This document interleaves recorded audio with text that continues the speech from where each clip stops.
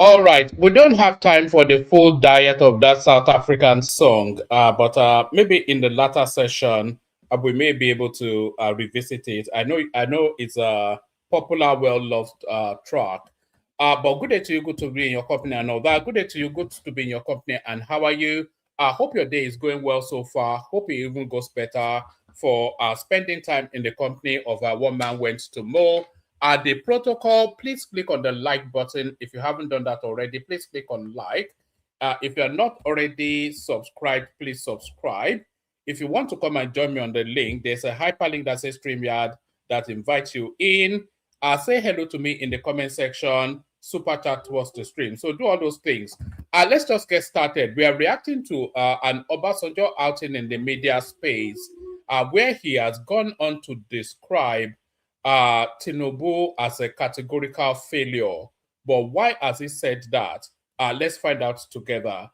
So I'm going to start playing this now. If you can hear the volume, let me know. If you cannot, let me know so I can make the necessary adjustments. But here is Obasanjo in his latest media outing, again, as ever, slaughtering a government institution. So if there's anything we know about Obasanjo for, is for slaughtering governments in situation. He has been doing that pretty much since he left office. And by the way, apologies, you might hear a little bit of background noise. I've got my little boy with me, but let's carry on nevertheless. Look, you come in as a government that is deep in debt, and then you are spending money like a drunken sailor. So what do you expect? They take it, you take debt, the first. Can somebody indicate in the comment section if you can hear the audio, if you can hear the Obasanjo? So let me know in the comment section so I know that we're not embarked on some sort of futile exercise. Let me know in the comment section. Let me know within a minute. Otherwise, we just abandon it and then we move on.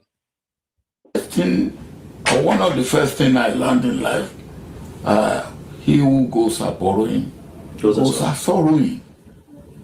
And where is that? And then, can you hear that? We who goes are borrowing. Can you let me know in the comment section if you can hear Obasanjo? Yes or no? You know, this is one of the things that rankle. I invite you guys to like, you don't. I invite you to subscribe, you don't. I'm asking you now if the audio of the clip that we're reacting to is audible to you. So none of you can even say yes or no. So let me know if you can hear Obasanjo, yes or no. Yes or no. Can anybody let me know if you can hear Obasanjo? All right. Thank you, everyone. See you later.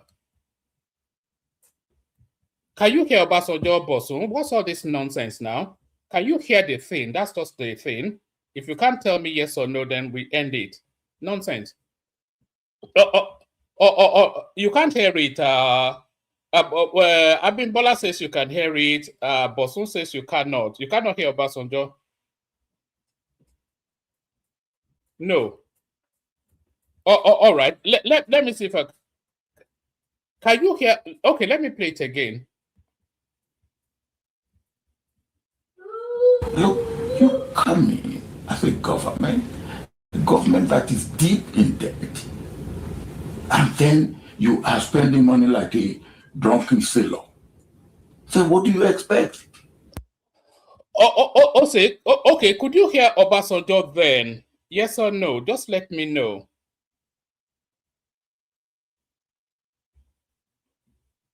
You can hear it. What's yes no now, Bosun? Can you know, we are reacting to this Obasanjo interview. So if you cannot hear it, then it makes the exercise redundant. So, yes, that's all I needed now. So what's it? So guys, man, you know, sometimes it frustrates, you know, just the simplest yes or no, you have to make a hue and cry about it.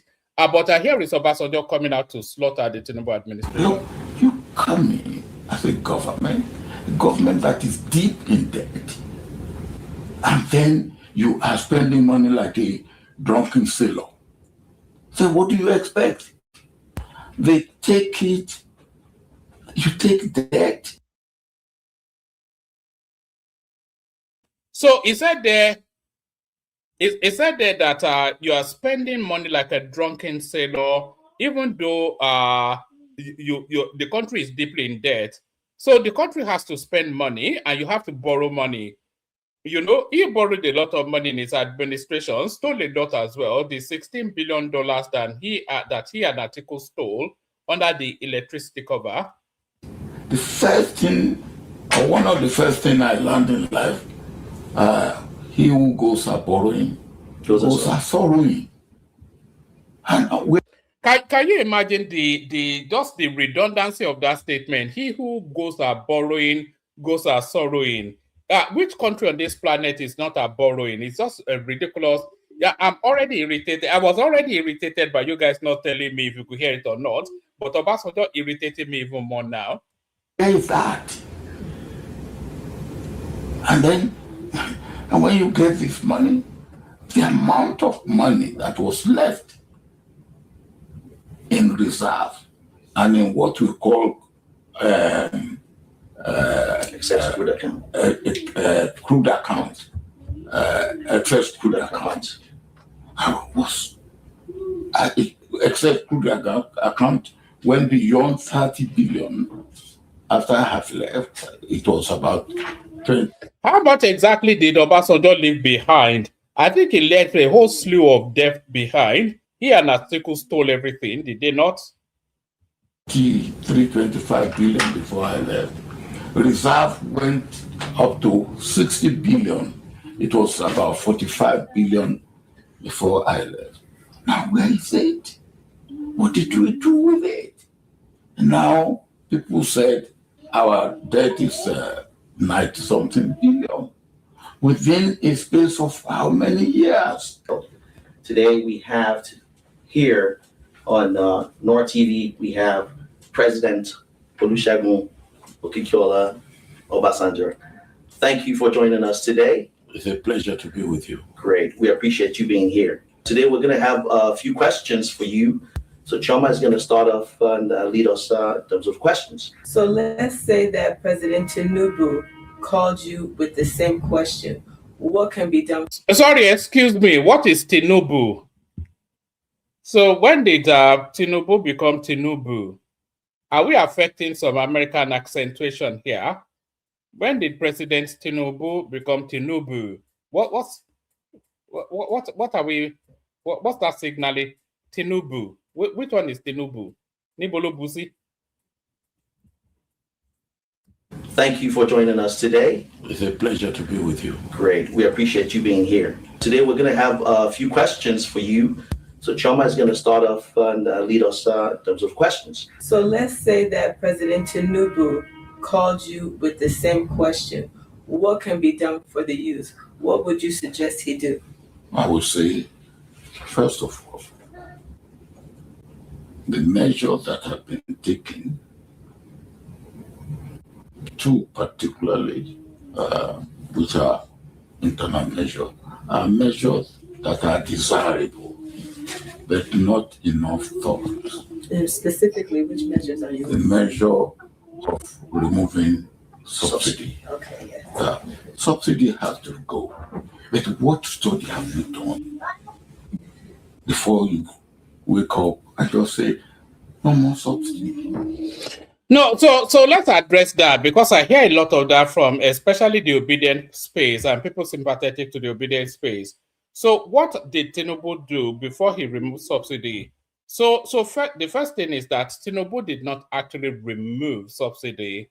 I think quite a lot of people know this. Some of them pretend not to know, but I suspect that none of the obedient space know this because they are ignorant to what is going on around them. All they want is to scream and shout and do ethnic jingoism.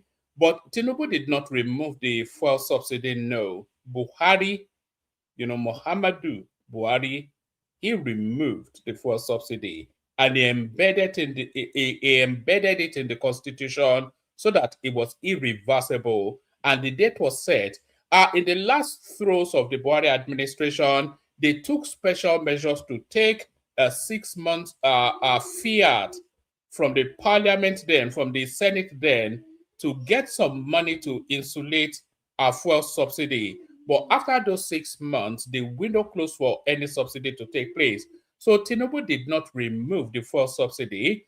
Buhari removed the fuel subsidy, and he embedded that removal in the constitution.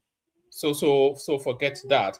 And then what did Tinubu do to insulate the effects, to cushion the effect? He did a lot of energy transfer and alternative energy in. He did a lot of gas propelled sort of transportation, bought a lot of gas buses, created a lot of gas stations, not gas as in petrol, but gas as in actual gas. So he did a lot of that to insulate the effect, to cushion the effect of that removal of fuel subsidy. And then he did a lot to adjust the impact on the average citizenry. But the marquee thing that he did was to introduce those CNG buses and the CNG charging stations, etc., which is now commonplace up and down the country. So what did he do? He did a lot of things.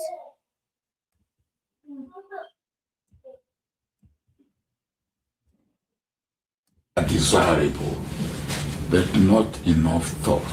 And specifically, which measures are you The measure of removing subsidy. Okay, yeah. Subsidy has to go. But what study have you done before you wake up and just say, no more subsidy? So if you were the one to do it, how would you have taken that? I will set up a committee. Okay. First, and say, well, look, how much is the subsidy? What is the subsidy? Where does it come from? How does it come from? And then I have a study. Now, if I stop subsidy, what do we gain? What do we get? And how do we spend what we get to alleviate some of the hardship that may come? Or will any hardship come? Will any hardship not come?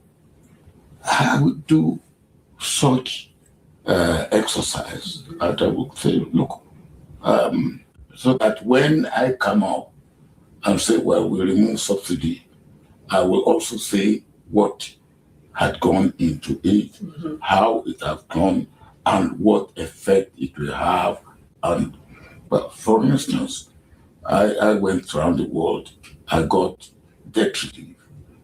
And I said, look, what we got in debt relief will be used to carry out sustainable development.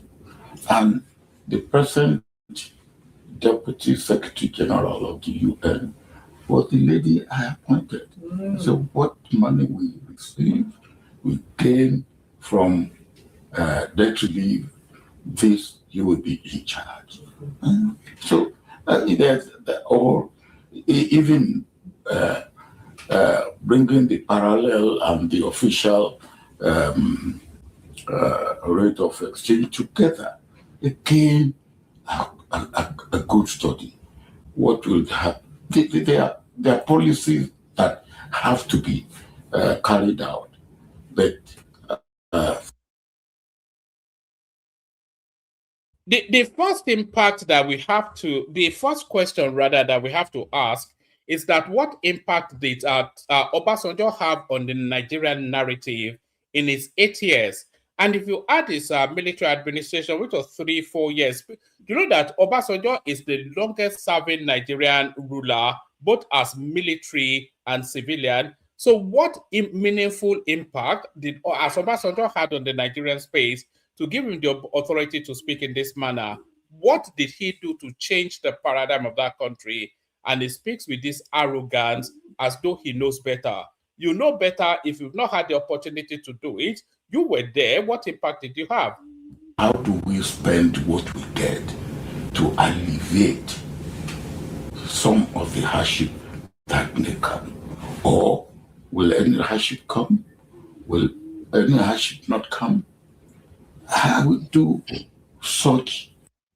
So you cannot completely insulate hardship when you're going through process of grueling reforms. The sort of reforms that Nigeria is going through now, which are reforms that the country necessarily have to go through, you cannot insulate totally the impact on the people. The people have to carry some of the burden of the reforms. And because the people have been living off a free check for a long time, our oil was X amount, they were selling it for significantly lesser than the currency. Even we saw it to the point that they were what was it called? What's it called again? They were trafficking it. What's that term again? When they were smuggling it to other neighboring countries, because the oil in Nigeria was so cheap. And the reason why the oil in Nigeria was not so cheap, we had no refinery, we were importing petroleum. The reason why our petroleum was so cheap was because we were heavily cushioning the price. So at some point, somebody has to pay the price for all of that profligacy. So the price had to be paid at some point, and this is the moment of reckoning. That free lifestyle that Nigerians have been living for endless amount of times, this is the moment of reckoning. So there's only so much that the government can do to insulate the effect. The Nigerian people also have to carry some of the pains of that reform. And those are the pains that they necessarily have to carry in order to evolve onto the other side. Exercise, I would say, look, so that when I come out and say, well, we remove subsidy, I will also say what had gone into it, how it has gone, and what effect it will have. And but for instance, so all of these laudable things that Obasanjo is talking about, which single one of them did he practice when he was the military or when he was the civilian president? It was just busy slaughtering people now all over the middle belt, not the middle belt, the south. That's what we recall Obasanjo for now. It was massacre. So he's now telling us the processes of how government relates to the people. He has governed Nigeria for the longest. So he has an antecedent. What exactly? Name one thing that stands as Obasanjo's legacy that you can point to today. I went around the world. I got debt relief, and I said, look, what we got in debt relief would be used to carry out sustainable development. And the present Deputy Secretary General of the UN was the lady I appointed. So what money we received, we gave. Okay, so what sustainable development took place under Obasanjo? Please, comment section, tell me. Because I have no recollection of any abiding legacy of the Obasanjo administration. Not one. From debt relief, this you will be in charge. So or even bringing the parallel and the official rate of exchange together, again, a good study. What will happen? There are policies that have to be. So all of these policies, all of these actions by Tinubu that Obasanjo is criticizing now, they were also still in play under the Obasanjo administration. Under the Obasanjo administration, fuel subsidy was in play and it needed to have been removed. Under the Obasanjo administration, there was a multi-tier exchange rate which needed to be addressed because it opened the window for arbitrage. So all of these things that is criticizing Tinubu for now, electricity we had none under the Obasanjo administration, no security, the birthing of Boko Haram happened under Obasanjo. So all of these things that he is criticizing Tinubu for now, they were all in play when he was president. We had a multiplicity of exchange rates to the Naira. We had a grueling corruption-laden fuel subsidy regime, all under the Obasanjo administration. So if he had all these fantastical ideas that this is how it should be done and this is how it should not be done, so why did he not do it in the way that he's now proposing that it should be done? Can you see just the ignorance, the lack of integrity? It's just an attack anyway. But what Obasanjo detests is for anybody to supersede him. And what really cuts to the very core of his bone marrow is for somebody of his own ethnic stock to supersede him. And that is really where Obasanjo's problem is. Tinubu is set to become the greatest Nigerian president, and he also happens to be a Yoruba man. The two spaces that Obasanjo lost us after the most. And this is really what underpins what he's doing now.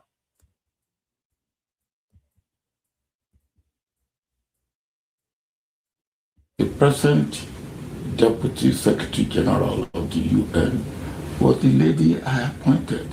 So what money we received, we came from debt relief. Sorry, somebody just pointed out in the comment section, even Sharia law, the Sharia North started under this criminal element that is now saying is sitting on some lofty heights, looking down at the hoi polloi. You will be in charge. So even bringing the parallel and the official rate of exchange together, it became a good study.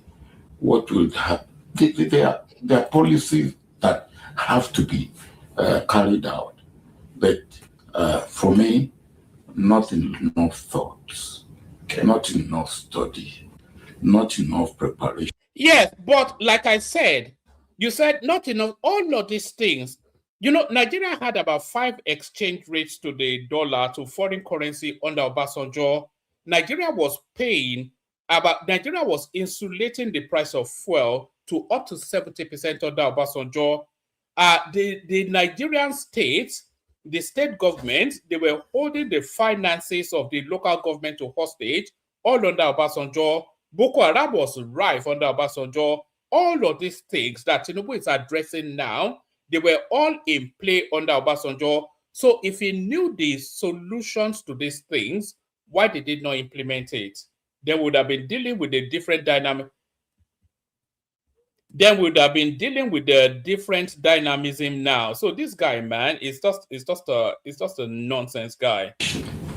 Have been done because you should be able to say, look, if you do this, well, what are likely repercussions, and how do you ameliorate it?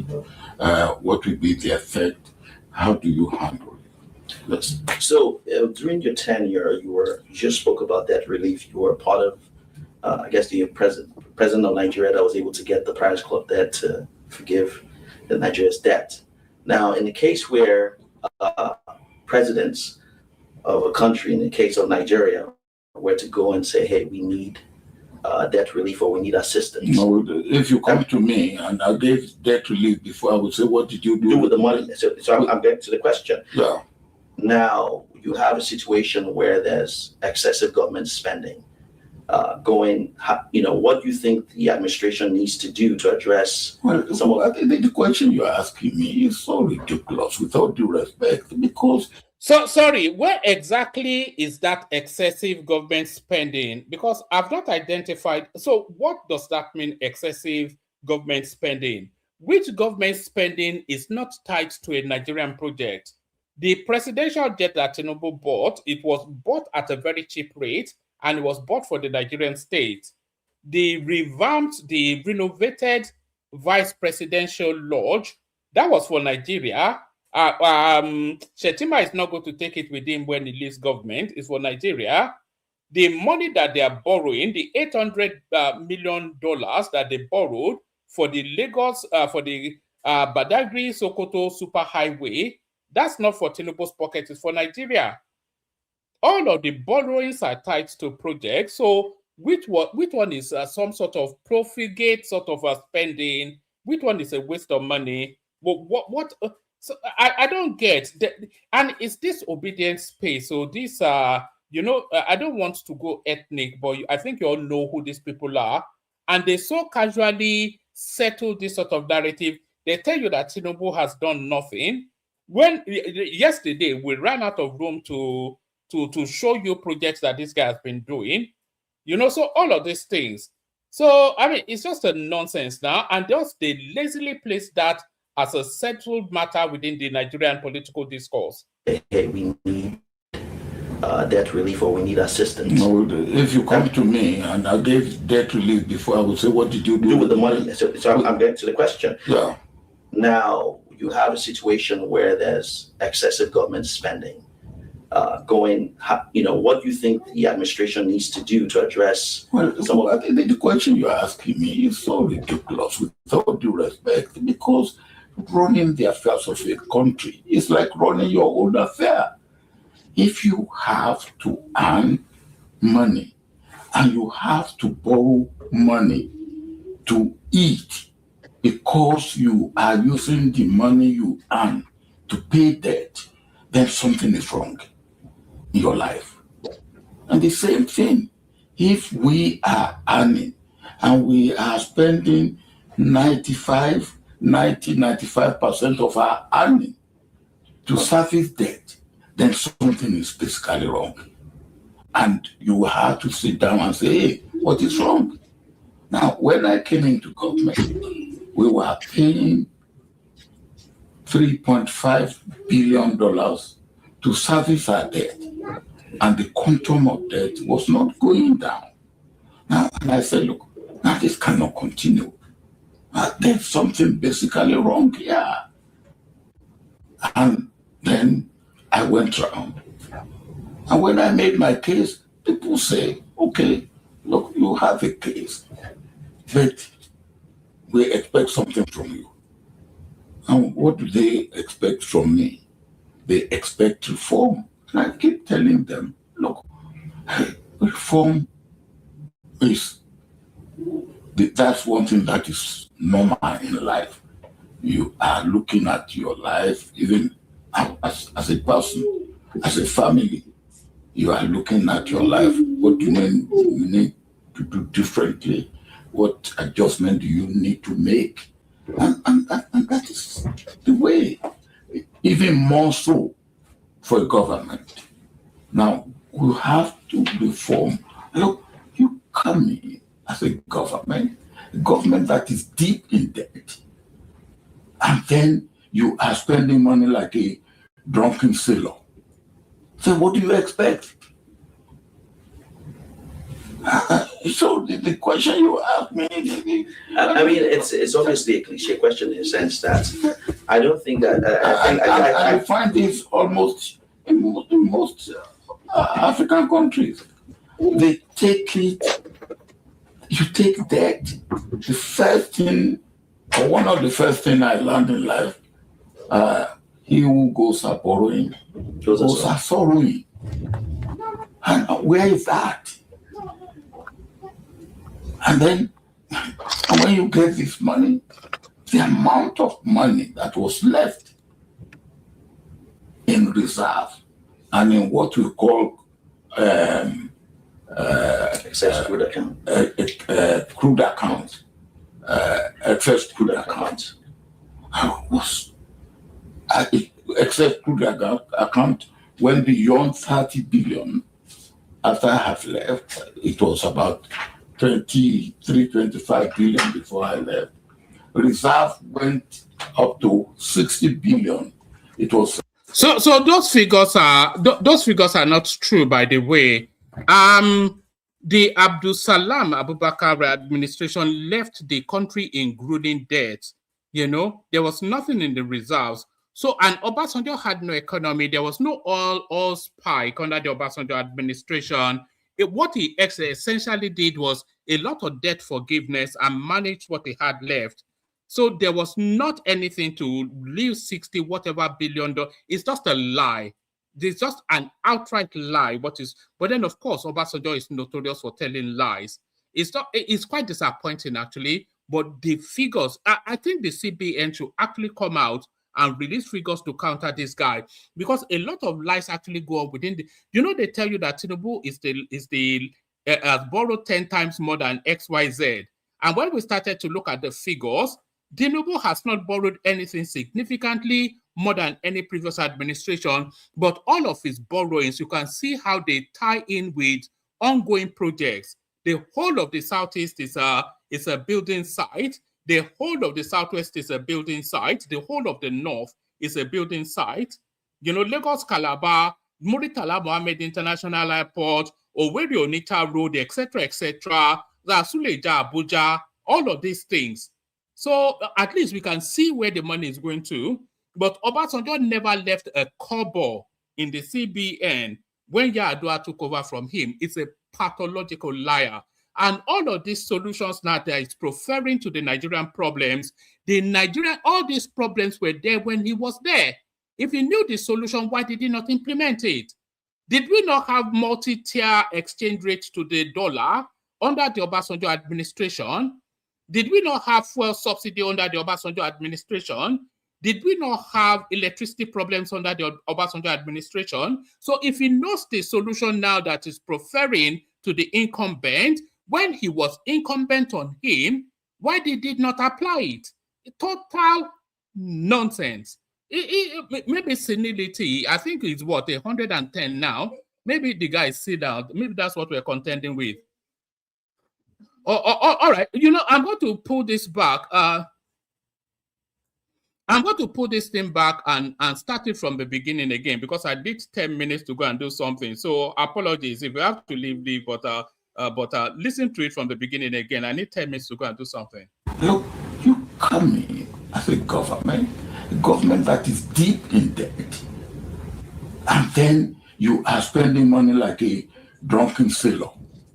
So what do you expect? They take it, you take debt. The first thing, or one of the first things I learned in life, he who goes a borrowing goes a sorrowing. And where is that? And then, and when you get this money, the amount of money that was left in reserve and in what we call excess crude account. Crude account, excess crude account. Excess crude account went beyond 30 billion. After I have left, it was about 23, 25 billion before I left. Reserve went up to 60 billion. It was about 45 billion before I left. Now, where is it? What did we do with it? Now, people said our debt is 90-something billion within a space of how many years? Today we have here on Nor TV, we have President Olusegun Obasanjo. Thank you for joining us today. It's a pleasure to be with you. Great. We appreciate you being here. Today we're going to have a few questions for you. So Choma is going to start off and lead us in terms of questions. So let's say that President Tinubu called you with the same question. What can be done for the youth? What would you suggest he do? I would say, first of all, the measures that have been taken, two particularly, which are internal measures, are measures that are desirable, but not enough thought. And specifically, which measures are you The measure of removing subsidy. Okay, yeah. Subsidy has to go. But what study have you done before you wake up and just say, no more subsidy?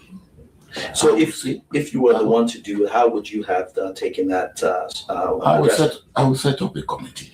Okay. First and say, well, look, how much is the subsidy? What is the subsidy? Where does it come from? How does it come from? And then I have a study. Now, if I stop subsidy, what do we gain? What do we get? And how do we spend what we get to alleviate some of the hardship that may come? Or will any hardship come? Will any hardship not come?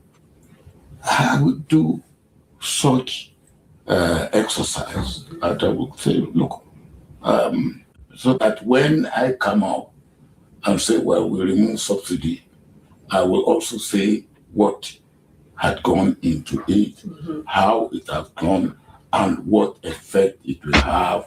And well, for instance, I went around the world, I got debt relief. And I said, look, what we got in debt relief would be used to carry out sustainable development. And the present Deputy Secretary General of the UN was the lady I appointed.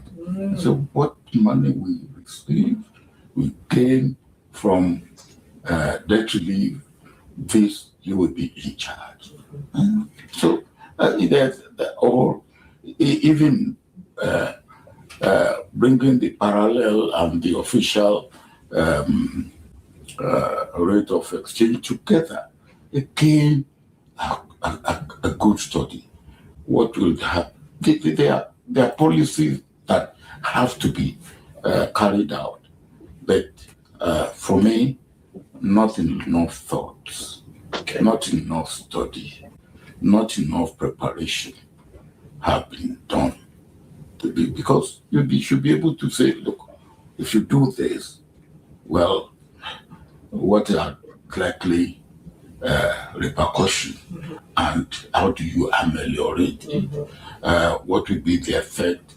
How do you handle it? So during your tenure, you just spoke about debt relief. You were a part of, I guess, the president of Nigeria that was able to get the Paris Club debt to forgive Nigeria's debt. Now, in the case where presidents of a country, in the case of Nigeria, were to go and say, hey, we need debt relief or we need assistance. No, if you come to me and I gave debt relief before, I would say, what did you do with the money? So I'm getting to the question. Yeah.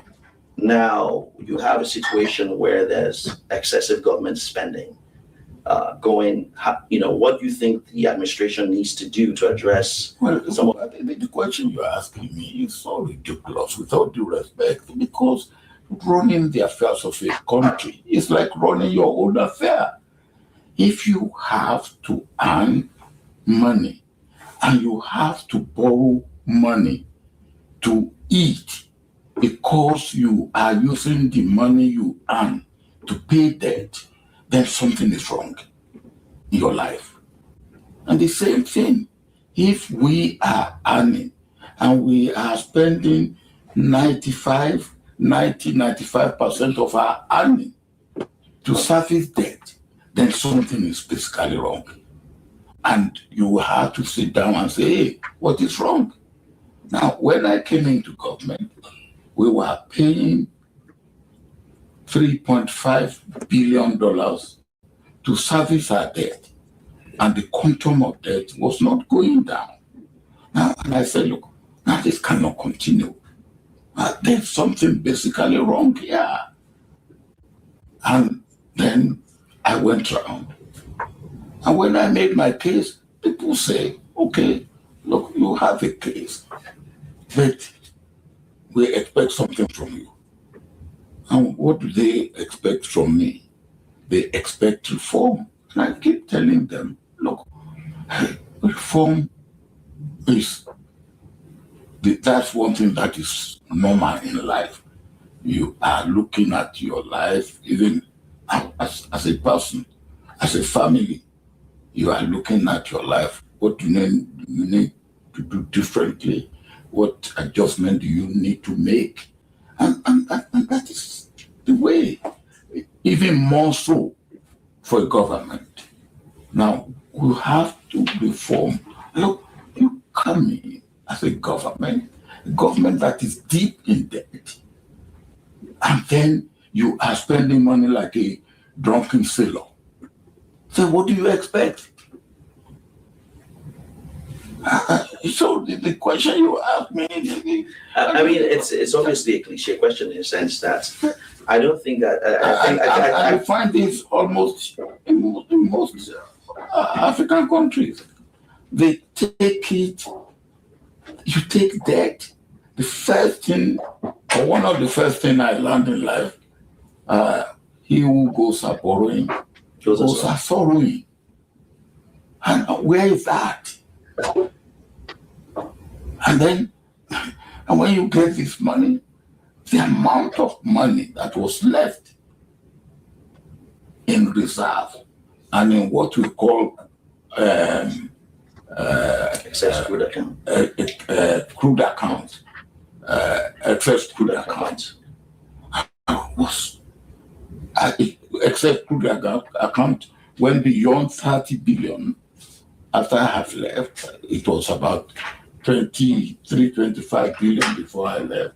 Reserve went up to 60 billion. It was about 45 billion before I left. Now, where is it? What did we do with it? Now, people said our debt is 90-something billion within a space of how many years?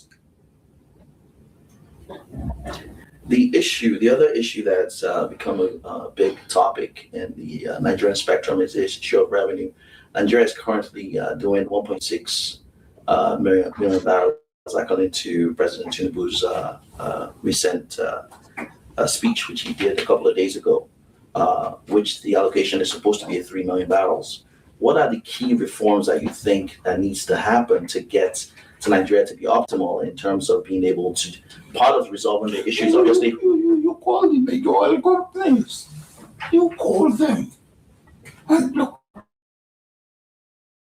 what do we need to do? Well, that's what I did when I was there. Anything, come and let us talk. And as one of them said to me after I left government, and he said, look, we didn't always get what we wanted with you, but we know you will get a decision. Because I called them, look, what is your problem? This is my problem. And we talk. Back to the other question of corruption, which I think is obviously the elephant in the room within the Nigerian context. Each administration, you have been, I would say, very blessed to have seen from the 70s that you did the handover to Shagari, to the 80s, to the 90s. Now, what are some of the key things that you've seen based on your experience that the current administration needs to have in perspective to be able to run that country very well? Because obviously from hindsight is character. That's the first thing. As far as I'm concerned. And that's the attribute of a leader. And the next thing after that is your policy. How relevant is your policy? People must see leadership is not a picnic. For me, leadership is an exercise in sacrifice. What is the sacrifice that you are making? If you are asking me to make sacrifice, what sacrifice are you making? If you are asking me to go this way, what are you ready to go that way? Are you going that way? What example are you showing? Not only yourself, even people around you. with the That character, policy, then the people around you. I always say that a tree will not make a forest. So the leader by himself or herself alone is not enough. You have to build a team. And again, a credible team. Men and women that are competent. And their competency is known and is seen. Men and women of good character. Nobody is an angel or perfect, but you can see what they stand for.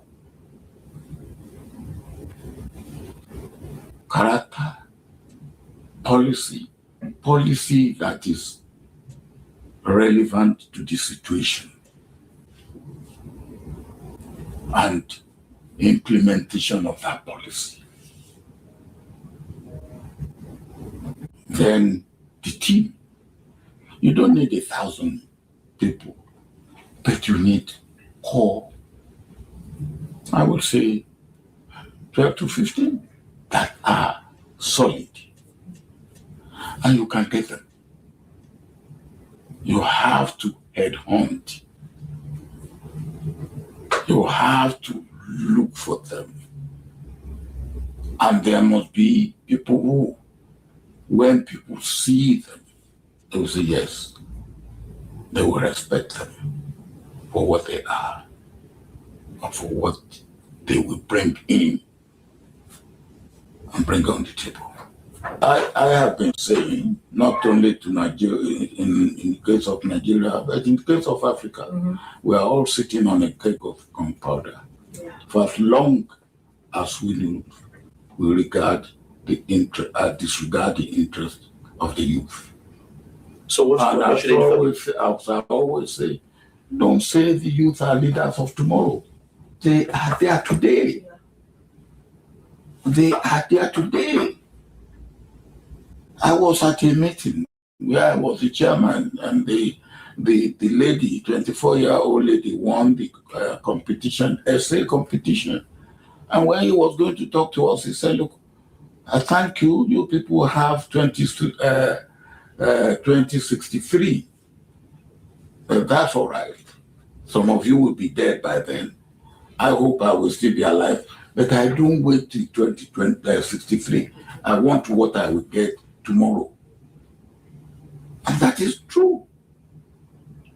What are we giving him, or what are we giving her and people like her today and tomorrow and day after tomorrow? If we are talking of 2030, sustainable development, yes, all right. But what do we do, or what do we get between now and 2030? Not to even talk of 2063. And if we don't think this way, and we don't carry the youth along this way, we are in trouble. And we should tell ourselves this. We are in trouble. And you see what happened in Kenya. I was there. After that, I was with President Ruto. And, it is not paying enough attention to the need, the welfare, and the well-being of our youth. Simple. And I have met those of them who made the attempt to cross the Sahara and cross the Mediterranean. It's a harrowing when they tell you their experience, and you will pity them. And I say, look, leaders who allow this to happen, they take their hands with blood. Because many of these youth died in the process. And what do we do? What do we do? We have in Nigeria over 20 million children that should be in school that are not in school. Now, nobody will need to tell you, you don't need to be an oracle to say those will be recruited in 12, 15 years' time. It will be called something else. It won't be Boko Haram. But You must know that. Now, that should worry us. 20 million children that should be in school that are not in school. Those that have no employment, no job, and they see you in obscene affluence. What do you expect them to do? Given Not only in Nigeria. Nigeria is an example. Nigeria, because we are the largest country in Africa, we need to do things right so that other countries can follow our footsteps. One of the things that I was very impressed with was the conversation I think you had made that President Buhari at one point had called you on the new year. If the current president at this time calls on you to provide advice to the nation, given the current situation, is that something that you would consider being able to do to... I'm not looking for a job. Thank you. Fantastic. The other issue is on the young people. Nigeria has between 18 to 35 millions of young people that are there. What specific reforms should be done? Especially people in the diaspora are very, very concerned in this. Different administrations have come and have not done this. Money has been allocated. First of all, I told you, education is number one. What about short term? Short term. Wait. If you say short term and you leave those 20 million, now if you leave them unattended to, you are who goes are borrowing, those are sorrowing. All right, sorry, I'm back. I had to. And then, and when you get this money, the amount of money that was left. Sorry, I'm back. I had to go and attend to something fairly important. But apologies, I just needed to take that 10 minutes. So we're going back 10 minutes again, just so that we can react to it organically. If anybody wants to come in. We have Isaac Ojokwe with us. But let's rattle through this. It's only about 25 minutes, and then we'll see what we're making of what Baba Iyabo has to say. You know, there's been no administration since Obasanjo left Aso Rock that he has had anything decent to say about. You know, there's a lot of suspicion that in his mind, this elderly man, this coup plotter from Ota, in his mind, he probably still thinks he's the Nigerian president. He thinks Nigeria is his personal property. In reserve and in what we call excess crude account. Crude account. Excess crude account. Excess crude account went beyond 30 billion. After I have left, it was about 23, 25 billion before I left. Reserve went up to 60 billion. It was about 45 billion before I left. Now, where is it? What did we do with it? Now, people said our debt is 90-something billion within a space of how many years? The other issue that's become a big topic in the Nigerian spectrum is the issue of revenue. Nigeria is currently doing 1.6. So is that a Tinubu issue? That's the problem. That Obasanjo is claiming he left X amount in the Nigerian coffers, and now Nigeria is owing 90-something billion according to him. There is no data coming out of the debt management office that supports Obasanjo's statement. But even if we take that statement, how is that Tinubu's problem? How is that a Tinubu issue? But because between Obasanjo, we had Yar'Adua, we had Goodluck Jonathan, we had Buhari. So were these people's pattern accountable people? We know what happened under Goodluck Jonathan now. They were just stealing everything. The only person that stole more than Goodluck Jonathan was Buhari now. That was the worst in terms of corruption we've ever had.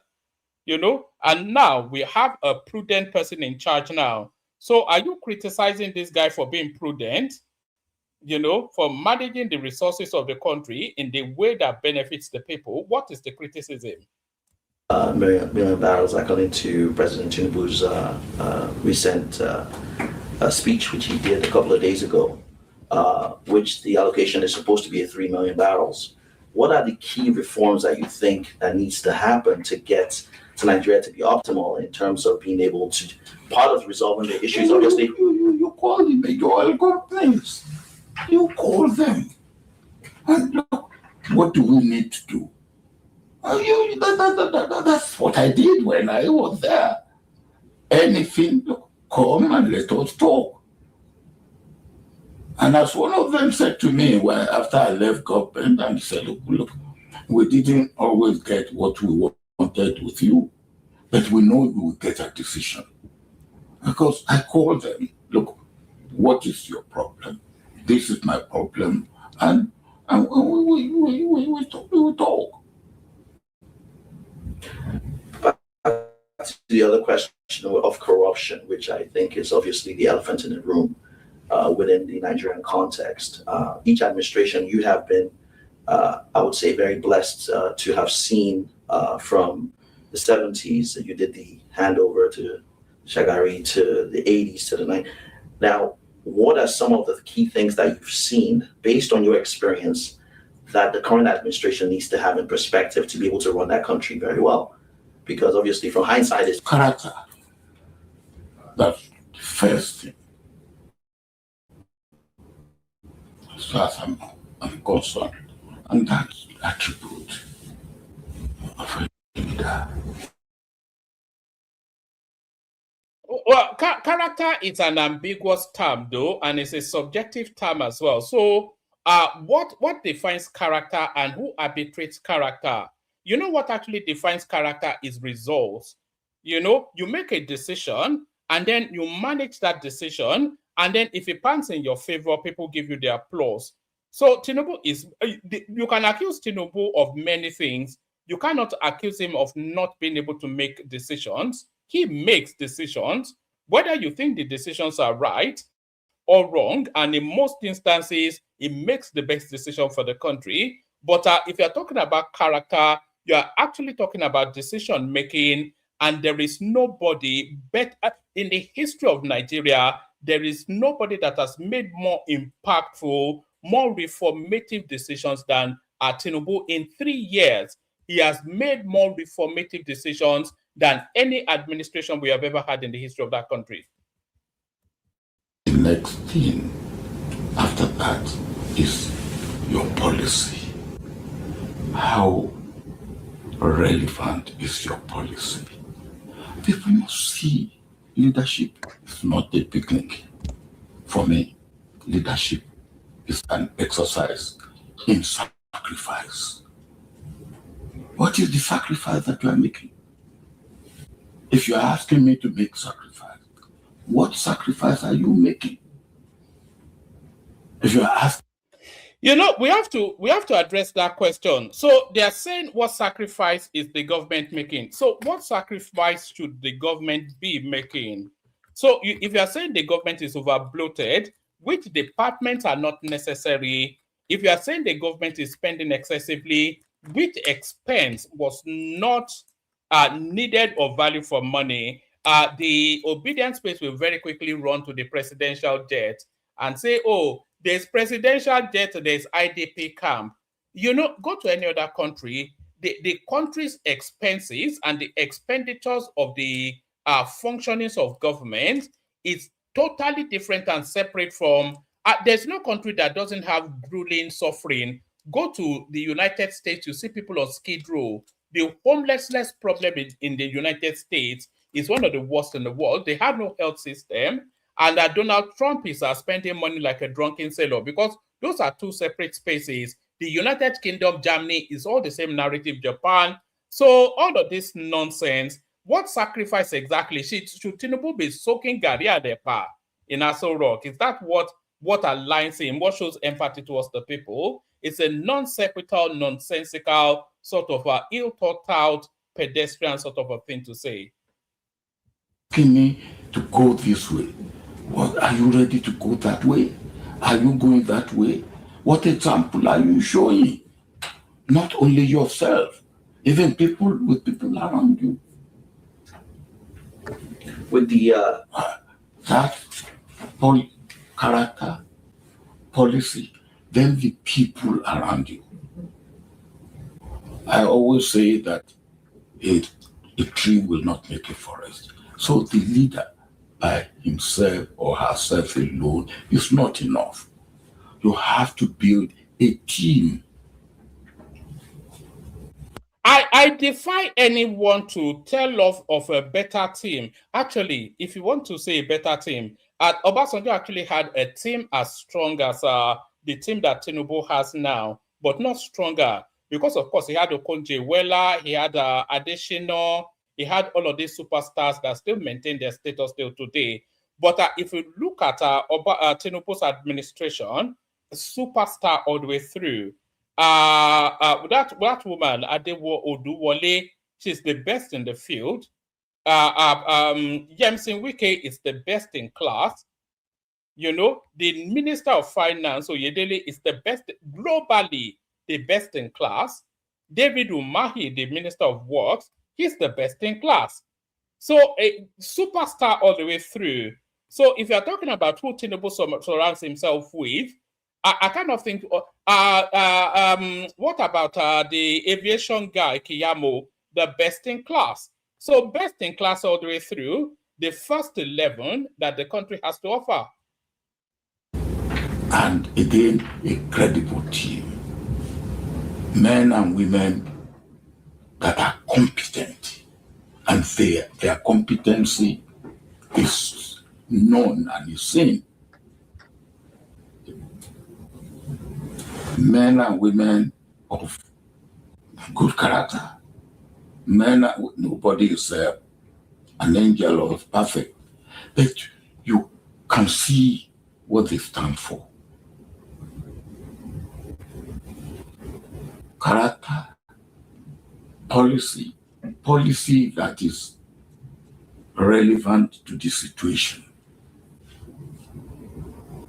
and implementation of that policy. So Obasanjo has already said that he endorses the removal of subsidies, naira, and fuel. So if you are talking about policies that are relevant to the situation, those are policies relevant to the situation. The NEL fund is a policy relevant to the situation. The autonomy finances for the local government, that's a result relevant to the situation. The infrastructural development, those are projects relevant to the situation. The agricultural policy, commissioning equipment suited to the landscape. Those are projects relevant to the situation. I kind of think of one single thing that Tinubu is doing that does not go towards addressing things that elevates the Nigerian situation to a better place. So it's just jealousy anyway. Baba Yabo, the number one champion in Nigeria now, is the incumbent, and it will. Tinubu, by the way, by the end of those 8 years, Tinubu will emerge as the greatest black man that has ever lived. Mark my words, because it will recalibrate Nigeria, and Nigeria is the leading black country, which will then propel him as the greatest black man that has ever lived. Then the team. You don't need 1,000 people, but you need core, I would say 12 to 15 that are solid. And you can get them. You have to headhunt. You have to look for them. And there must be people who, when people see them, they will say yes. They will respect them for what they are and for what they will bring in and bring on the table. I have been saying, not only to Nigeria, in the case of Nigeria, but in the case of Africa, we are all sitting on a cake of gunpowder. Yeah. For as long as we regard disregard the interest of the youth. So what should they do? As I always say, don't say the youth are leaders of tomorrow. They are there today. Well, but were the youth not there when Obasanjo was president? That's the question.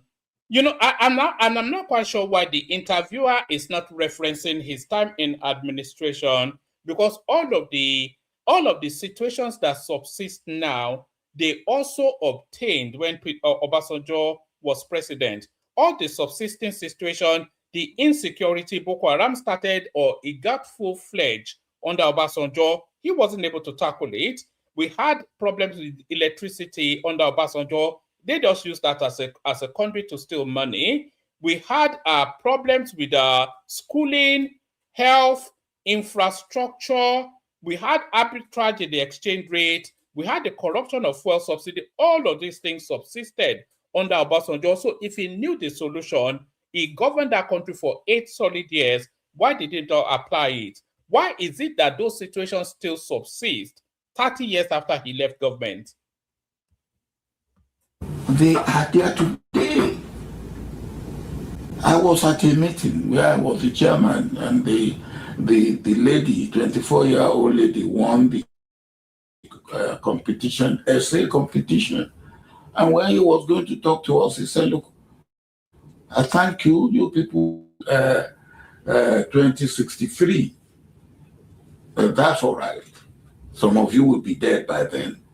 I hope I will still be alive, but I don't wait till 2063. I want what I will get tomorrow." And that is true. What are we giving him, or what are we giving her and people like her today and tomorrow and day after tomorrow? If we are talking of 2030. Okay, so why don't you give her the opportunity to govern herself? Obasanjo would have been roundabout in his 70s when he became president. I think it's in his 90s now. So 70, 80, 90, it would run about late 60s, early 70s when he was president. So if he had concerns about what to give the younger generation, maybe give them the chance to chart their own path in life and govern themselves.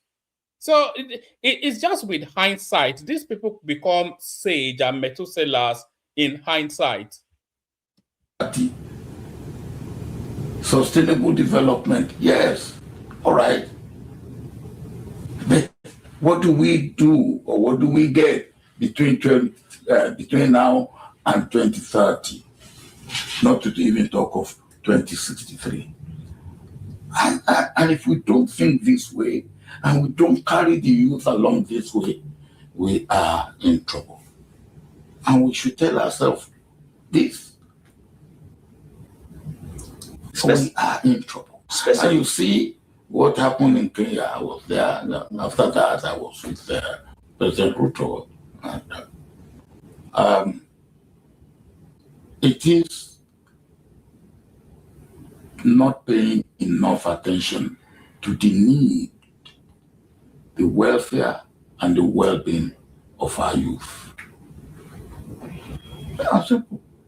And I have met those of them who made attempt to cross the Sahara and cross the Mediterranean.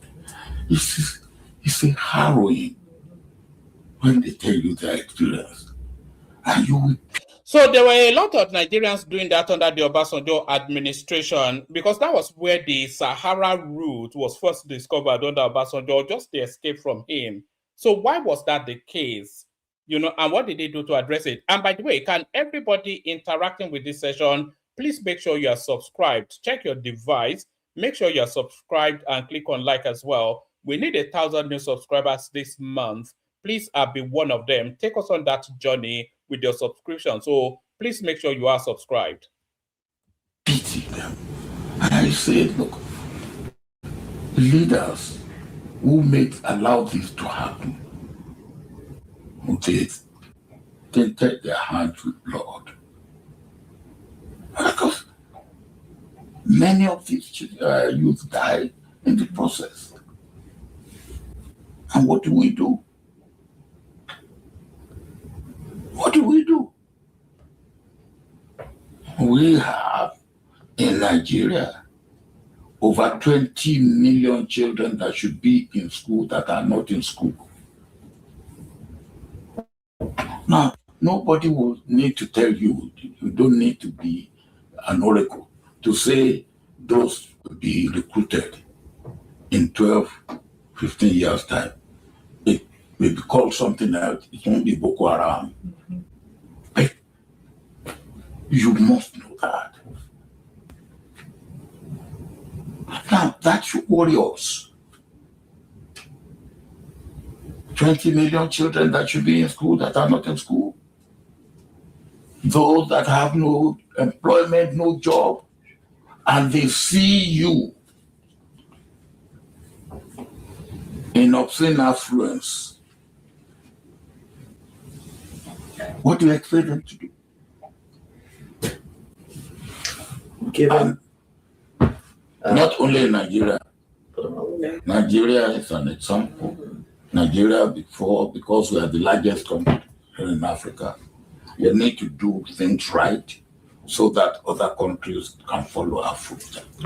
One of the things that I was very impressed with was the conversation I think you had made that President Buhari at one point had called you on the new year. If the current president at this time calls on you to provide advice to the nation, given the current situation, is that something that you would consider being able to do to... I'm not looking for a job. Thank you. Fantastic. The other issue is on the young people. Nigeria has between 18 to 35 millions of young people that are there. What specific reforms should be done? Especially people in the diaspora are very, very concerned in this. Different administrations have come and have not done this. Money has been allocated. First of all, I really hate that the framing of that question, especially people in diaspora are concerned. What does that even mean? What has the concern of people in diaspora got to do with anything? The situation obtained is untenable and unacceptable, so therefore it needs to be addressed. So what is the diaspora perspective? What does that add to that people in the diaspora are concerned? If you're in diaspora, you are concerned. Why don't you come home and fix something? It's still that Uncle Tomish pandering to a Western narrative. Are the people in diaspora not Nigerians? All these people doing all sorts of anyway. It's an annoying framing of a sentence. Of a question, rather. Education is number one. What about short term? Short term. If you say short term and you leave those 20 million, now if you leave them unattended to, you are postponing the evil day. Yes. While you are talking of short term, I went around at one time and said, look, how do we take care of this? And we have to have more classrooms, more teachers, put them. By the time they complete their 6 years in primary school, the transition, you will have been able to prepare the transition from primary to middle school, as they call it, or junior secondary. Now, first you have to produce. Look, we are,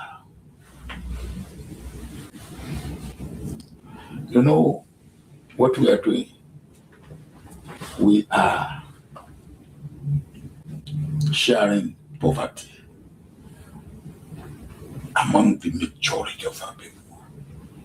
There are few who are rich. And we must know that the system that cannot help the majority poor will not save the minority rich at any time. And our system, what we practice, is not helping the majority poor. And the small rich people think that they will be saved when the majority are poor, are in abject poverty. Don't worry, the minority rich, as he puts it, they are already saved. Just as early as yesterday, Otedola bought a 92 billion naira mansion in St. John's Wood in London. So don't worry, the rich are already all right. They are oppressed. They are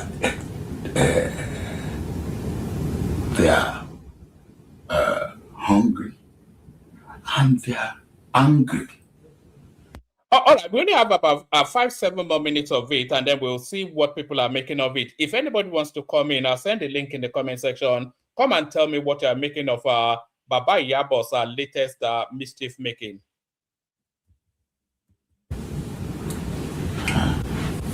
During your administration, hunger is a big part of the issue in Nigeria. People are saying that they're hungry. You had ran Operation Feed the Nation during that time. What policies, what did you learn at that time when you ran that can be implemented right now that can help the current administration? I don't know what anybody wants to learn. I know that one thing that I know is important, very important. I think security, personal security first. After that, food security and health. Even health is helped by food security. After that, education for me. Then employment. Now, so if food security is important, I want to treat it as very, very important. After I have been able to provide safety, personal safety, your safety for your person, your property. It's the way this guy talks in abstract. This guy governed Nigeria for 8 years solid under the Fourth Republic. So which of these things did he do? Did he feed the country? Did he provide security? Did he provide a healthcare system? What did he do in education? All these out-of-school children, were they not there when he was there? Are all these things that is highlighting now, are there new phenomenons that are suddenly sprung up after he left government? What are we talking about? Those who are there now or who will be there tomorrow understand it that way. That's a different thing.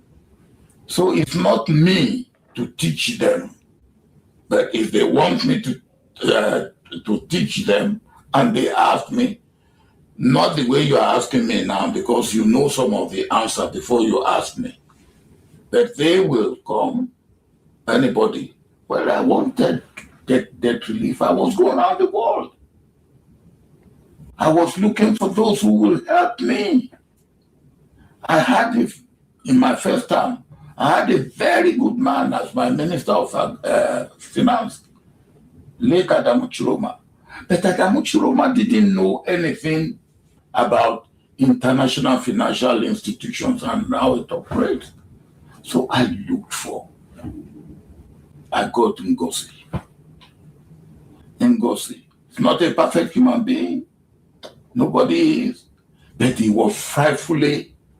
And by the way, that Ngozi's son, he was arrested for fraud, I think, 2 days ago in America. Is anybody aware of that story? Competent, technically. And I needed, I got her. When I'm talking to a president or a prime minister, she's talking to a finance minister.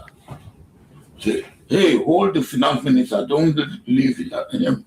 or her until he gets instruction from his or her president. That's the way we did it. You have a problem, you seek how to solve your problem, and then you go for solution. Thank you so much, President Obasanjo. So that's the end of that, Mr. Know-it-all, Olusegun Obasanjo.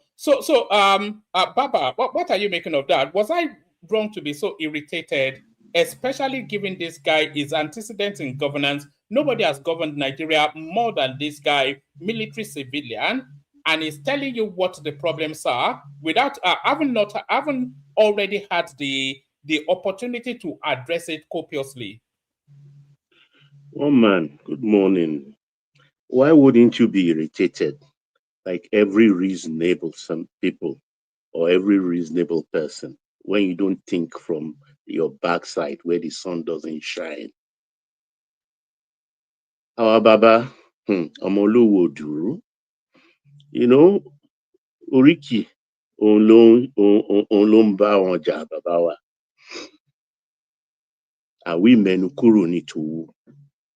We have Yakubu Gowon still living. We have Abdul Salam still living. We have Babangida still living. And by the special grace of God, our Baba is still breathing. What is his problem exactly? He spoke in abstract as if he's just an ordinary citizen. He's not an ordinary citizen. He ruled this country as a maximum power. That's his military, where he needed not consult anybody to do anything. Just with fiat, he makes rules, laws, regulations to guide our lives. He left. To whom did he hand over? To an incompetent party, NPN. He came back again. What is special grace? From death row to life sentence to maybe 21 years, God gave him a second chance. How many people in the world has that kind of grace? You will think a man coming from being a maximum ruler, coming into a democratic administration, which he heads for 2 terms, you will think he will make the necessary adjustment and reform this country accordingly. But did he? According to him, if you are listening to him, you will think, he is, or he was then, the best thing that happened to this country. The facts are there. So let's interrogate the facts. Simple as that. Baba was not correct, because you don't say an elderly man lies. No, Baba was not correct when he says he left 70 billion in the foreign reserve. No, Baba left for Yaradua Jonathan administration when he was leaving. He left 43 billion in foreign reserve, and he left 22 billion in the excess crude account, and he left foreign debt of 4 billion. 4 billion he left debt too. Despite that debt forgiveness, he himself left debt $4 billion. Quote me. I want everyone to listen carefully. Our problem in this Fourth Republic started there from. Because if he had calmed down, get a very, very formidable team, apart from his finance team, Every other one was rubbish. It's a finance team. It's a finance team. That's a first class. But he was a very stubborn leader. How many of the advices they gave him did he adhere to or agree to? That is his debt, his profile. 43 foreign reserve, 43 billion. Excess crude, 22 billion. And he left a debt of $4 billion. And what happened first to that 22 billion excess crude? Amechi, as president, or what do they call them, chairman of Governors Forum, they chop everything, shine eye for Jonathan, and chop everything in that 8 years. After he left, they chopped the whole excess crude account. They took Fashola and Amechi took Jonathan to court so that they can access that amount, and they took everything. $22 billion excess crude account. They took it. And when he was the president for 8 years, in 1999, pump price per liter of fuel was 20 naira. In 1999, when he took over. By the time Baba left in 2007, it was 75 naira per liter, over 300% increase in his 8 years.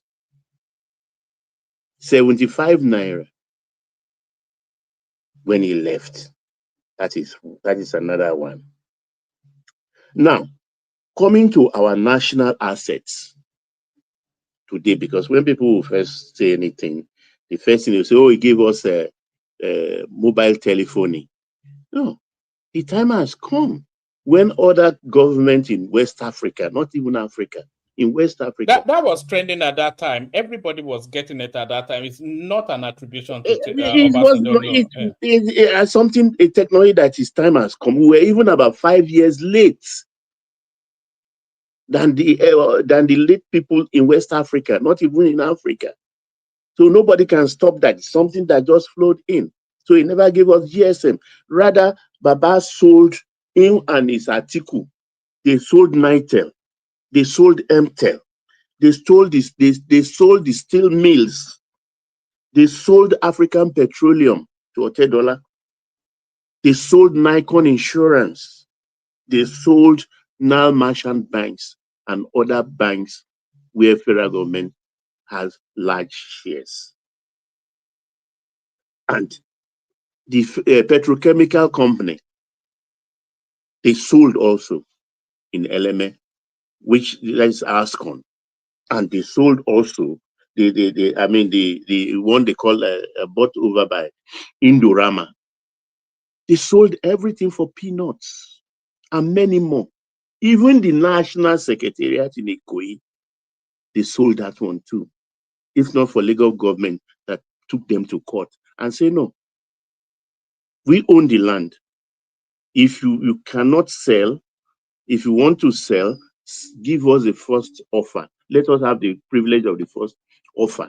You sell it to the Lagos state government because we own the land. We gave you the land for a secretariat which you are not using anymore. If you are not using anymore, carry your secretariat on Oshuka and go. That's why that thing is still bogged down till today. Wale Babalaki actually bought it from OBJ. He sold also our refinery for, I think, about $600 million, which Yaradua reversed. The debate is still out there, whether for the rightness or wrongness of whatever it is. You understand? All these things is because it's not being given audience by this present government. He likes to lampoon people. And I don't know, when you talk about debt, there's debt to GDP ratio, for instance. Sorry, Baba, has there been one administration that this guy has had anything complimentary or favorable to say about since he left government? None.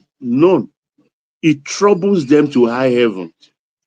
He So has nobody, to. nobody is good apart from him, Nobody. Abi. Buhari just ignored him, but Jonathan was like catering to him, and he was haranguing Jonathan all the time. And this Baba, you are the father of the nation. You are revered, not even respected. You are revered. Yet he has never attended one single head of state meeting, which they always call. Never attended one. Always wearing chips on his shoulder. Never attended one. Abdusalam will go, Yakubu Gowon will go. IBB is he doesn't have the legs to go. But at times they do Zoom for IBB.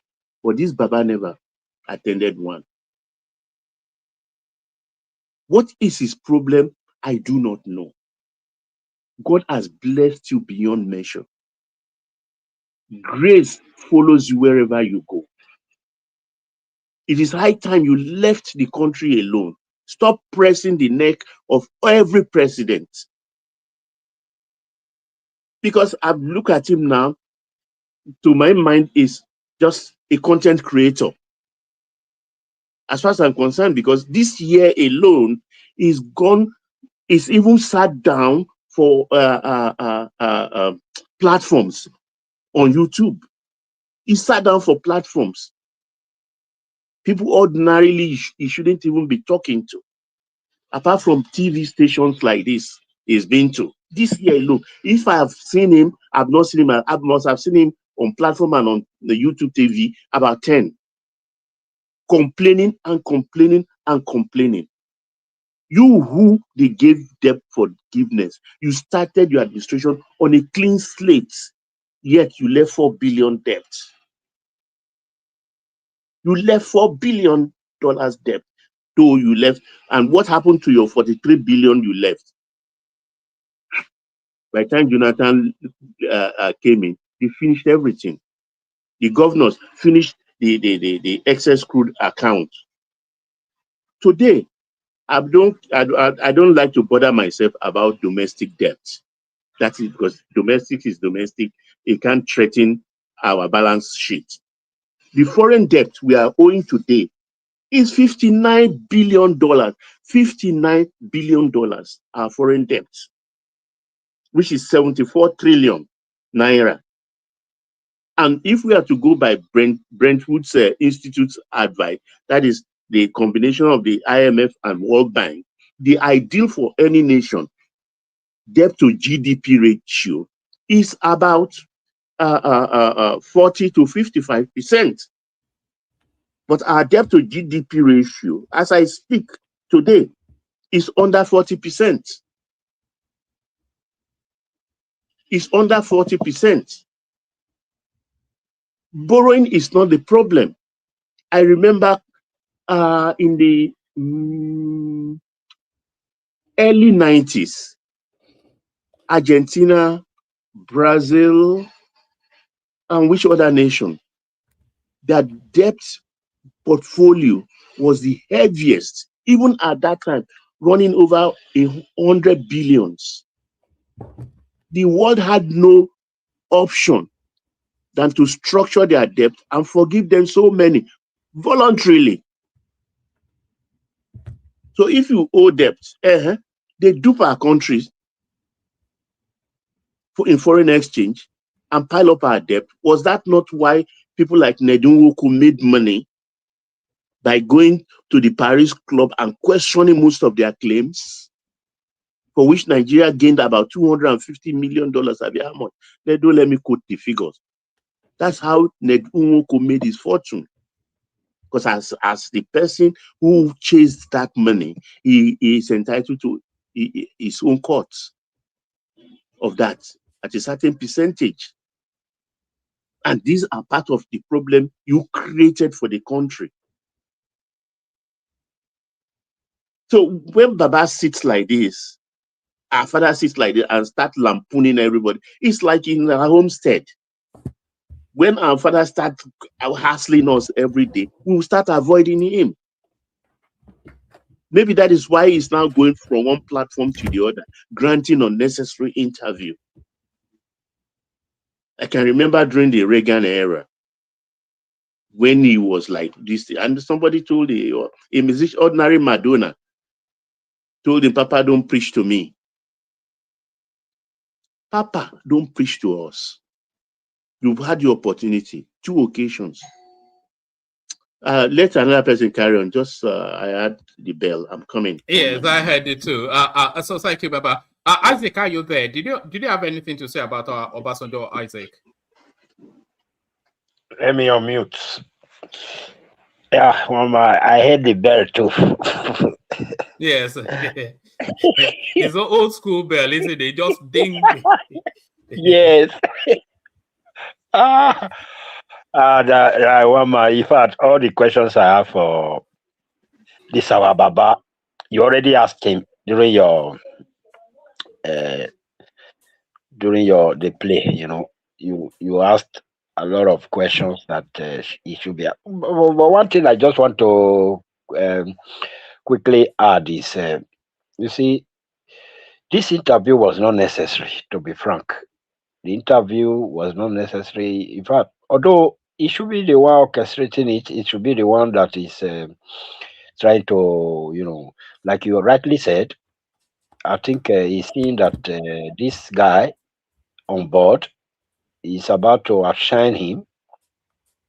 You know something, Isaac. Obasanjo only has a voice if he has never had the opportunities to address what he identifies as the problem. So if he has had the opportunities to address those problems and he could not, then he doesn't have a voice. Did we not have insecurity under him, or the exchange rate, or the fuel subsidy, etc., etc.? Did we not have all these problems under him? So if he knew the solution, why did he not apply it then? Definitely. You see, with this interview, the level of hatred I've had for most of our past leaders, especially this Obasanjo, for him, I think it has increased. Just listening to this interview, I think it has increased because all these policies that he is even saying that they are good policies, but not well planned here and there and all that. You see, most times you always, tell us on this platform, and some of our very nice friends, like Baba, who just went to attend to the bell right now.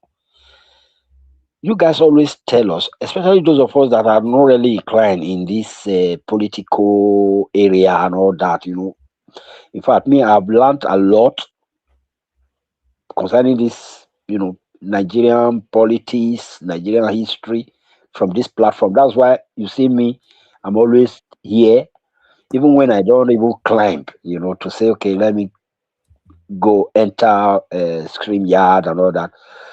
I'm always. Isaac, what do you think Obasanjo's game is? What do you think? Baba described him as a content creator. What do you think his agenda is? What do you think is after Obasanjo? Yeah, that of Obasanjo, I'll come to that. But before I lose my thought, you see, you guys will always make us know that these policies that this guy is venturing into all this time, if they were things that were handled long time ago, even from his Obasanjo's administration, when he became democratically elected, if these things were nailed, at that time, things would have been better for Nigeria right now. Because now, did you see these policies? These policies. Now implementing them now is a bit it now brings to the people more harsh because of the situation we have all over the world right now. Now implementing this kind of policies, which were supposed to be, long time ago, when things were good, when the world economy was okay, these leaders were there. They couldn't implement them from one to another until I wish Tinubu was one of those leaders then, my brother. This Nigeria we are shouting today, it would have been a different planet entirely. So the game this guy is playing is what you just revealed to us when I will tell you one of the questions he answered. They said Buhari invites him. What if Tinubu decide to invite him, write him tomorrow to invite him to come and at least give some solutions to the problems we are having today? The answer he gave was that he's not looking for a job. When he said it, I looked at his face. I looked into his face. He's pained. He's talking out of pain, looking at someone of his ethnic, how you people put it, ethnic, whatever, Yoruba, same Yoruba man, coming up, like you always predict that by the end of this man's tenure, he's going to be the greatest black leader, and I'm looking forward to that. So this Sorry, is what Isaac, if you hear any noise, it's construction people. They will not yeah, leave our roads alone. no, So bear with no, me. no problem, sir. Obasanjo is seeing that already. He's seeing the light. He's seeing the journey. Sorry, Isaac. Let me. I need to attend to something, but Ola is here. So Ola, please let people in and out. Give me about 20 minutes or so. Carry on, guys. Okay. So you can see that Obasanjo is already seeing the light. He's already seeing where all these things, Yeah, I like that word there, Isaac, when you say he's already seen the light. You know one of why the reason he's pained?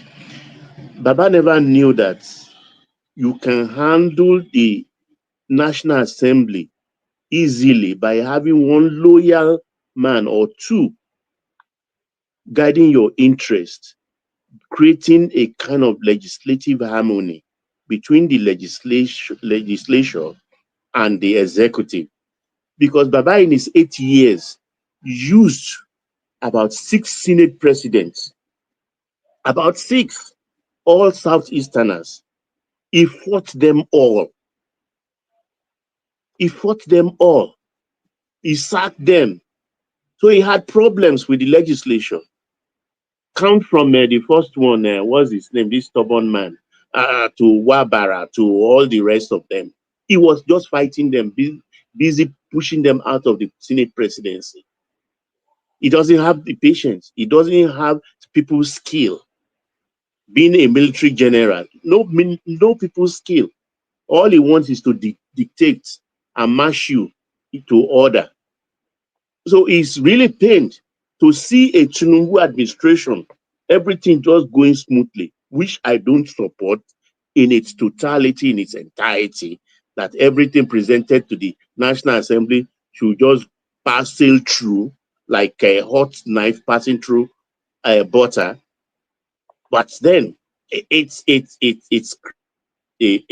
atmosphere where this president can ideally reform the country. He never had that. I think looking at that alone is in wonderment that, oh, this is what I should have done or I could have done to ease things pathways for my program. Thank you, Isaac. Carry on, please. Yeah, like I was saying, I will not also miss this opportunity to address, most of our younger generation, because the older generation is already fading away. This Nigerian problem, this Nigerian problem is actually within us. It's within us. You see, Nigerians, if you ask Nigerians now, this generation we are in, to queue behind all these past generations, these leaders, you see a lot of them queuing behind Obasanjo. What am I trying to say? In the sense of, if you go to social media, I have not actually heard from a lot of them concerning this interview, but I know, I'm not even guessing, that you will go to some place now. Oh, Sorry, I have a call here. Let me decline. I just declined a call, please. So you will see that they will queue behind this Obasanjo's interview. Say, oh my God, why you decline somebody on this? Sorry for that. If there is a call again, I'll just give somebody yes. Yeah. So you will see that they would queue behind this interview, spray nonsense, what they don't even understand, and like I don't know, they will also take this interview as something to fight this government. You understand? As a weapon to fight this government. But in the real sense, if you are wise, you look at it very well, you will know that this interview is biased. This interview is something that is about, he threw it there. I believe he called for the interview. He threw this interview out there to stop the progress that is about to occur.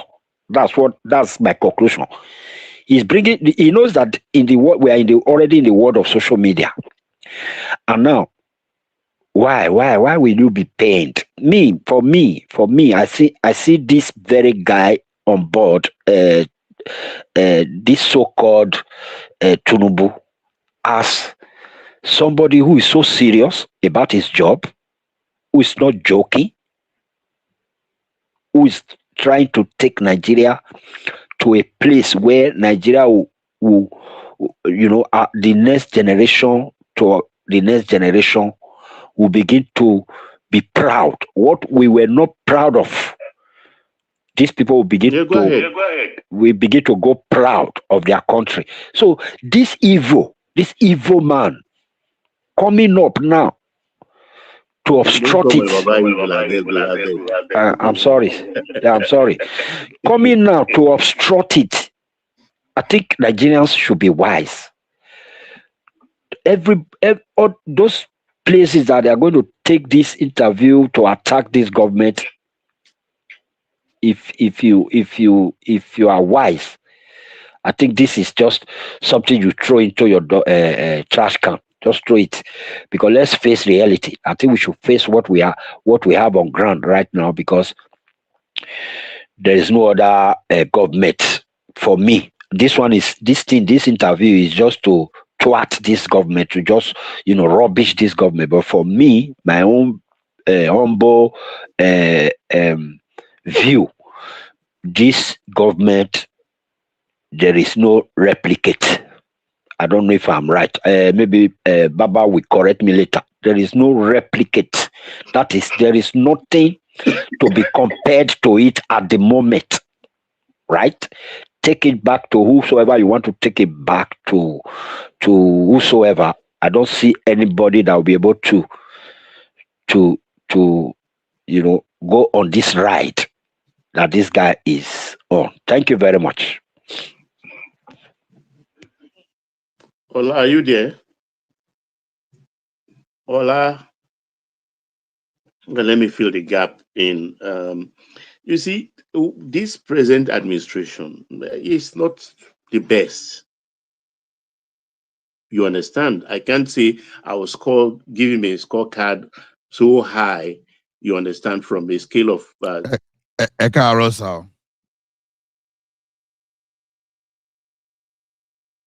the courage of the president. Yeah, the courage. Yeah, Mongo, I can hear you now. You want me to stop? No, sorry about that. Problem, sir. Yeah, you see, is the courage, because everything we've been living a lie. We can continue deceiving ourselves. We've been living a lie, a subsidized life for everything, for those who need it and those who don't need it. That's the kind of life it's like an open check for everybody. And this government has come to stop it. It's very courageous. Naturally, you face this kind of opposition. and there will be fight in the belly of those who are opposed to the government. So it's expected. No doubt about that. But then he pushes Baba, sorry for cutting you short. So, what the part that annoyed me most in all this interview was when he was talking about this administration, which is President Tinubu, that what he was supposed to do before removing fuel subsidy, that he didn't do it. That things he was supposed to put in place, he didn't do it, which has been this wrong narrative in the space. I was expecting this man at least, as the senior man that he is, to, through this interview, put a clarity on that misunderstanding that has been going on about this removal of fuel subsidy. He still came back on this recent interview to propel that false narrative that Tinubu didn't put in place those things that he was supposed to put in place before he removed fuel subsidy. Tinubu was not the president; he was not in government when fuel subsidy was removed. How do you now expect somebody who was not in government to put things in place when he was not the one who removed the fuel subsidy? Besides that, Isaac, as Nigerians, we know ourselves. We are very litigious people.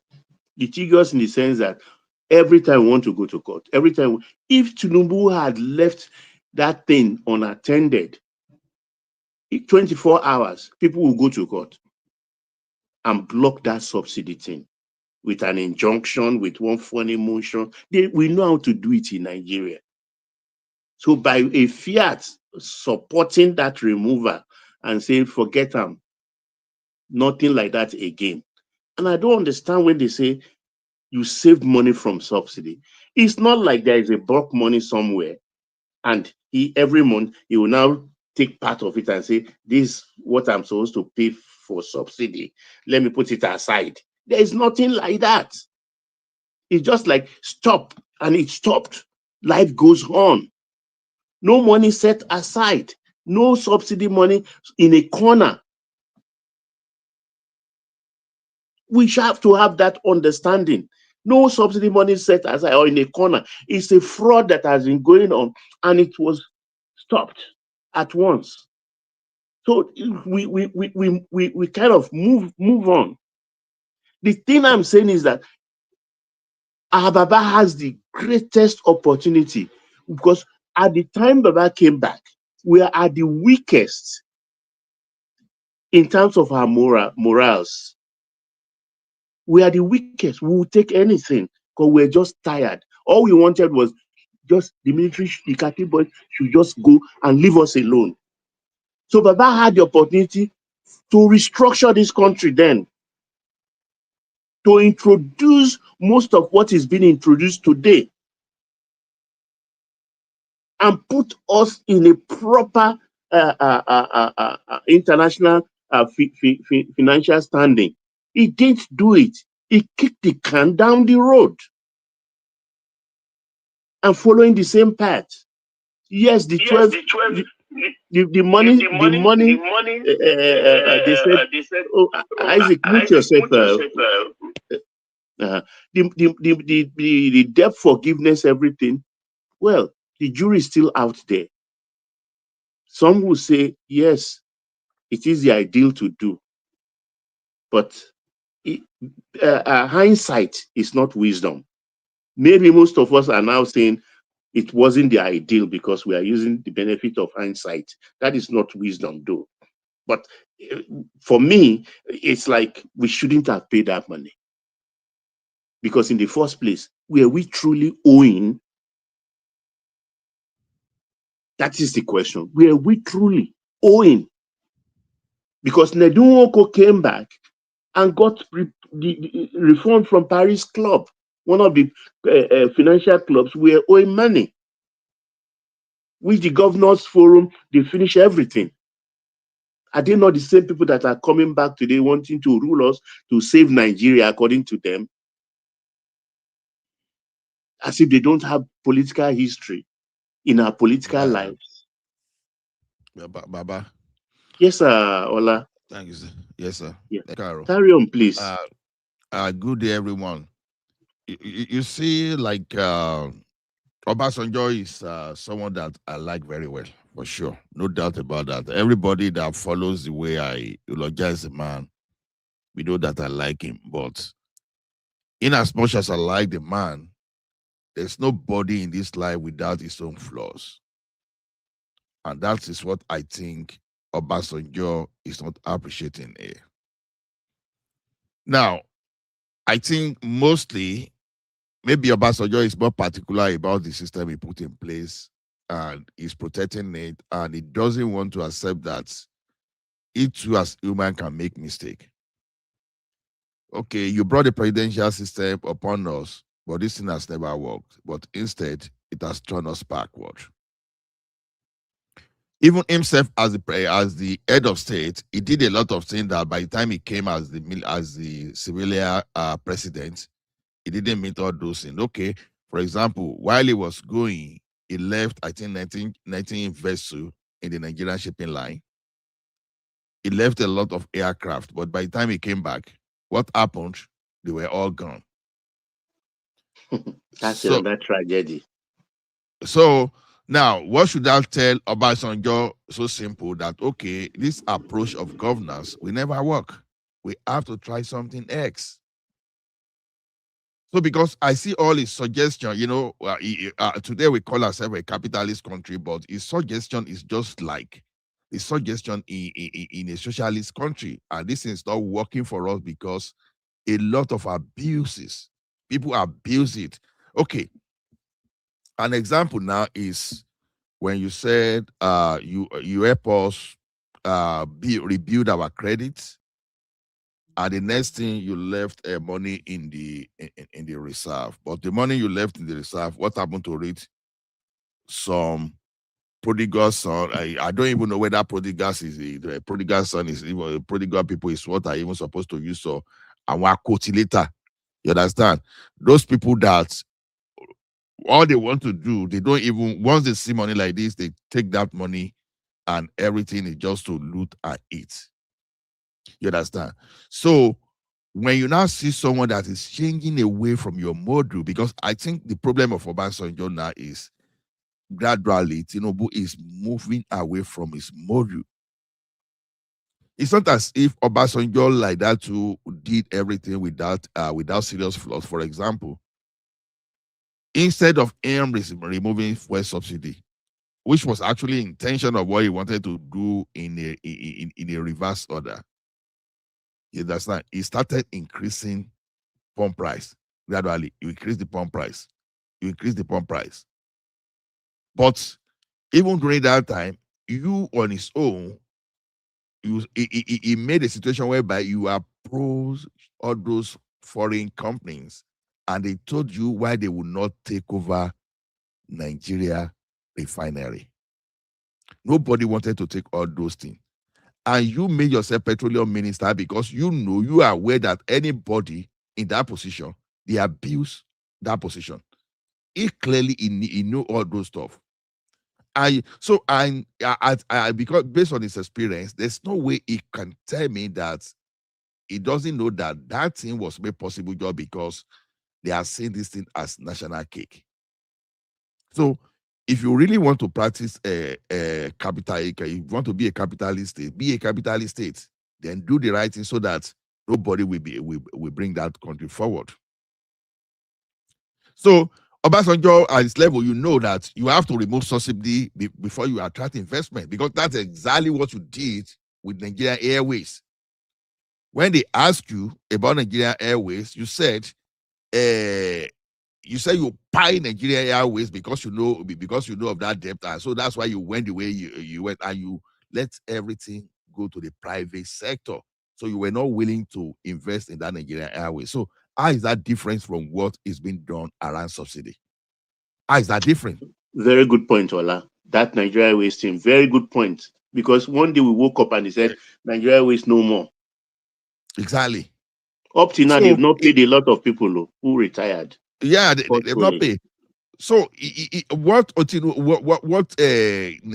Petroleum Industry Act is doing for us is what Obasanjo himself did by fiat. So why talk? I like this man. Why are you now castigating other? It's just because of we are looking at the success of that. Because whether we like it or not today, this Petroleum Industry Act, if we had done that as far back as 2007, probably we'll be close to Aramco today. Because where Nigeria is going, maybe 10 years down the line, there's tendency that we're processing like 10 million barrel a day. I mean, when I say processing in terms of refining, like 10 million barrel a day, because the like of about 500,000 barrel per day that we're coming up in those states, which I believe they didn't say that, which I believe we have capacity of doing 2 million barrel daily. Dangote there is going to 1.4, and a lot of refineries are coming up. If we had done this thing since that time, since 2007, we won't be where we are today. The level of subsidy, the level of a fraud. Ola Walter Smith has started in OHG in Imo State. Exactly. So, Baba, them plenty. Because he knows.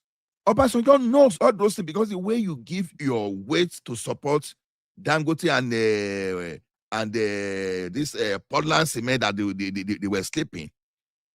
So the same way, all these refineries are being supported to just come up. So Obasanjo know all these things, all these subsidy things they are talking about. You have set up a committee and all those stuff. How many committees did they set even under Obasanjo? How many of those committees now saw it? How many of them saw the broad daylight? We can't, all those things are just activities. Obasanjo knows. That thing pains me. And it's not every Nigerian that will be able to decipher what this man is saying. He knows. He knows that what Tinubu is doing is correct, because you fail to do that despite your military background. I think this is why he's playing on the intelligence of the youth. Baba knows what he's doing. Exactly. So to me, okay, now instead of you concentrating on infrastructure, he didn't know how to go about it, and to his credit, he brought the idea of private public partnership. But who is the person that has used that idea of private partnership better, public partnership better? It has been the people from Tinubu and his camp. So, but he did not use it to the level it's supposed to, because example is this independent power project, the PPP module in the Mambila Plateau, for instance. Exactly. Instead for the man to just go and take that thing out of exclusive list and allow everybody to, but you still want to maintain the same structure that has failed, the same structure that you use to increase the number of aircraft in Nigeria aircraft fleet. And you did the same thing in Nigerian shipping line, but when you came back, everything was gone. You came back, railway was gone, everything was gone, and you still want to stop. I won't use that word. And you still want to stand by the same thing that failed. You still want to stand by the thing that failed. No, what this Baba is doing, honestly, it pains me, because if they say I will be the one to come out and speak against Obasanjo, I never thought of this day, because sometimes it should stay, just because I have a very high regard for this man, because I know that I've never met this man one-on-one, but I know the positive impact. I know the positive impact of his policy in my life. I know that for sure. But then he has to understand that he is human just like everybody, and you have your limitation, and just allow things to go. You are talking about debt now, for example. I'm an advocate of debt. If you can borrow Nigeria to $200 billion before Tinubu will leave that place, as long as there are infrastructure to back it up, let it be, so that we won't have Malami and all those rogues that will be targeting some kind of reserve and say they want to carry that money. That is painful. That thing is painful. Because if I criticize Obi for saving money, I will not spare Obasanjo, because as a president, as an economist, we are a developing country. You understand? We are a developing country. What you are supposed to do is not to put money in the bank. The way economists will save money is to invest in a means of production, which is example, all this Lagos Calabar Coastal Road they are doing. Lagos, Badagry, Sokoto Super Highway.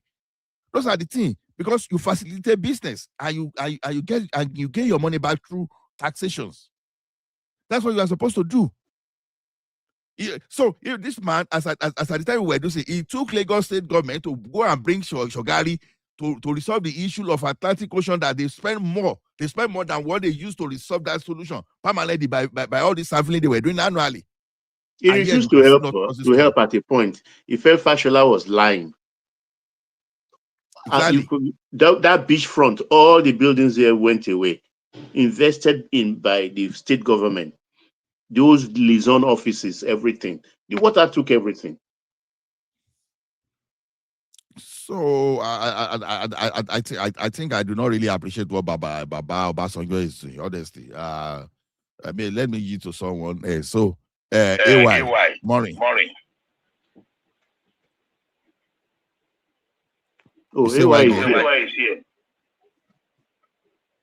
Okay, maybe he's not ready to talk. What of Awo? You want to speak? Hey. Okay, AY, fire on. AY, carry on. Good morning. I was here. Kale from here. Hello. I was here. Hold on. I will after AY. You can come after AY. Yeah. Where is one man? Baba has actually spoken my mind. Call Obasanjo, content creator. I think don't quote me. Don't quote me, Avec. I hide my head. The where is one man? The one that I don't agree with, actually, where one man said that Tinubu team is better than Obasanjo team. I actually disagree on that. Obasanjo had some he did some good stuff during his time, but he did a lot of bad stuff too. This his attitude of bashing every president after him is something that is really worrisome. Like I don't know, especially Nigeria are just funny people, to be honest. The way, no matter what the person did when he was in office, the moment they start either supporting your candidate or speaking against who you don't like, then you try to support them. If you go back to the history of Obasanjo had every opportunity, like Baba said, to redirect the country. Even though I always give him a lot of credit, at least in economy, I'll give you credit any day. He did a lot of nasty stuff that I think probably he thought he was going to stay in power for forever, like the likes of Bobby, yeah. Especially with that totem agenda. When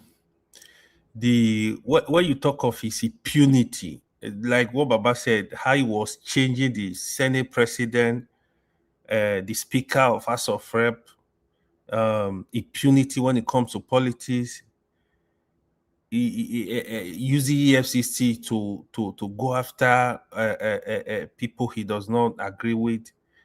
This was the issue. So Obasanjo had every opportunity to redirect Nigeria in 1999 because that's the best thing. But after then you start complaining about president, the way you've actually ruled the country twice as a military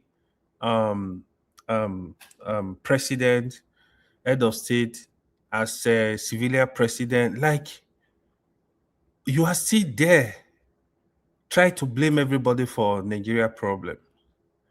You know how he even fought some governors he never agreed with when he was in power.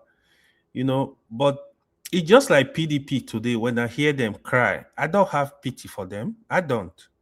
Because they had opportunity to change it. That's what I still tell APC today too. AY, please, let's interrogate those impunity as regards Fayoshe and Oh man. Olubadan of Ibadan. Do you remember He the came and Plateau one? confessed to us. Baba said he had to collaborate with a local thug like Baba Adedibu to remove a sitting governor. Yes, now. Your boys kidnapped Ngige. Baba, it's Tokyo and Co that announced that Ladoja has been removed. Baba, do you What of remember Ngige? And he used his boys to remove Ngige, picked him up, kidnapped Ngige. And the Uba and the Uba brothers. They kidnapped Ngige, sitting governor. See, Baba he pretend he's talking as if he was a saint. I'm like, and people will not to even talk of Fayoshe. People will start supporting him. Even was the governor of Plateau then? He used five House of Assembly members to remove him. Dariye, like, those ones are even good. What about people? What about 2023 elections? When he said do or die? What about Baba said it, do or die, 2023.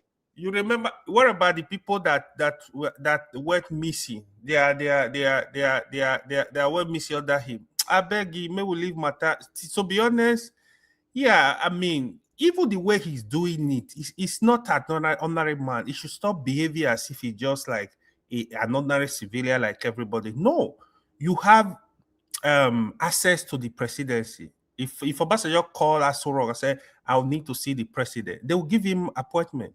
If I call Asoro, nobody is going to listen to me. They will give you an appointment. Go there, go and sit down with the president. I say, listen, these are the issue. What are you doing about this? Go and talk to him.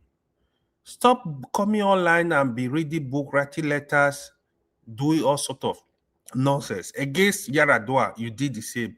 Against Goodluck, same. Against Buhari, same. Against Tinubu, same. Me, I don't. People that I sincerely, I don't even know why one man is playing that interview. To me, Obasanjo should just go arrest. I don't. This is only where you had opportunity to get this right. If I remember Obasanjo, do you know what this man did in Edo State when Oshomole won the election in Edo State? Hammer tank everywhere. They even the goat in Edo State election, they know that Oshomole won the election. He rigged the election. He said he must make Isilo the governor of Edo State. Impunity. That's almost like yeah, there are things I praise Obasanjo for. You know, in terms of uniting the country, he tried. You can give that to him. In terms of economy, the team did some good job. But make it rest, I beg. It's annoying. I'm not gonna lie. You come to the conclusion of when I make it rest. He should just go arrest. He's old. Let him just go arrest. If you want to be president, let him contest again. I don't know if they will amend the constitution. But do you know what this man did with the Senate? Even gave her money, wanted to be a third-term president. Do you know Baba denied it up to today, to my disappointment. Ghana must go. Baba said he never did it. Baba should not deny it anymore now, because Benga Daniels, when Baba Olubadan was to be crowned, Benga Daniels visited him in the company of some Afenifere, and Benga Daniels confirmed it that the issue Baba had with Ladoja was because Ladoja went to Baba in Otta, and Baba discussed third term with Ladoja, and Ladoja did not support him. Yes, now. So is Ladoja not lying? Everybody knows that the issue had with Ladoja was because Ladoja did not support his third term. A third term, if you know. But Baba has never accepted though. He said he didn't do it. Go and listen to interview of Professor. Is he Adeyeye? Yeah. Even El Rufai, who was El Rufai and all the people that were doing the runarounds, they have even confirmed that they were running around for about for third term. You don't even. We never agree, man. This why we even deny his mother breast. And I always I am devastated with his refusal to apologize to the nation for even trying that nonsense.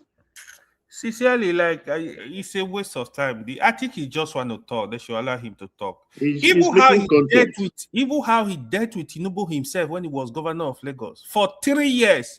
Obasanjo withdrew allocation of Lagos State. I beg. You see, I don't even know why people talk about him. I still remember this thought. They are fresh. They are very fresh in my head. I know what this man did. Yeah, they are still very fresh. Not anybody. I think he's speaking for the youths, the ones who don't know the history where Baba is coming Baba, from. all do me Boko money. If Fela was alive, Baba would not be talking the nonsense he's talking like this. Fela would have given him the response he deserves. The people that can give him the response he needs are not alive anymore. That's the pitiful thing about it. Baba, who came from Bama prison, and he told the country that he had 12,000 only in his account, 12,000 naira. By the time Baba left Asura in 2027 with 32 SUV, brand new to Ota. Today, Baba has primary, secondary, university, first class scholastic schools. Where did the money come from? Obasanjo so much power at Adidibo. Adidibo was evil judges. He will ask his boy, beat the judges, destroy court. Like nothing Adidibo did not do in Ibadan. It was like Adidibo will tell you, no, the governor is not coming back. That's what I said. Well, if you see the way he speaks, how you will laugh. Is it the strange things happen when they kidnap Ngige? When they kidnap Ngige, and they didn't hide them. Did they even? How do I put it? Is that kidnap? Because the people who took him, they didn't deny it. The Uba brothers didn't deny it. Yeah. They kidnapped the governor now. They said they signed contract with him, funded this thing, and he's supposed to be giving them so much every month that he's not giving them that. And we have a president who didn't challenge them because they are his boys. You kidnap a city governor. You we don't will know. still we are alive. We will not allow Baba to get away with this kind of talk. We'll always put our own story out there.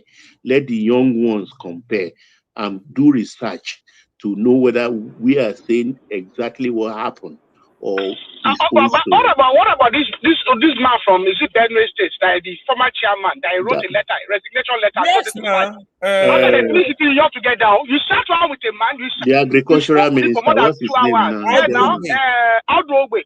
You start with the man for more than several hours. You get food together. The man stood up to go home. You handed him a letter and told him to sign it. Can you believe that?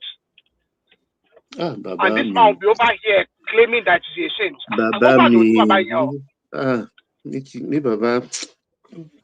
So we are beg. Now people who don't know all this history, that they are able to be careful. Someone would insult him. Some people will just insult him. All the people, Jonathan was afraid of him. Why he ignored him? This Tinubu, I want Tinubu more. Tinubu not get in time. Tinubu not get in time. No. Tinubu not get in time. In fact, he looks at Baba with contempt. 93 years old. Baba is at least how old is Baba now? How old is he? Officially, Baba says he's younger than Shoyinka at 92, and Shoyinka calls him Egbo. Egbo? Shoyinka calls him Egbo, yeah. If MKO were alive, how old would MKO be? And he was their prefect. He's older than MKO now. It's envy. Apparently, it's all envy because they all went to the same school, Baptist Boys High School. Yeah, they were in the same class now, and he was much older than them. He had no shoes. He had no shoes. He had no shoes. Now, of all people in this world, he should be very happy about his state in life. He came from nothing, absolutely nothing. Nothing. Bare soil, manure. Baba came from nothing. That is why he hurts me so much. I want him to rest, enjoy himself this last period. He will just enjoy himself. Honestly, he came from nothing. Nothing at all. He owes Nigeria everything because Nigeria has made him more than he ever deserves to be. What has he ever given Nigeria in return? Look, I use his own grace to pray for myself, himself and And now, Jonathan. The grace of Jonathan, the grace of Obasanjo. God undeserved bless me, favor, man, pastor. unmerited favor, Ah, unmerited blessing from God. If God blesses those you that people much, are you just blessed. keep These quiet two and people, just be Jonathan and calm. OBJ, Baba. God bless them. They are God selected them and blessed them out of nothing. Out of nothing. And look at what he's doing, going up and down. It shouldn't be. He was a child of a nobody. Till today, nobody can point and say that this is Obasanjo's father, this is his mother. He was a child of nobody. And he rose up to become a president in Nigeria. Twice. He never planned a coup. He became military head of state. He became military. The day will have died. It was Baba. It was still that that went to call him from Marina now. SB Bakare they shared the same fence in Ikoyi.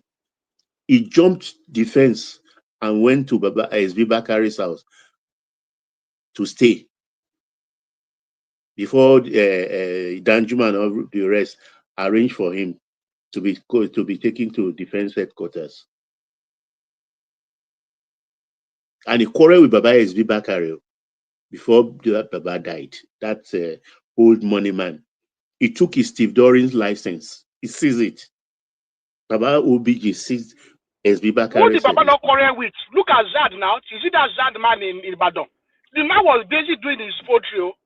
Baba was jealous and sent that man away. Some of us know about Baba well enough now. Baba me. The poor man had no offense. The man was a third generation Lebanese man in Ibadan. I knew his grandchildren. Baba is creating this content for young people. The man sent for that the man young away. ones who can be easily fooled. That's the content he's creating for them. But we will always put our voices out there to tell the youths that this is exactly who Baba is in our own reckoning. That is why nobody's trying to lampoon him. It's just to say, no, maybe Baba has problem with the memory of what happened. This is what we witnessed during his time. Honestly, he shouldn't be doing this. We are not talking political here. We are talking pure lived history. What really happened? How can a president be supporting a thug like Babadi Dibu to remove a democratically elected government? How can a president support the kidnapping of a sitting executive governor of a state? Abomination of democracy. Baba, do you know how he used to remove all these Senate president? His money, Ghana must go to the chambers. Ghana must go. They removed you overnight. Nothing will happen. I beg.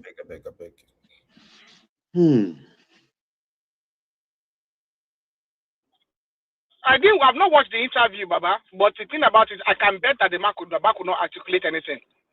Because what would his arguments be? What exactly would his arguments be? Tinubu is not perfect, though. He has his flaws. I'm not absolutely satisfied with some of these political maneuvers. But when it comes to the economy, when it comes to restructuring the economy of the country, you have to give it to him. We are living on borrowed time, and the things that need to be done have been done. So all this one that people are banging their head about this and that, and they've done it a different way. There's no that different way to do it. It has to be done. And this argument that Tinubu remove subsidy should be, is that one statement that should be banished from the mouth of everybody. Nigerians remove subsidy. The PIA Act was in the legislature for more than 10 years. That thing saw more than three head of states. That thing was already in the legislature by the time before Yaradua died. He saw Yaradua off. Jonathan came along. Buhari was one that actually signed it. So why should anybody be claiming that Tinubu removed fuel subsidy when all of us were sitting around looking over the PIA Act for more than 10 years? If there's anything in the PIA Act that is cumbersome, that we don't like, Why did we expunge it over the 10 years it was in the legislature? And if there's something in the PIA Act you don't like, take it back to the legislature. Let it be reviewed. If Nigerians like fuel subsidy so much, let them write to their representative. Let their representative present a bill. If they present a bill and the legislative and they want to introduce fuel subsidy, fine. We will discuss it. We will vote. If the majority carries the day, yes, now we have fuel subsidies back in action. But the notion that fuel subsidy will just be arbitrarily just implemented by the executive, by fiat, come back there. It is gone and gone forever. That's not, at least now how countries are built. It's so annoying. We can't be wanting to repair the country and some people just want to drag it down now. For what good reason?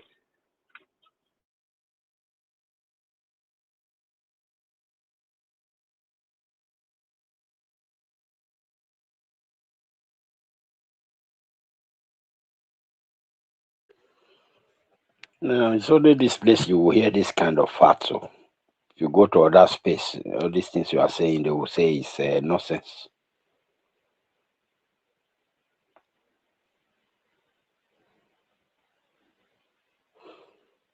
Are we still there? Yeah, we are here. So, so in fact, I need to hear a lot about Baba Obasanjo, but you guys are saying that we should just, keep the respect for him. But anyway, for me, he fucked up this very interview, especially talking from. Sorry. Allah, please let somebody in. There's somebody in the background. Echo. Yeah, good afternoon. So practically, hello, welcome. Practically, yeah. I think we are. Hello, can you hear me, please? Yeah, go on. Okay. Good afternoon. I think you guys are just attacking Obasanjo, but since you have been attacking him now, you have not said punchline or whatever he said, or where all the old power that he was using was against the ordinary citizen. But it's all what you have been mentioning is elite fighting themselves. But what or the letter he write or what he said and the interview I mean to say that you guys are deliberating on. I don't see what is wrong there that you guys are saying. Everybody just focus on the messenger and leave the message. Brother, sorry. Before the purpose of governors is the security and well-being of the people. Sorry. Somebody is echoing back. Somebody is echoing back. Yeah, that's you, Isaac. Yeah, Isaac, you got two devices clashing against each other. Sorry, carry on. Hello, can I carry on now? Yes, carry on. Yeah. Okay, so everybody just came here attacking Obasanjo, this and that. Obasanjo, leave the messenger. Let's talk about the message. What did he say? Is this true or fact? All these 5 people have been saying Obasanjo do this one, they do this one, they move government. Did he for ordinary citizens? Obasanjo just elite to elite. That is what he was doing. You have been mentioning here to your own. No, you didn't start with us. If you started with us, I compare economically. Economically, you have the best. One man is saying you have the best. Tinubu. Yeah. So, sorry, the criticism against Obasanjo is he enumerates all of these problems that Nigeria has. He was talking about how Tinubu is managing removing subsidy from petroleum, from the dollar, how he's tackling insecurity and all of these things. But the argument is that all of those problems subsisted under Obasanjo. No. We had multiple exchange rate under Obasanjo now. No.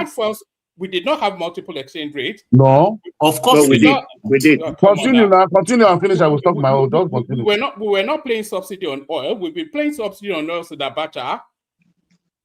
we had insecurity under Obasanjo. Now that was when Boko Haram blossomed. Mm-hmm, So no.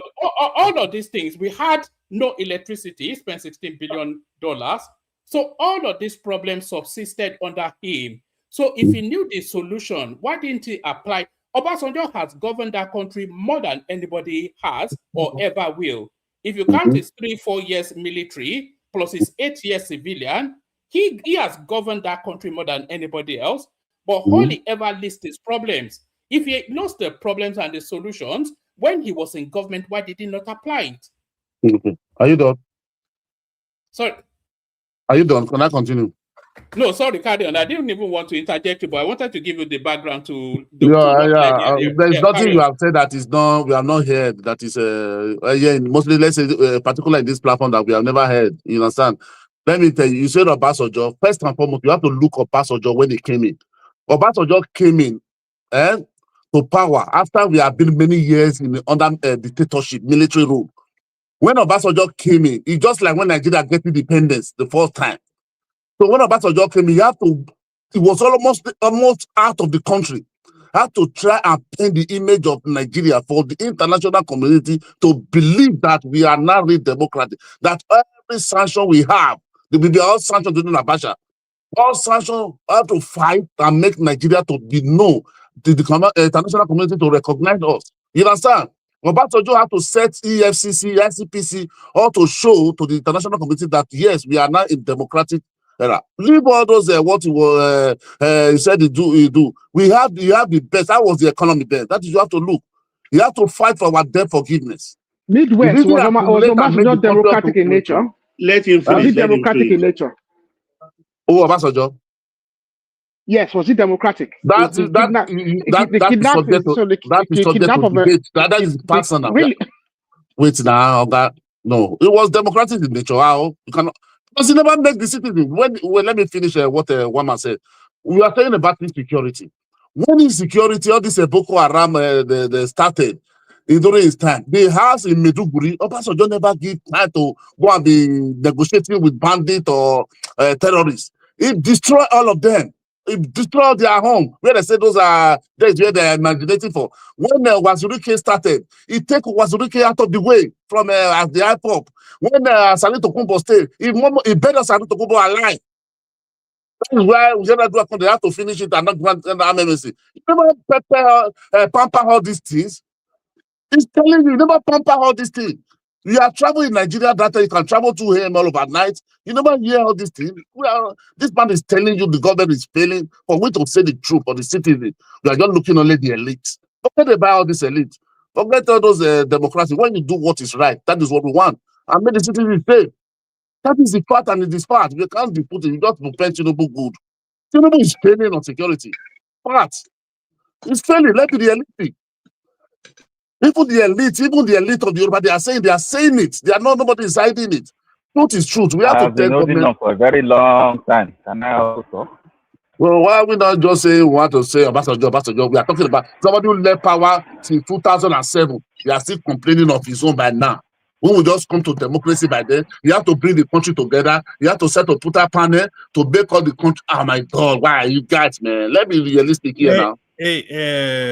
Obasanjo himself failed to appear at the Pusa panel. I hope you know that. Obasanjo failed to appear. IDB failed to appear. So what are you telling me about the thousands of people, you are not saying Obasanjo. If Obasanjo appear, you can say, he can't be a judge on his own court. How can he set a panel and he went there? They will say, boy, Obasanjo didn't fail to appear. He appeared. He appeared. Was just the first time. He still appeared.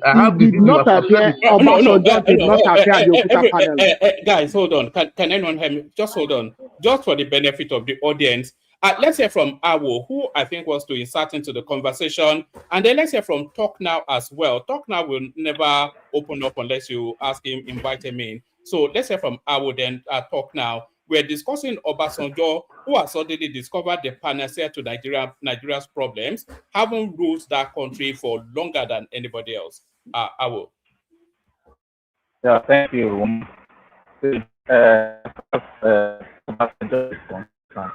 I don't think we can't hear you. You can't hear you. Your audio is glitchy. No, all we are hearing is ding. We are hearing ding, ding, ding, ding, ding. Try and say something now. Okay. No. What I'm saying is, anybody with familiar history of Obasanjo never take him serious. Obasanjo is a person without conscience, and anybody we can't. Awo, we can barely hear you. Maybe you have to move around for a better signal. Okay, can you hear me now? That's a bit better. Hello? Stay in that. Yes, stay in that spot. Carry on. So what I'm saying is this: anybody that knows Obasanjo, we know that Obasanjo can never change. That is the way he is from his life, from the beginning of his life. He's a person that he sees himself as the only safe. Every other person is not as good as him. That is the kind of Obasanjo. Who can tell me one person that has come after Obasanjo to govern Nigeria that Obasanjo has never criticized, that has never write letter about? And the truth of the matter is this: the peculiarity of the problem of each administration is different to each other. When people try to justify that Obasanjo governed Nigeria, there was no insecurity, they forget something, that the level at which the peculiarity of problem as at that time when he governed, is it the same thing with the peculiarity of the problem we have now? And the truth of the matter is, with the kind of security architecture of Nigeria, there's nobody that can govern that country. There's no way. You have one unitary system of police.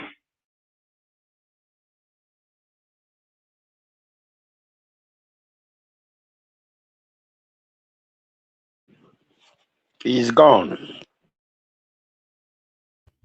Yeah, let's hear from Talk Now. So Talk Now, we were talking about Obasanjo, and it's this relentless criticism. You want to do it? Awo, you are in and out, man. We can't. With that kind of policing system, there's no way. You can't hear me now. No, we can't piece. No, we can't piece what you're saying together because it glitches and then it fades out, and then you suddenly come back up, and then we don't know. You know, it's okay. What I'm saying is this: I said when people compare the security level of what we have now with when Obasanjo was there, and I am saying it that there's nobody,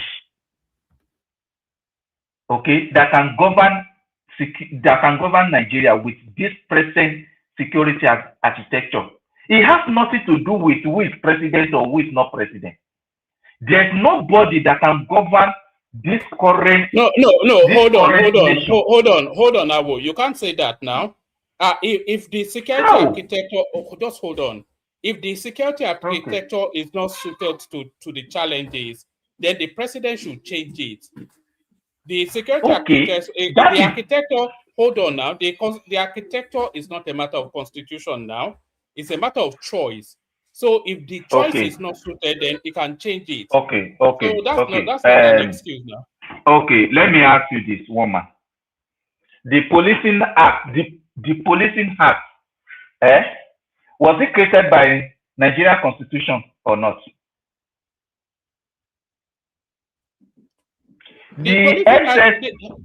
What are you talking about? Yeah, the policing act was it created by Constitution or not? Yeah, what has that got to do with what we're saying? That is exactly what I'm saying, that we have a central policing system. And the only way you can dismantle that, it has to be done by Constitution. It is not a problem of one man. It can never be. With the present architecture of Nigeria, security architecture of Nigeria, there's nobody that can run that system and perform miracles, except that system is totally overhauled. Security is local. And in a country whereby it is better in terms of resources, it is better in terms of whatever you can think about, you can never expect miracle. For you to have a secure nation, okay, the security has to trickle down up to the local level.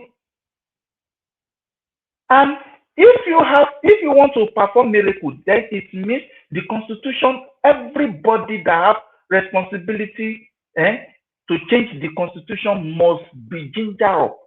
It is not only by president, it is not only by comparing one apple to the orange. Okay? The present system, there's nobody can perform miracle except that system is totally overhauled.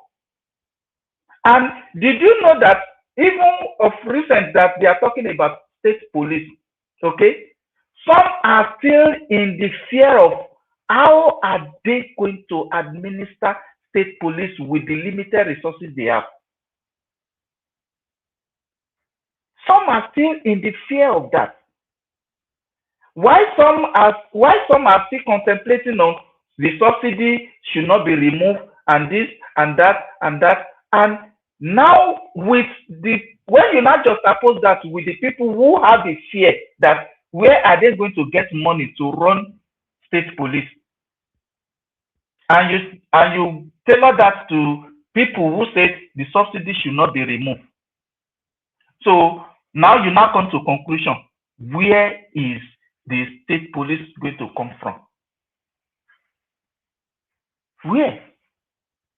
Obasanjo was not having they didn't change the constitution, but was able to deal with insecurity. Okay, let me now ask you. Excuse.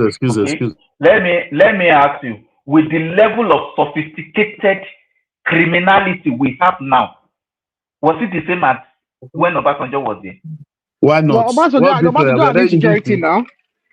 When they did it in when they did it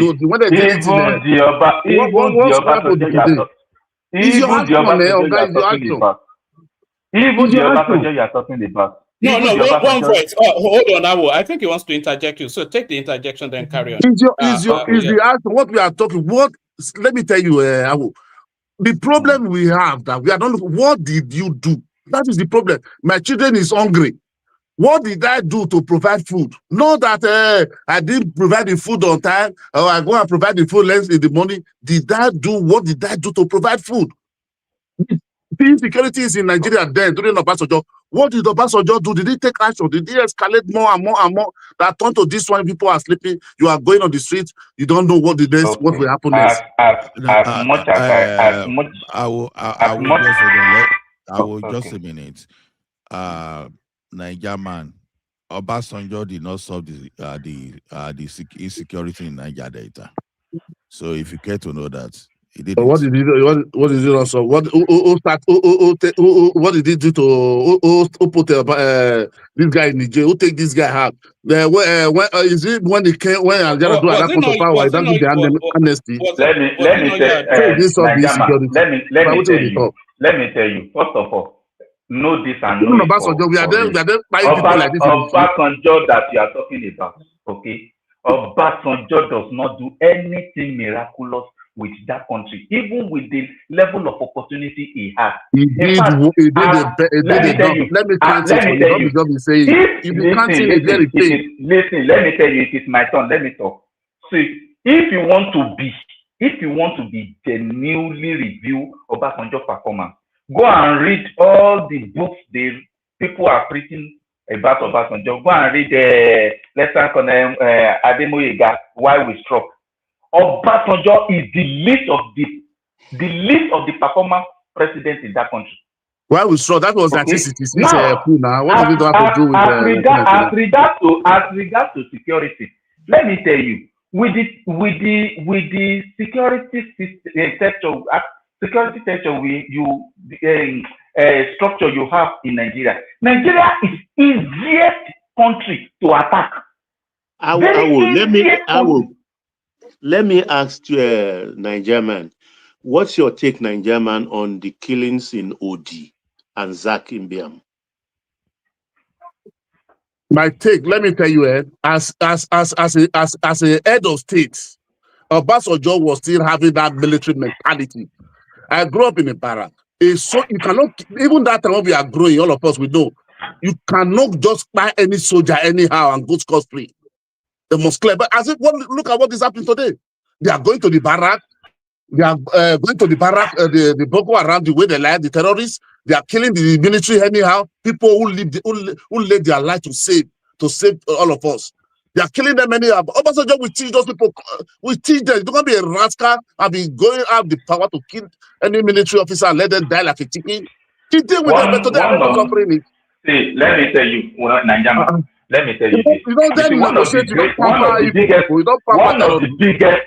One of the biggest problems we have in Nigeria is that at our lowest level, okay, the people who have done evil to us, okay, we tend to embrace them as a thing, okay. If not that the kind of challenges Nigeria is facing, and the people are so blinded that they don't want to face the reality. Hold on. Sorry, 3 more minutes, and then we're going to talk now. We have Charles and next as well, so we'll move it around so other voices. 3 more minutes.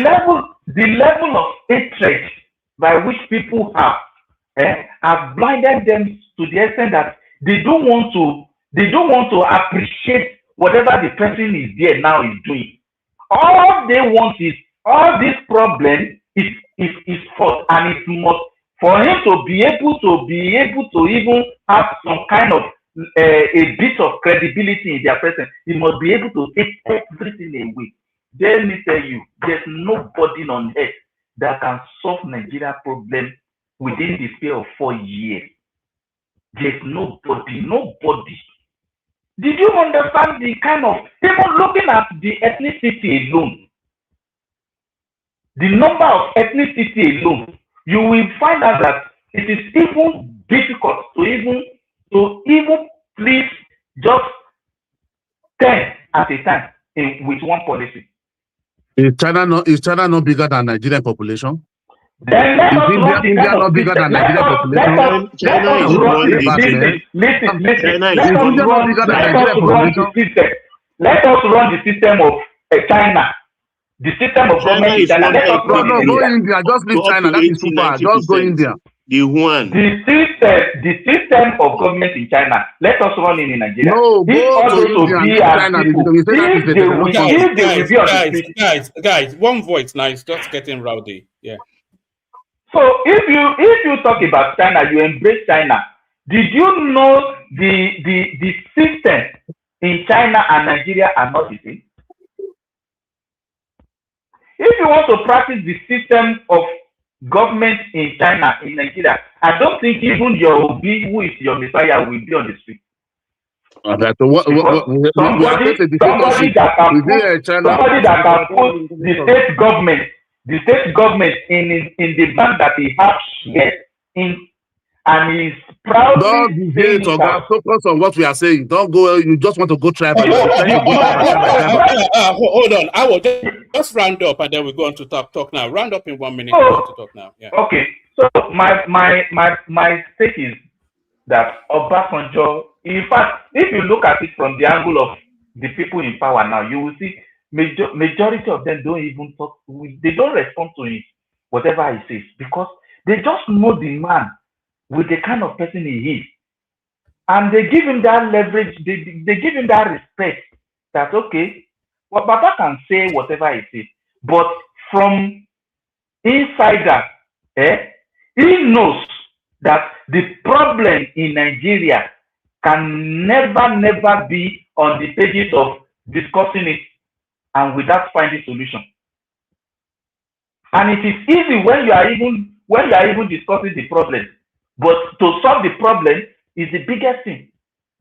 And when you are analyzing the problem, you are not even in the other way around, as a person that has conscience, acknowledging what the person there is doing. I think it's just something that you just let him be, because the man is old. It's all. There's nothing you want to do about it. You cannot. That does not make what he's saying a truth or the reality on the ground. So let me just allow another person to talk. All right, thank you. So thank you. Let's go to talk now. One man, please. Let me quickly say something to Nigerman. Nigerman, I think that's very low of you to suggest that how we were going tribal. I think you owe him some form of an apology because I don't think at any point in time that Hawo made any tribalist statement. I think it's no. I think it was when they called him obedient that Nigerman is not obedient, by the way. But that doesn't matter. That's not a tribal statement. That is just. But what is that? And that we are having a conversation. The next thing you want to beg you are obedient. How did you know I'm obedient? Did we ever say anything about obedience yet? Well, you are opposition. So I know what I'm saying. It's obedient is right. It's obedient is right. Obedience is not a tribe now. What they will not say because just apologize. Just apologize to the man. Apologize to the man. Apologize to the man. No. You get it wrong there. Because say the haters. Who are the haters? You're having a conversation. Have the conversation. If I say people hate Tinubu. Yeah, but don't infuse something that is not in the conversation into. There's no tribe. There's no tribalist statement from you or himself, so there's no need for you to. I know. I think what rankled Nigerman was the undercurrent of that statement. You know, when you say obedient, it leans in a particular way. Yeah, but I could be an obedient and Yoruba now. I could be an obedient and the Niger Delta. I could be obedient and the Northern. I could be obedient and anybody. You know, a normal human being that is obedient.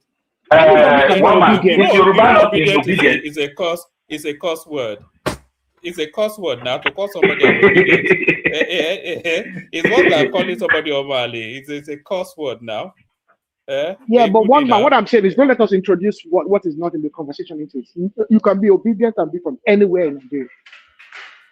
Absolutely obedience has spread across, and there's no need for Nigerman to introduce us into that conversation. Let's file it under lost in translation. It's a miscommunication both ways, but Nigerman. So you heard the feedback right there. So let's go to talk now. So we're talking about Obasanjo, who seems to be the overlord of the Nigerian situation, the panacea to every situation, the answer to every problem. The only issue is that he has governed our country the most. So why is Nigeria not better than Dubai if Obasanjo had all these solutions? Good morning, everyone. Thanks for the opportunity. I've listened to. Good morning to you, everyone. You know, it's been an interesting discussion and a lot of facts. I will speak on two sides. Number one, Obasanjo as a president, he has his own good side, but there's a lot of negatives that I can say for sure. Someone is talking about the economy. Yes. Look, before he took over, Abdul Salam, he might not have done well, but he also balanced things generally. There was a bit of calm before he took over. Economic-wise, you can check the record, check the data. It's not as if he did anything extraordinary. The only thing I can say is, of course, he had this debt relief from Paris Club. Of course, that is neither here nor there because these forgiveness were given to some other countries. Now, if someone talks about some GSM expansion, that's irrelevant because it's a global phenomenon. It was happening across, right? So the only thing I can say, of course, he did very well with respect to foreign reserves. Now, maybe banking consolidation and things like that. But aside from that, the problem with Obasanjo is he still feels like he should control the space and the government of the day. He still has that feeling. And that's the way Obasanjo is. Nobody is better than him. Check his trajectory. That's what he does. Is this the last time? Is this the first time we are hearing this from Obasanjo, from any government that is in place? No. Anyone that does not do his bidding is against you. That's his standard. That's his modus operandi. There's nothing new about what Obasanjo is doing. And if you are talking about economy, Nigeria Jaga Jaga was during Obasanjo's time. The youths were the ones singing as at that time. Sometimes we start comparing things as if things were wonderful as at that time. Come on. There was nothing like that. Minimum wage was 5,000. Before he reviewed minimum wage to 5,000, it was war all over the place. There's nothing. Look, we have to be clear and understand the history here.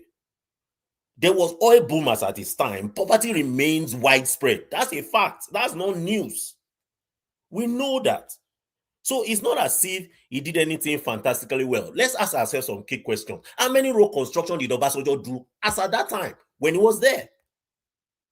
Even the road to Enugu State there, he didn't do anything about it. His home state. Look, you can dice it and cut it the way you want. Yes, he has his positive side, but he has a lot of negative side. There was no democracy at all. The democracy that brought him in is not the democracy that he left when he left the place. What are we talking about? This is the same Obasanjo that would force maybe how many legislators, maybe 4 legislators that can impeach a governor. We know that. And the Andy family in Anambra State, we know how Anambra State was during Obasanjo's time. We know the war in that place. We know the fight between Obasanjo and Atiku is because of money. Nothing more. Nothing more. It was money. He gave someone responsibility. That one took advantage of it. Of course, you know how things work. He privatized everything that could be privatized, all to their elites and to their pockets. It was a mess. So let's not make it look as if he did something extraordinary. Yes, he did some things that were good. Oh, banking consolidation, that was good. Of course, he brought in a Soludo. That was fantastic. He has some good reserve. Fine. The question we'll ask you is this. What was fuel price when he got there? What was fuel price when he left? He had an opportunity to do what Tinubu is doing now. There was some restructuring that should have happened during his own time. There were some things that were in place. He almost sold every of the assets that we had. There was no thought process to what he was doing. There was a lot of things. He was acting like a military person. He came in, they said, of course, we elected him. He got there. When he got there, what did he do? He acted like a military man. So look at Ekiti State. See the way he acted. Treating a governor like that. And we are here talking about Obasanjo as if he's democratic. There's nothing democratic about Obasanjo. Obasanjo knows Obasanjo. Obasanjo, he feels he's Nigeria himself. And that's the way he feels. He has always shown it that that's his character. There's nothing new about that. Someone is talking about something that happened in Odi or Zaki Biam, the massacre. Because of military person, you cleared out the whole village. For crying out loud, these are citizens.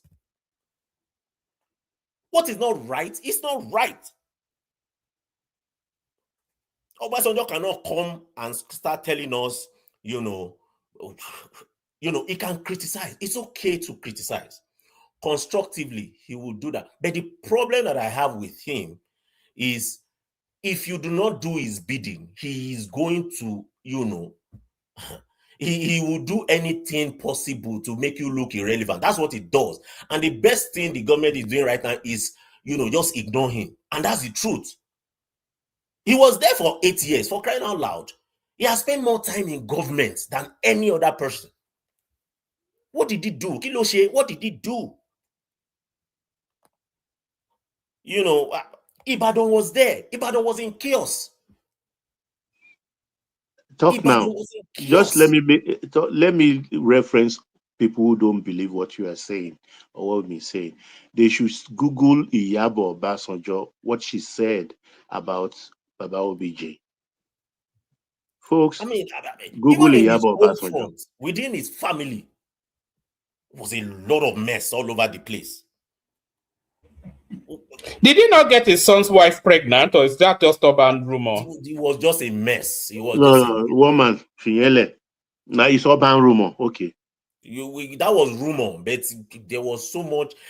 One was angry. Of course, we don't know the facts of those, but there were so many things that were just not right.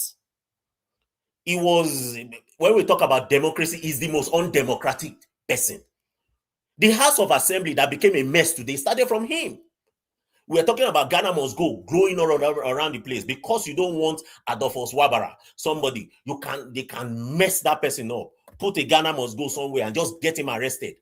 The mess that was happening then, it was high-wired mess. And we now come here and start praising. Praising who?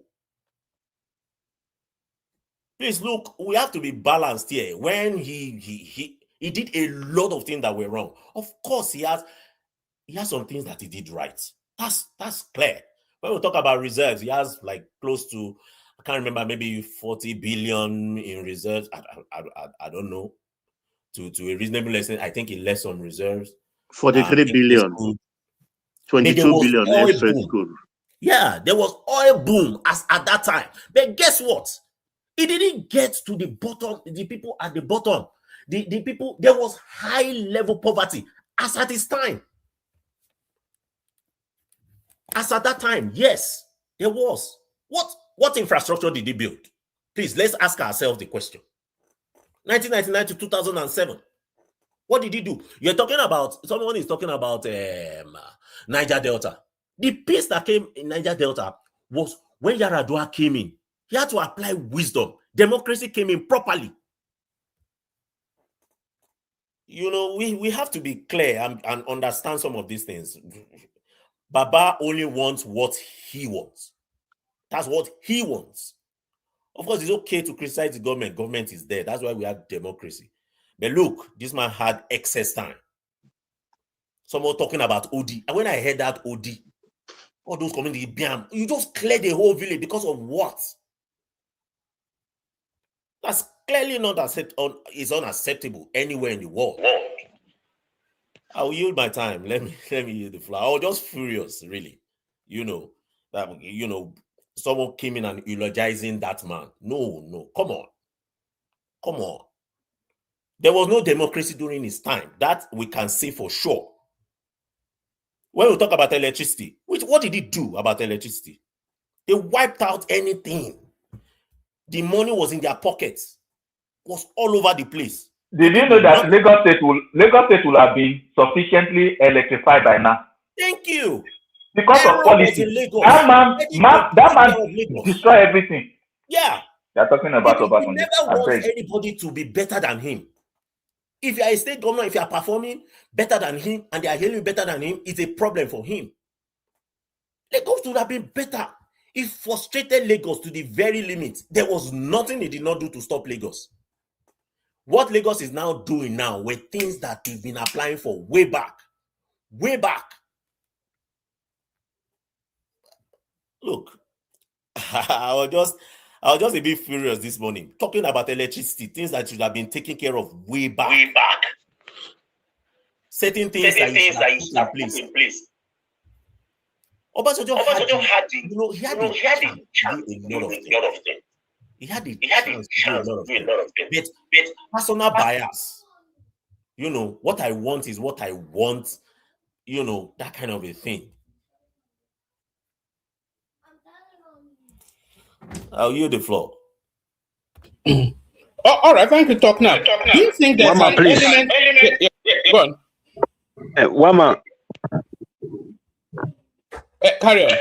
Yeah, sorry. Even if it's just 2 minutes, the other brother that came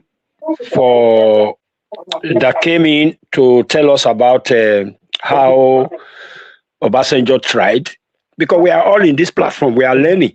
You see this gentleman that just spoke, I've heard him, because I want to know more about this man. So I want you to just give him, if it is 2 minutes, to tell us actually what Obasanjo did. I want to hear from him. Thank you. All right, now, Jaman, I think that question is for you. Which question?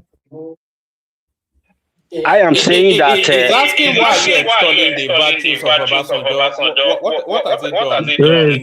Double. 16 years that he was It's right there. I can't hear anybody. Sorry. Yeah, the interview. We have been, yes, it's nobody have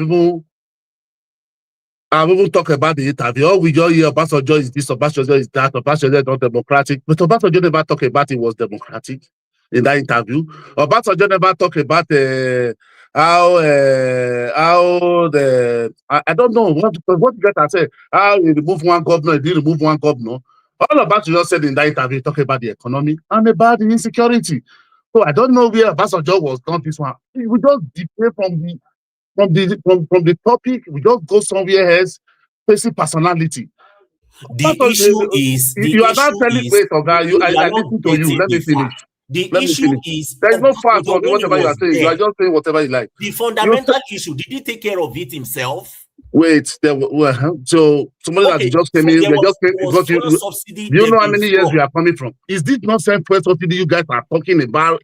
But I said the issue Wait of security now, now. let me talk. I didn't interject when you are talking. Is this not same fuel subsidy that you are facing Tinubu today? That during Jonathan, that the whole Nigeria that they call it Jonathan hippopotamus, is heartless. So Wole Soyinka, Bakare, all of them, Adeboye, the Ojota protests that they almost finish or put Jonathan in the coffee. Oh God, man, you guys, you don't like that. That is normal. That's democracy now. That's sorry, what Obasanjo did there was hold on. Najama, let me address what you said there. Good luck Jonathan came under heavy criticism when he wanted to remove the fuel subsidy to the point that he changed that policy.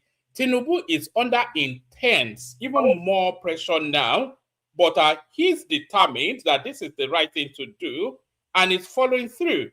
That fuel subsidy is one of the things that make people detest this guy the most. He's not changing course, he's not reversing.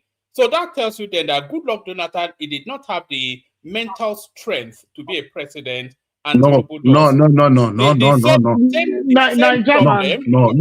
It's my time. Everybody said when it was your time, so let me use your time. Let me use my time, please. I don't want anybody to. I wait and ask me with your own time. You understand? So nobody should just interject me 1 minute, and the next time Mama will call somebody else. You know, the Jonathan, Tinubu lead protest. All of them, bring people said no. It will affect the common man. Look what he said. He said we affect the common man. That is only what the common man is enjoying. He will all these things that is happening, all this poverty, all this suffering. This is exactly what Tinubu aligned those times that we after they remove the subsidy. That is the repercussion.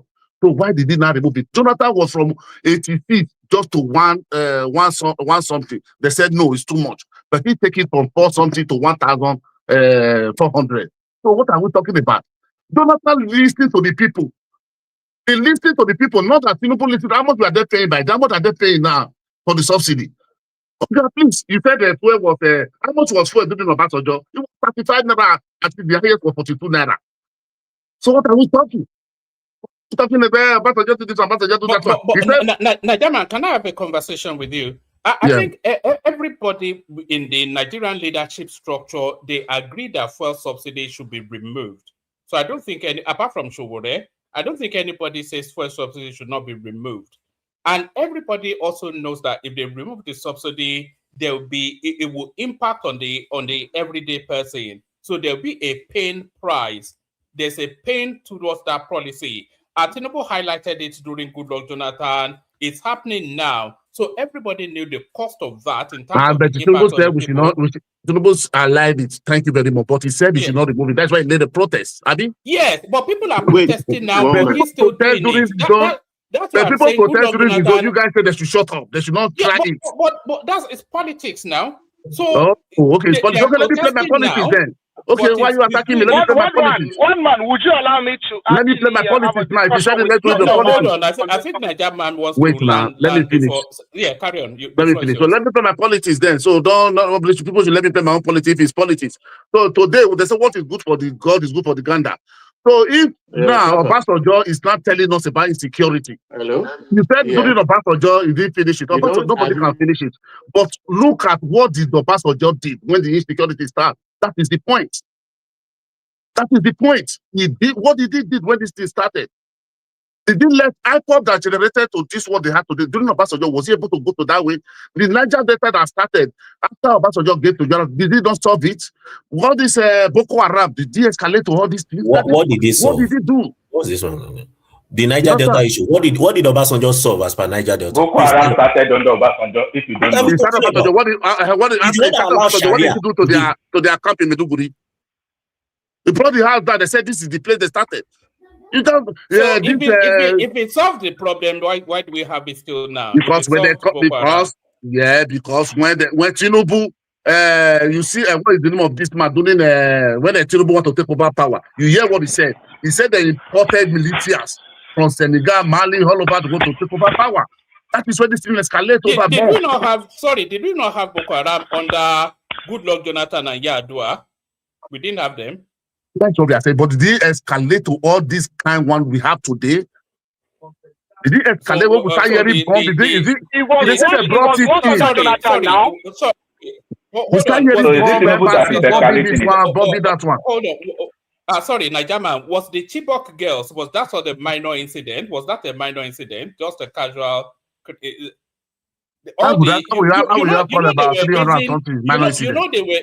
were raising Boko Haram flags in a good section of Borno and the northeast. Boko Haram flags everywhere, claiming territory under Goodluck Jonathan. But they told you who brought it now. They told you themselves they brought it because they want to take over power. They brought them to help them. They wanted to take power under Yar'Adua. They had power under Yar'Adua. No, say another Jonathan. I'm telling you, another Jonathan. There was no Boko Haram under Yar'Adua. Oh my God, this man. The one we have under Yar'Adua, when they said they started doing Obasanjo were able to pump it before he leave power. When they want to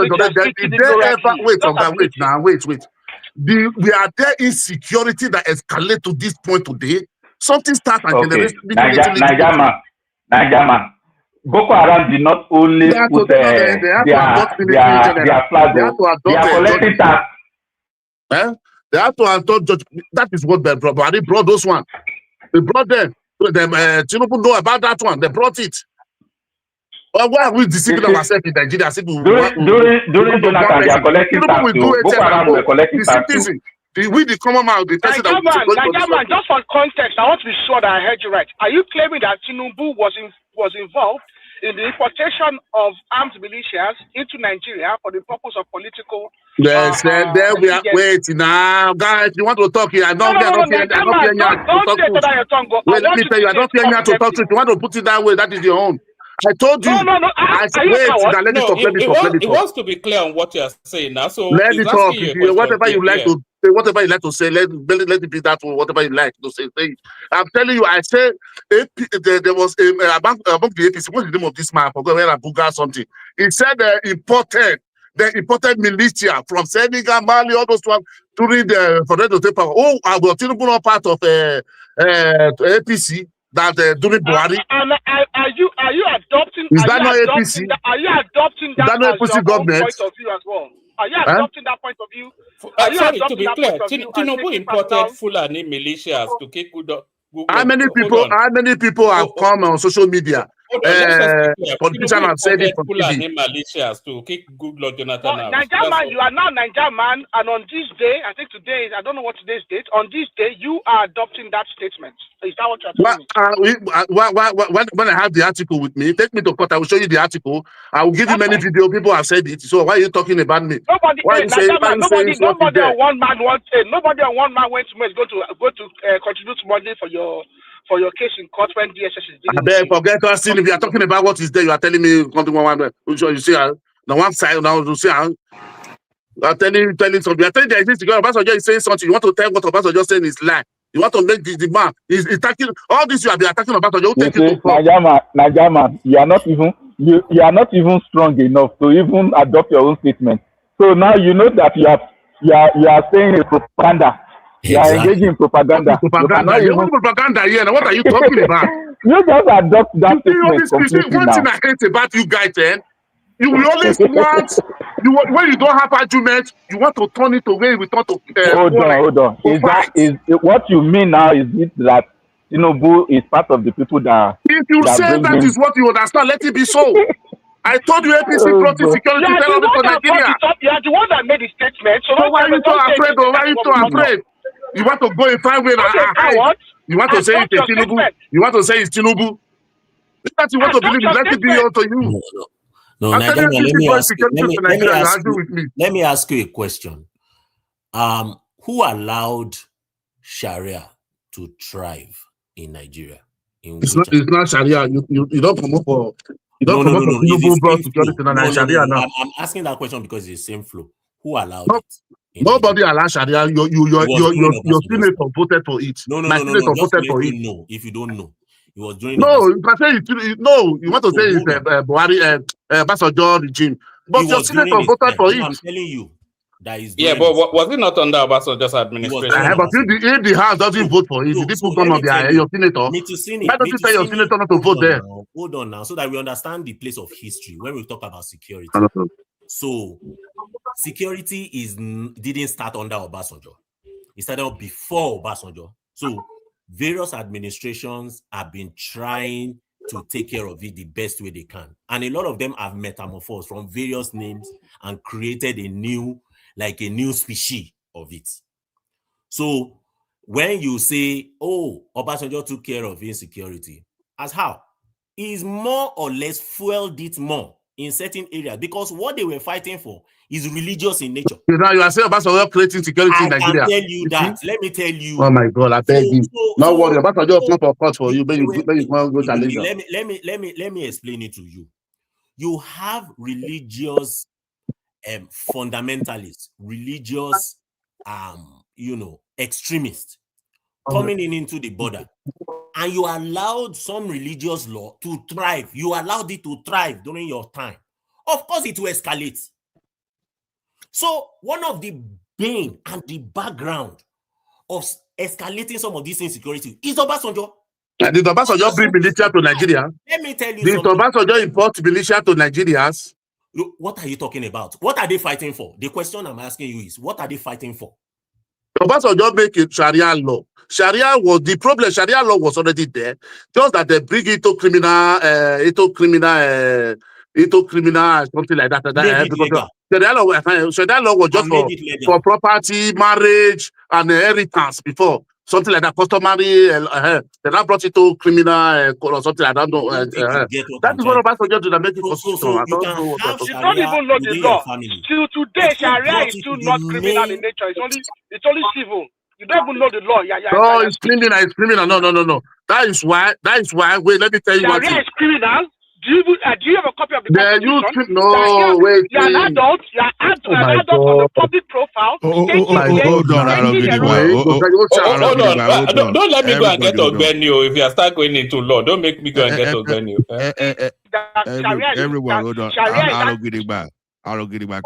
Calm down. According to the Constitution, applied in criminal cases. No, Niger man is correct. That's why there's problem. Niger man is not correct, Mr. Ola. We already had this discussion before already. Okay? According to the Constitution, Sharia law is only to be applied in civil matters. Okay? It's clearly stated in the Constitution. The Sharia court in the Constitution is on the same line as what's named as customary court. Sharia court is no more than a customary court. That some people are applying it in error does not mean that according to the Constitution that it is not only for civil cases. That is part of the illegality that Obasanjo allowed. Obasanjo allowed people that allowed Yerima and God to do that. Thank you. But it was Allah, just forget. You don't want to argue what they know. What is truth there? This is the truth. It's not about how you protect.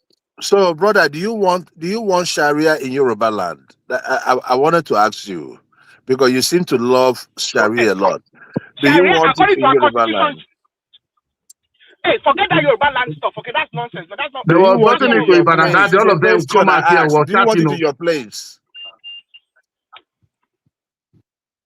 Look, one man, if I may come in, please, gentlemen. You don't want Sharia. Good to see you, Joel. Let Joel have that say. Joel, yeah. Yeah, if I may come in, please. It's certain things we do not allow. Yes, it's in the Constitution. Obasanjo fought it at that time. But it was in the Constitution, and the court granted it. I mean, they had to do it. Now, people speak out, especially when they want to use it to maybe, jail some people or cut off their hands and all that. There's been some public outcry against that. But it's not a practice anyone wants in their region. That is how this infiltration of religion comes into your place? What is wrong with the normal Sorry, please, that's not the system that subject we of have? discussion. Joel, let's stick to Obasanjo, okay? There's no need to be talking about Sharia over here now. I don't Let's know just stick what to Obasanjo. I don't know what your I thought grass you is guys brought with Sharia law now. Obasanjo. I was saying something. You brought Obasanjo, Sharia into it. Who hold brought on, Sharia? You wanted please. to Hold on, No, you please. wanted to demarket Obasanjo. we are just correcting you. We were correcting you. One voice. No, you don't brought Everybody, hold Sharia. on. That's the question you asked me, Everybody, and I guys. said you told me. Hold on, please. Hold on, Insecurity one wasn't a voice. stripe under Including Obasanjo. you, including you. You will continue. You will continue. Hold on, one voice. Now, the topic in the morning is how Obasanjo, his interview, how he was castigating everything that Tinubu has done so far. So he was basically appraising his Obasanjo Tinubu's performance.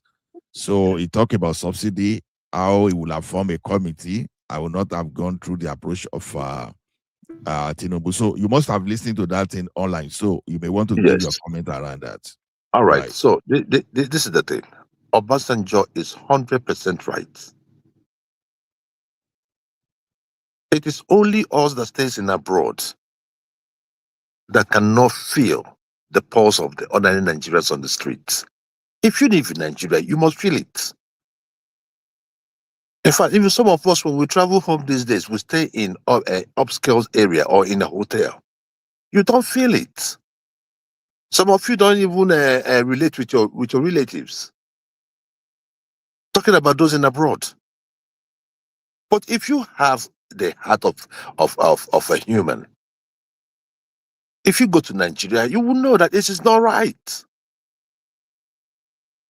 Any policy that is not going to benefit the people, that the people cannot feel, it's not a good policy. Forget all the grammar. What is it for the people? But my thing is this. If you take out something and you say this thing is going to cost us so much money, what was your plan? What is the contingency? You came in the same year. You took out subsidy. You took out all the subsidies on electricity. You took out subsidy. You devalued the naira. Only you. Only you. Joel of Nashville. Okay, I will not allow you to continue. Please, Okay, let me laugh. Nigerians enacted the PIA Act. So stop saying that someone took on You went subsidy. ahead and you commissioned a road for the coastal road. Why am I talking about the coastal road? Why am I talking about the road from Sokoto, from Lagos to Sokoto? Why am I talking about those projects? Are they important? Yes. Is it our priority? No. If we can give Shagore, if the companies of Shagore could get $50 billion, if you have $150 seed in critical sectors of our economy, the people will be singing your praises. We all live in the countries where things work. Even when they're going to raise your taxes. Please repeat how much did they give Shagore? About 50. The company is about $50 billion. $50 billion they gave to Shagore. For which of the roads? The contract that he's gotten already. No. You said they gave to him $50 billion. Is that cash or promissory note? High-tech, go and see. Hold on, please. Go and look at the amount of money that high-tech has gotten from this government for different contracts. You'll be shocked. No, we are talking 15 specifically billion, no, now. 15 billion, no. Dollars. It's dollars, yeah. 15 or 50. I mean, because how much? Hold on now. That's not true. Hold on, No, please. 50 billion is too much now. Hold on now. How much did they borrow self for IMF? 1.2 billion. Hold on now. We need to be careful when we are talking. You understand? Because people are listening to us. Hold on. 15. The coastal road is costing us how much? 15 trillion naira. Good. Do the conversion of 15 trillion naira. How much does it give you? But that one is not cash now. You see, I'm talking about the contracts that have been awarded to this company. And I'm also talking about priority, for crying out loud. Is it important? Like I said, it is important. we do it at some time. But the state that we are in Nigeria today, we don't need that road. It is the point. And look, let me tell you something. Whether we like it or not, the people are the one appraising Tinubu. And what OBJ is just telling you is people are looking at OBJ. Joel, I will have problem with you if you say we don't need that coastal road. I beg you. What do you want to go my side? I beg not all that one. See, my brother, I don't tell you the coastal road no dey important. See, my brother, see, I don't tell you the coastal road no dey important. But for somebody who just come inside government, Okay. They come from Buhari's time. Remember, you're coming from Buhari. The people already had it bad. Yeah, you're right, bro. Let me ask you. When exactly do you think that road will be needed? The road will not even be complete. Hold on now. Do you know another thing? The road will not even be complete within this first tenure. So what are you preaching about? So my thing is just this, right? See, guys, when we talk about this, right? Let's look at. I'll take you to Abia State, and I will leave the floor for someone else to talk. Abia State, that is how you lead. You understand what I'm saying? Wait, somebody's mic is up. So in Abia State, that is how you lead. Sometimes we don't need to go far to get inspiration. When you go to Abia State, what is his name? The deputy speaker, he had to drop out. Do you know why? There was no space. There's a point to which a candidate, a sitting governor, gets too popular. That you know that when you go in there, you're just going there to waste money. He would have lost his polling booth. In fact, he would have lost his own family. In his own family. But what did OT do? Sometimes people say, oh, what is this thing that OT did? He did the most important thing that mattered to the people. If OT would have said, you know what, there is no road between Abia and Calabar. Let me go on that project. I say it's legacy project. And that project is taking much of your money. Meanwhile, the people, me that is living inside Abba, I can't go from one street to the other. Sorry. All those roads you are saying, mostly in Abia State, it's not state project. Majority of the road you are doing there is not you. All those are majority because Abia linked to many state to state. It's a federal road. No. The road I just told you that does not exist. They do this thing on it. I've watched it severally. You understand? Majority of all these roads are not state. Most of the roads being built inside of Abia State is done by OT. My brother, forget it. Because it's Abia State doesn't mean it's a state road. There is state road. It's inside state now. That moves from state to another, state to state now. It doesn't mean because they are doing it. There's a state government.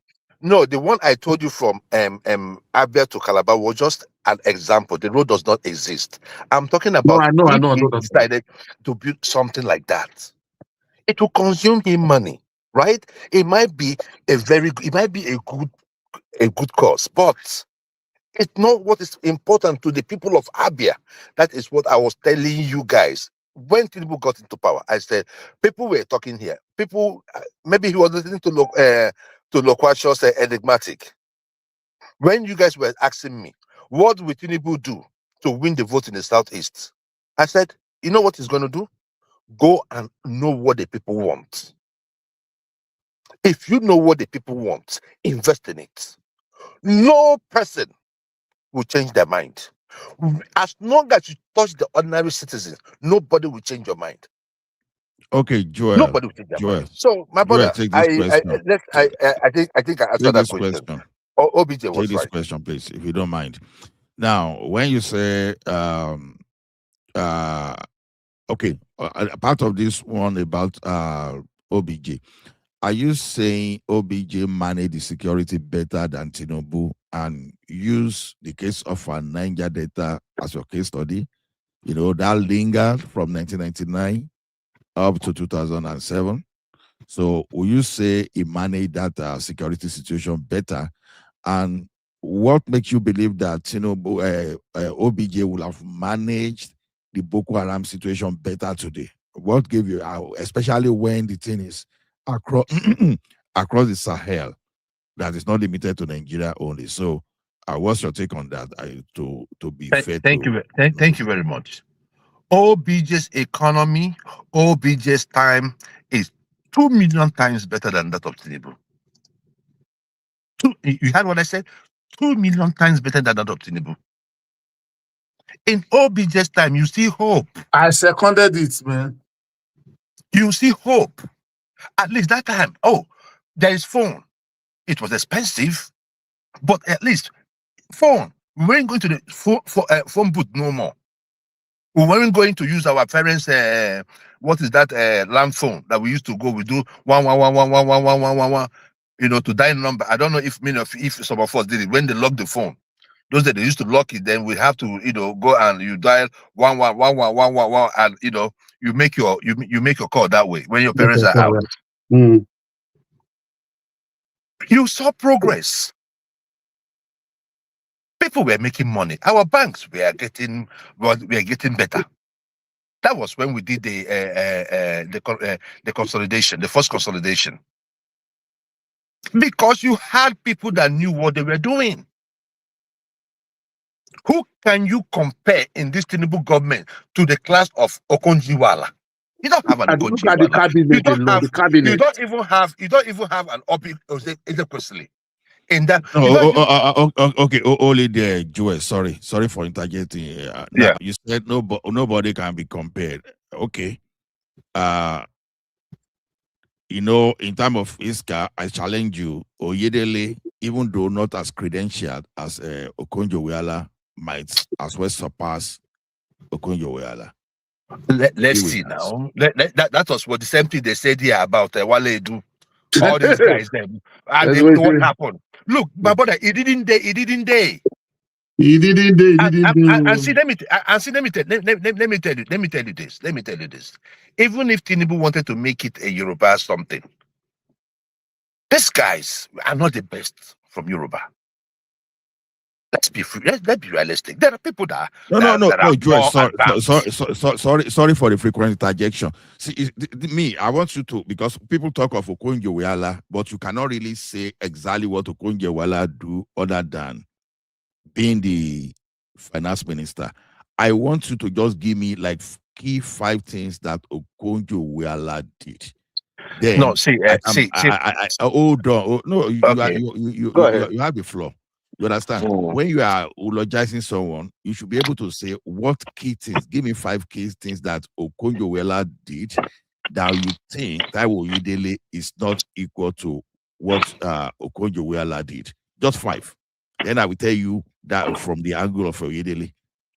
Oyedele have been the only writing policy since he came about the tax reform finished, and which today there is nobody can say anything about it. If you want to talk about Okonjo-Iweala, it's a fuel subsidy. He is the one that designed the policy before for them to remove it, that it became a problem.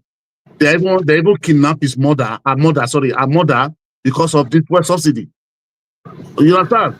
He's the one that started all this paperless that everybody should be everything should be paperless or something, that money should not be going through hand to hand or something like that. They call it. You get well, I don't get the way they call it. I forgot the way they call the policy there. You understand? So Okonjo-Iweala was put there. You can see whatever they were doing. They were, I don't just. You see, during that time, I might not be able to pinch everything out, right? But there is, there is this confidence that comes from people who know what they're doing. If you know that somebody knows what they're doing, you don't really care, but you know that the economy is moving. Let me tell you something. During that period, right? The management, the economic indices, even though they were like, I think we were the largest economy in Africa then, right? under Okonjo, if first or second. No, but not Oh, it consequent was of Okonjo. Minister of Finance and coordinator minister. That's what I'm saying. Because Yes, it he was was the about coordinator. that coordinator was there. Not all this one here today. They approved this money, you have not been paid. Tomorrow, no. That's what I'm tomorrow, saying. You don't hear that. Coordinator in the economy. And even though that some of the policies were not perfect, they were able to pinpoint it. They were able to tell you. Remember, then she was saying, "Look, we keep blowing this money. We need to save." But it was open. We followed along. And today, in fact, under Buhari, we saw the reason why, right? These things that if you do not save, this is what you're going to get. These are the things we're looking at, right? These are the things we're looking at. In this economy today, we cannot state where we are headed. They'll tell you, hey, you know what? The first subsidy, we remove it, we put it into something. You don't see what it is. I said it on this show, and people attacked me. I said, look, Ababio is a rubber stamp senator. There is no law you cannot change under Ababio. So you are the president. If you had told Ababio, amend that law that any money that's saved from subsidy is channeled towards things that are meaningful, not going to the state governments. Joel, let me ask you one question there, because I've addressed this question. How much is it quantifiable? Wait, is it quantifiable to know how much that is saved on monthly basis on fuel subsidy? I mean, because it is not a saving, it's just something removed, and the bank monies remain there, and spending goes on. Because when I hear people talk like this, it's like every month they go remove 1,000. No. Oh, this now fuel subsidy money. How do you quantify it? No, Baba, sorry, sir. Sorry, sir, Baba. No, sorry, me ask Baba one thing. Baba, I'm sorry, confess. Baba, sorry, sir. I think they were paying during the time of the first subsidy. They were paying. There was a amount they were paying to these importers now. No, they were bringing the bills, the invoices. The importers will bring the fake invoices and they will pay. So it is not like written casting iron. 1 month invoices when go come fake one 5 billion. They go give them the 5 billion. So it's not like this. Okay, sir. Now for 3 years now. Okay, by May now 29. It will be 3 years. This 29 that they remove it. For example, let's forget that. Okay, we cannot have accurate daily, monthly. Okay, let's say I think there's one to have for the past 2 years or 1 year or 6 months. So see the amount we're supposed to pay our subsidy, but this money we didn't borrow it again. We were supposed to have borrowed to subsidize this. Now we are not borrowing those money again. So I mean, that is where it's supposed to be now. No, it is accruals. Those who know accounts will know what they call accruals. When they have the money, Ola, please allow me to make this point. I beg you, Ola, please. The bulk money comes, constitutionally, they are not supposed to take from the money. That's what our constitution says. The fact allocation, this is the money that came this month. We are not paying anything. We are not owing any debt in this quarter, in that quarter. So everybody divide the money. That's what the president has no power to take one kobo. No, Baba, no, that is not my question. Baba, see my question. Sorry, let me quickly ask this question. Let me ask this question. Baba, hear my question. Hold on, I will hold on. Baba, see my question. My question is that, they told us that they borrow money to pay for a subsidy. Yes or no, sir? Yes. So correct. Now they are not paying more subsidy now, Abi? Yeah. But for how many years now they will say, assuming we have been borrowing money since 3 years, we could have borrowed $50 billion, $10 billion, because we are not borrowing anymore. That is why we are able to save this money, or that is why we are able to we are borrowing little like this to do this one, to do this one. That's what we're supposed to be hearing. No, constitutionally it is not like that. Okay, Nigeria, it is not. How was it not affecting our economy then? Wait. Any money that comes in totally for a month, for instance, the federal government. Okay, what are the invoices we have available? The constitution states how they divide the money. Okay, the money with the invoices we have for fuel subsidy this month is 50 billion naira. Okay, we can only pay 30 out of it. So this is they remove it. But absent of that, it's all about accruals, and that's why the governors have been sharing large sums of money. large sums of money. It is their entitlement. It is constitutional. If they remove anything, Okay. like Amechi them sue government that time for excess crude oil, they claim it's not in the constitution. So Jonathan has no right to keep that 22 billion and they chop and finish. They won the case in court. Yeah, You they have did. to, Anyways, this is my thing. This is my thing. Regardless, if they said money, right, and they made more money, no one was on their back telling them, or trying to, make them to work. There should be, yeah, the kind of person Tinubu is, how powerful he is. If Tinubu had come out to put up some kind of some result-oriented mechanism, to be able to check these governors, right? They will sit up. I think what happened was that there was no coordination from the top. You see, I believe Peter Obi when he said that the character of the person that is leading affects what happens there to everybody down there, down that route. Why do I say that? If Tinubu had not started with this Owambe kind of economy, right? Buy this, buy that, buy this, buy that. The people are saying it. The people are following that. They're saying it. No, Joel. Then you not give them more money. Hold on, please. Hold on, please. Hold on. I know. Hold on. You will continue. I just want you to be factual. You understand? See, let me. I am mindful of what you are saying. That's why I push figure to you, because you made a blanket statement that Obasanjo economic team or his cabinet, they are better than the correct one, and the fact on the ground is saying otherwise. So because you have to help Nigerians make the right choice, not to confuse people, but because it's unfair. If someone is responding to you, then Okay. hold on, Oga, hold on, sir.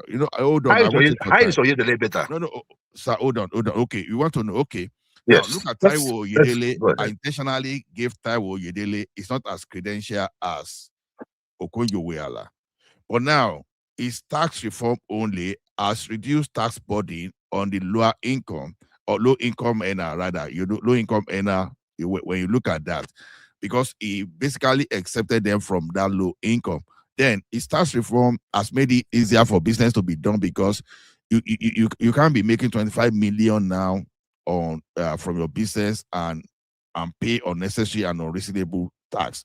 Then when you talk of Cardoso, you understand, and the one that were moved away from there, you understand. Now, the ways and means approaching the central bank to print money, you understand, they basically eliminated that. And this guy reduced our debt to debt service to revenue ratio. You understand? And you look at all those things and you stood your ground and say, this guy like the right cabinet.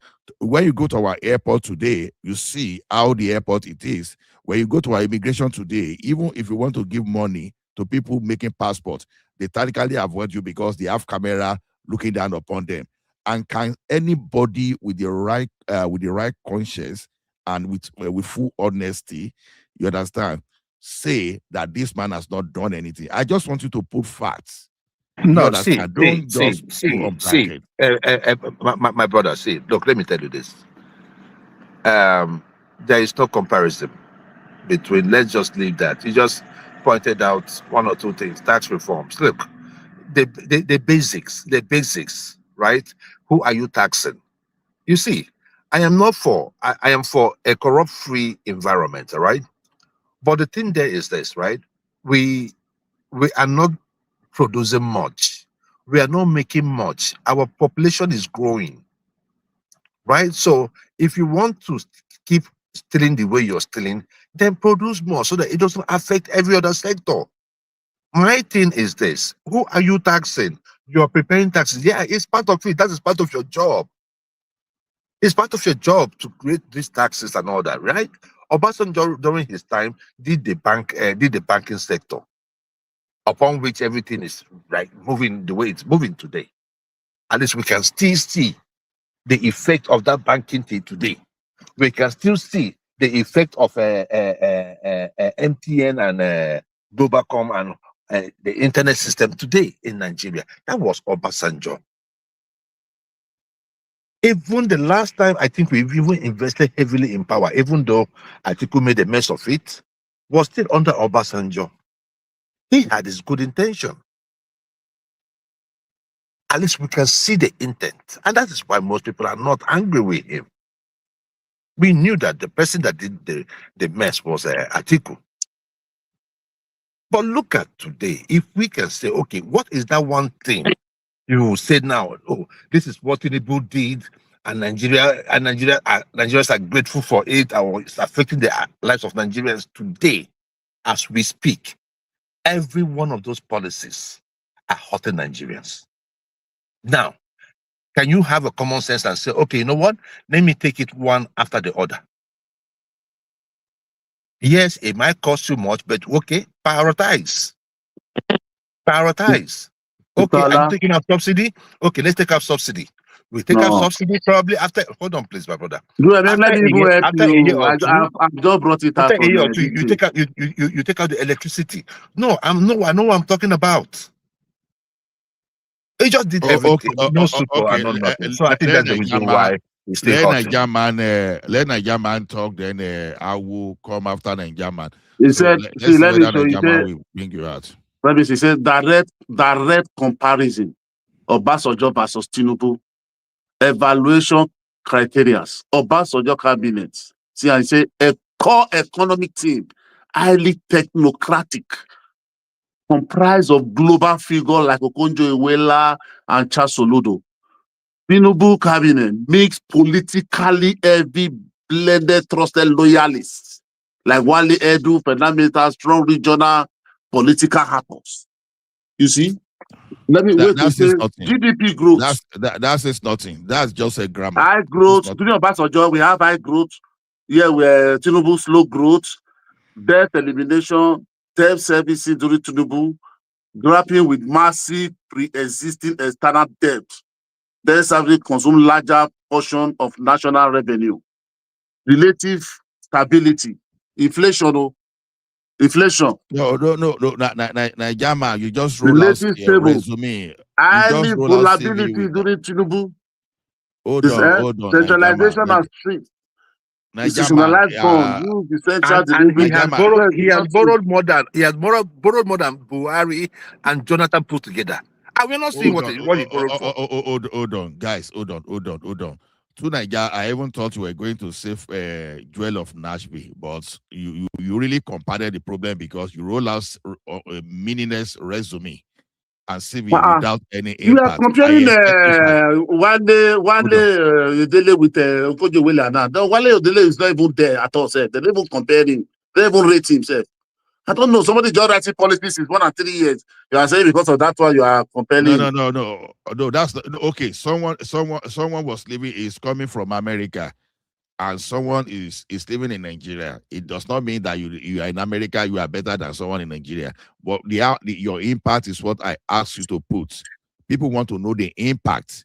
I just gave you an example that if you go to our airport today, compare our airport during Obasanjo period to during Tinubu's period. Compare our okay. Let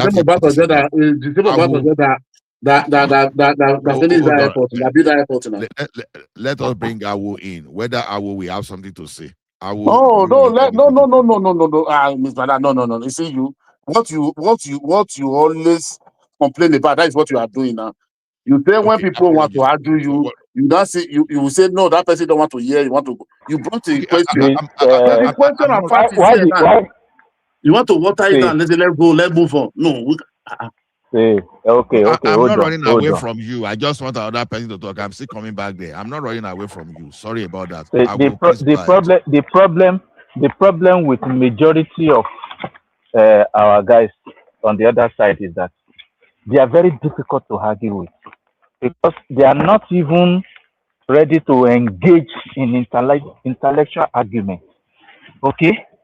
See, there's no way under the sun. You will, with your own good conscience, you will say this present administration has done nothing There's difference between he has not performed to the expectation I wish it could be.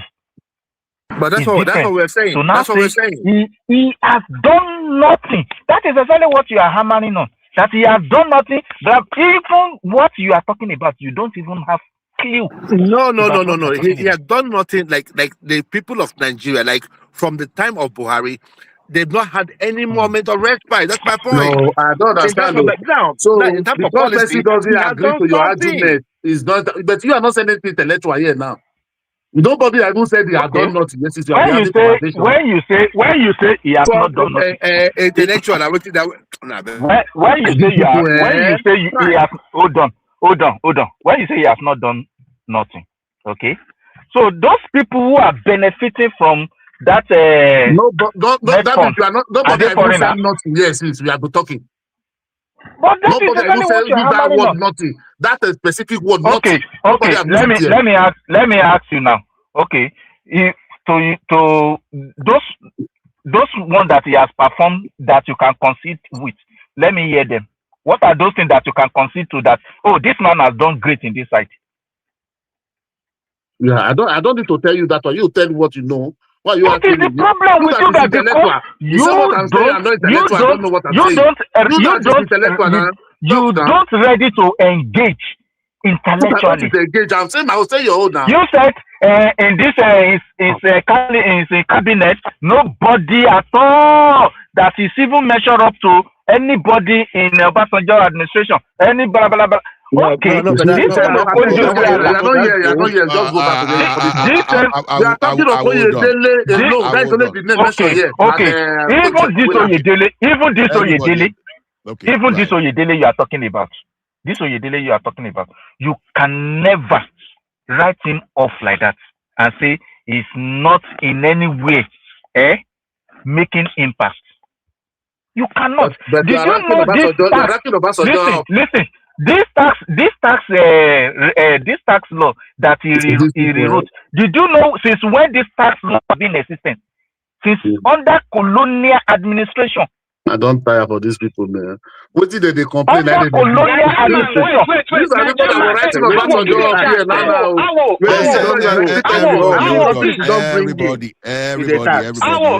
Please give me a chance to speak. Including you, Arogidiba. Everybody, hold on. Are you done? I'm done. Let's okay, Arogidiba, let's hear you. Mr. Ola, I find it very, very sad that no one has actually responded to Nigeria's statement, suggesting that Taiwo Oyedele cannot even be mentioned. This is Nigeria man. Who are you? In your local government, I'm not even sure that are you guys having any problem? Do you guys have any problem? In your local government, they can't even call you to come and just be simple treasurer. Do you have any problem? Do you have any problem? Is nobody. Who said there's nobody? Where? How? Okay, hold on. You said that I said, wait. If you guys have any problem, you will ask. I didn't hear what you said. Please repeat it. Everybody. Ola was mentoring Okojo Ewela with this. I said, wait, let me help you. I Google it out. I said Tinubu cabinet. Look at who they mentioned highly. I said Tinubu Obasanjo cabinet. I mentioned the two people that mentioned highly. I mentioned the two people that mentioned highly in Tinubu cabinet. I said, Yedele was not even mentioned there. So when did I say all those things? Okay, hold on. I don't get that tribal interest. Anybody who doesn't support Tinubu for their mind. What does this have to do with tribal hatred? I'm talking to you. Just go to my local government. Go to. You don't understand English language. It's okay. How does what I said now, what I read on Google now, become my word? Everybody, hold on. How does what I read on Google become my word? Everybody, hold on. Everybody, hold on. I don't want fighting. I want fact for fact. I want fact for fact. Hold on, Arogidiba. Hold on, Arogidiba.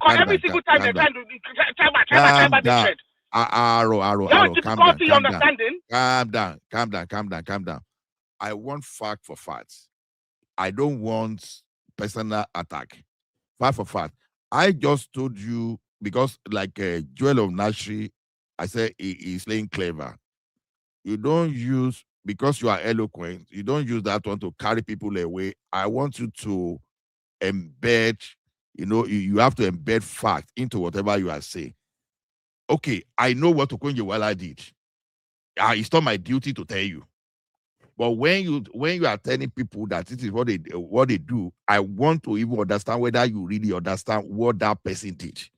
And I gave you an example. The minimum wage earner before, they were paying tax. But after Oyedele tax reform, they are no longer paying tax.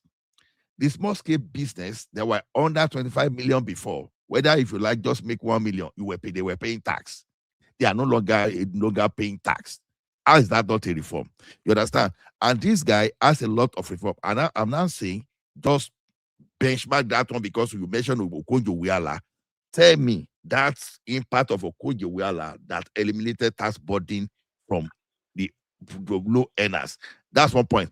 Then I gave you an example. Your airport now, compared to your airport under Obasanjo. Then I say now, go to our immigration now. People there, they are afraid of collecting money from you when you do your passport, because you go to the passport office. A family friend just returned from Nigeria. He went to that passport office. It was only controller that was only there. They give you instruction how to go and do some other things. Now, those people, they were even trying to give money. They were refusing that money because they were afraid. Deal with that. So when you want, now you say the quality of minister in Obasanjo cabinet cannot be compared.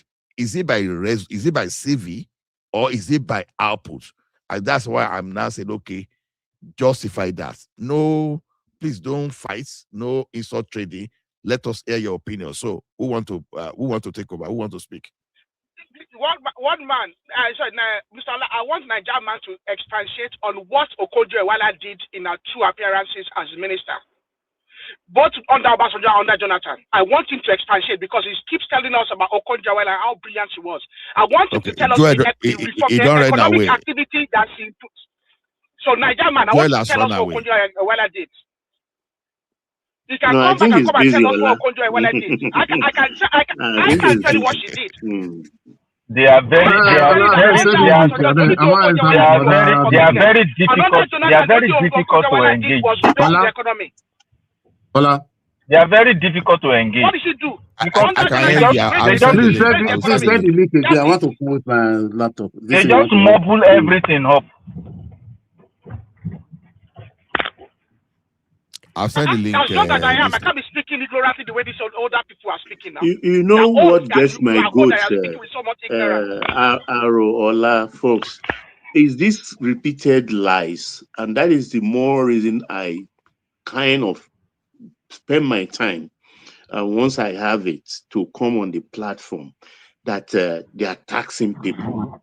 They are taxing only people who are as a certain bracket. Nobody is taxing low wage earner. Nothing. You pay next to nothing if you are earning below 800.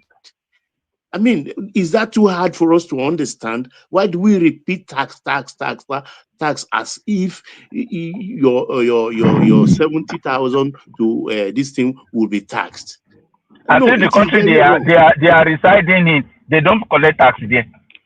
Please come. Can I come in, please? Yeah, go ahead, please. Yeah, I have been listening. I have to come in again because I logged out of my phone. I went to the tellies, been listening to you guys. Please, for the benefit of those of us that are listening, the coordinator of the platform just now laid a point. Baba came in, laid points. It will be very good for us to now hear from the other side. That is how the conversation will now be so interesting and beneficial. Now, adding to their own too, they are saying that this administration, they are rating it very low, and then the other one rating it very high, comparing it to the one of Obasanjo. Now, I will be very glad if you will now give chance to this other party to now begin to, because the coordinator gave some points, Baba gave some points, and my last point is on David Umahi, any minister of then that have done. I think David Umahi, if he goes into the other quarter, it will be going to 8 years, at least to this point that he has reached. Any other minister of then that have done what, maybe should I say one quarter or half, or maybe fully, what this guy is doing right now. So they should bring them, bring their names, give us what they did. So I want to add David Umahi Tambien on road issues, the infrastructure and all that. So let them counter it now, so that we will now know that this administration is zero. Please. Thank you.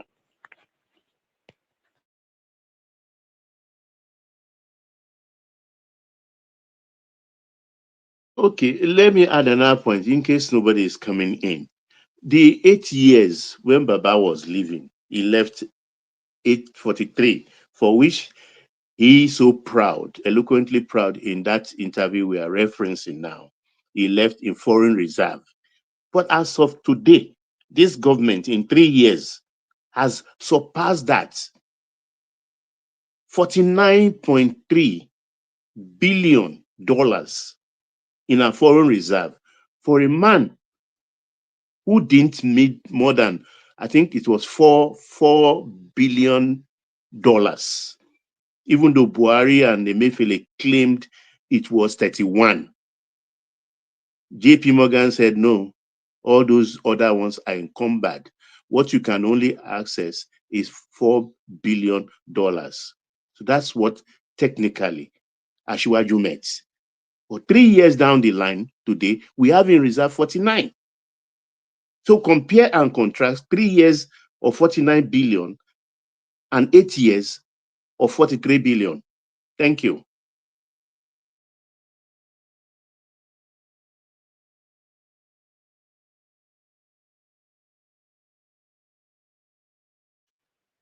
Can anyone hear me? They can hear. Baba, please. You know why you guys, you don't always win argument with these people. You don't give them time to talk. When you have made your point like that, you now give them, because if they come now, you're making no, they have time now. Just allow them. If this platform I always remains, give them if time. this I'm not platform always in a remains hurry. silent, if they cannot come up now to come and defend this and say, bring us ministers, bring us people, bring us to counter it, then they have no right to zero this administration. Please give them the time. Thank you. No, Isaac, I like to talk, but I'm giving them time to talk this morning, and I don't know. Before we go, it's talk now. Do you have anything to speak before I open the room? Hello, Mr. Allah, can you hear me? Oh, show me the law. Okay, go ahead. Okay, okay. No, I just come in again with this one, so let me log this. This your microphone. Don't change your voice, so you sound more. And I wanted I just surprised too. You change your go your car or a car so I can do. Mr. Triumph, I agree to. Go ahead Yeah, now. Mr. Triumph, I agree to. Oh, Badu. My brother, what are you saying? You said they don't call it. I don't know. This place is where we want to come and say we should tell you. You can't to fight. You understand? Because the topic that brought us yesterday is to react to the reaction to what Obasanjo just said about insecurity and fuel subsidy and all those things. So I don't know how we generate to all this personal attack that you have to tell me that I have to become your researcher, to be researching and be telling you information about the history of Nigeria. Anybody that want to do anything about any administration should go and Google it and find it. So we have no time for that to come and be searching one by one, be telling you want to know about Obasanjo. If you want to know about Obasanjo, it's there on Google. Okay. Only when I have problem with Taro, I blame Mr. Ola, sorry, very sorry, sir. No, don't fight. I beg, don't fight. No, not fight. You didn't listen to me. One thing I understand. Sometimes we are not hearing ourselves. We may interpret this thing because of the thing we already have in our head what to say. You come in, you said I was saying that Oyedele was nobody. I don't know where anybody said it. The other one coming the last time, he said we said Tinubu and nobody had never used nothing in years since. So Mr. Ola was saying it was rating Oyedele and Okojo Iweala. So I said, let me Google it and find out. And then I was start telling you, Okojo-Iweala was ratedly high than even the Tinubu administration. They didn't rate, it's only Wale Edun and they didn't even rate this guy, Oyedele. That is only what I said. And what I was reading on Google, that is not my own word. So I don't know where you come from. That you now say, you don't have to go and be referring to me, my family, and everything. So I don't know where all this hatred come. This is you are there, me I'm here. All of us are suffering. All of us are bearing the brunt in that country. So nobody is more Nigerian than anybody. I don't know when somebody want to talk his mind, you don't have to talk because his Tinubu is there. This is the people what they did to Jonathan. Nobody had never even done 1% to during this Tinubu administration. So I don't know why all this afraid. Somebody cannot talk again in Nigeria. I don't know. So yeah, no vex. I'm sure Aro don't drop that one. No vex. So at least you don't hear that Baba don't beg you. Now, No, I don't hear Baba. No, because I don't know. Because do you know why we? Yeah, I know they suffer. That's what I know they suffer. Let me tell you something. Suffering is. Anybody want to speak? No. Go ahead, please. Suffering is relative. Let me tell you one thing. Since I was born, and up till now, I've never got everything I wanted in my life. So when people say they suffer, let me tell you one thing. Even when I was even any average of 1 million a month in Nigeria, for example, let's say I was making average of 1 million a month. I was still not seeing Nigeria as a place that people were not suffering, because if it's not owed up, you must have anything or one thing or the other to complain.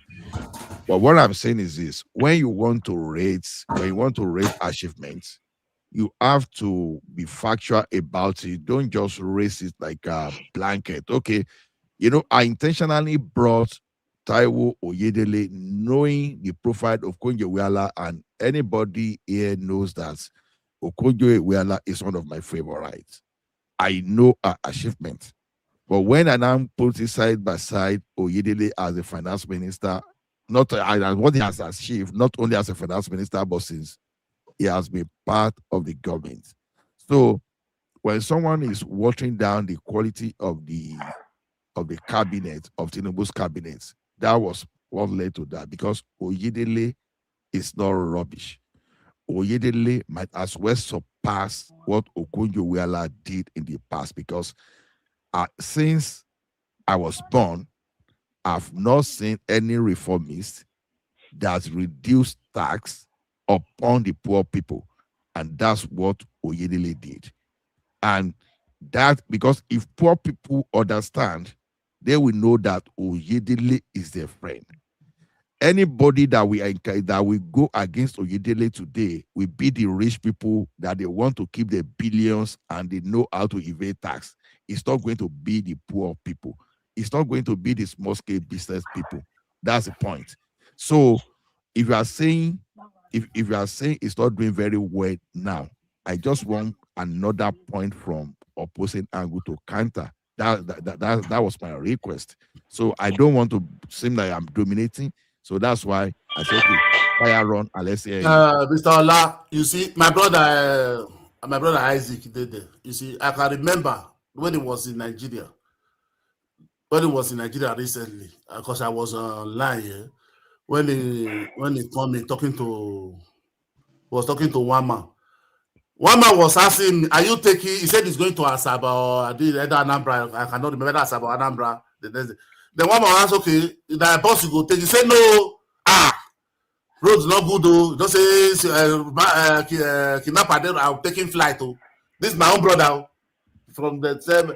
But he's the one telling me that what I'm saying here, that Nigeria is Uhuru, there is no insecurity. But my brother not take bus. Not take bus when you go Nigeria from Lagos to Benin to Asaba. Moderator, can I come in? Because I'm the one you referred to. Can I? Go ahead, sir. Can I? Okay. Go ahead, sir. All right, let me explain that. Bro, the last journey I made to I made home, although quite some time I haven't visited home. So when I was going, you see all this noise we make on social media gave me fear. I won't lie. That you cannot walk the street in Nigeria gave me a lot of fear. So even when I was living here, because some people we also have around here, they were all advising me that anything road I must avoid. When I got to Lagos, I wasted my money. First of all, because of this noise they are making on social media, I wasted my fucking 95,000 naira to buy a piece from Lagos to Asaba. When I was supposed to take road, I never knew the road was free. I wasted my 95,000 to get an airpiece ticket to Onitsha. When I got to Onitsha, I saw that moving around was fine. So at the time when one man called me, I told him that I was going to board my flight from Onitsha to Benin. But seeing everything, all the time I stayed in Onitsha, I was able to get Nigerians now, people living inside Nigeria, now telling me that, people fly road, why are you going to waste all this money? Because I was already trying to book a ticket. A friend said, why? Instead of using, is it 8,000 naira or be 12,000 naira, something like that. Instead of using that while booking a flight, I now took transport from Onitsha. My friend, your brother went to drop me at the park. I paid, went through one Sienna like that. And I saw a lot of activities on the way. I saw a lot of security checks, like that on the way. And the road was Sorry safe. to cut you. Is it only in Onitsha when I or got, Onitsha listen, to Benin? from Onitsha to Benin. Then finally, when I was coming back, I took Drop you, Mr. Isaac. Iyare from Iyaro from Benin to Lagos because fear left me when I got there. But before I went, because of all this noise, you can't walk anywhere, you can't do this, was what was making me go. No, it doesn't need there because just want to make You cannot see it now. So it's the fear that made me to say I'm not going to take public transport like buses and cars, was that I'm always going to stay in the air, was when I was here, and the way you people were broadcasting it, that there is fear in Nigeria, that made me wanted to take that action. But thank God, it was only Lagos and Mr. Isaac, are you hearing me? Yeah, I'm hearing you. You say two things now. I don't understand. You say my brother dropped you. Which my brother? You say which people were broadcasting it? Which people were broadcasting it? I think he was referring to one man or something. No, the people that were broadcasting it, that there is no safety in Nigeria, is the people I'm referring to. I'm not saying you are the one who. I'm saying social media as in general, the way they put it before I left was what put that fear inside me. But when I got there, I saw a different scenario, a different thing. That's what I'm trying to say. That's my own personal observation. Maybe someone else. When you call one man that you're already in Lagos now, say you're taking your flight the next day now, you're in Lagos. I said I took flight from Lagos to Onitsha. Because I just got to Nigeria now, the fear that I left with was still with me in Lagos, so I couldn't take road. But when I took flight from Lagos wait, sir. If now, see the way you said it's very good, I understand.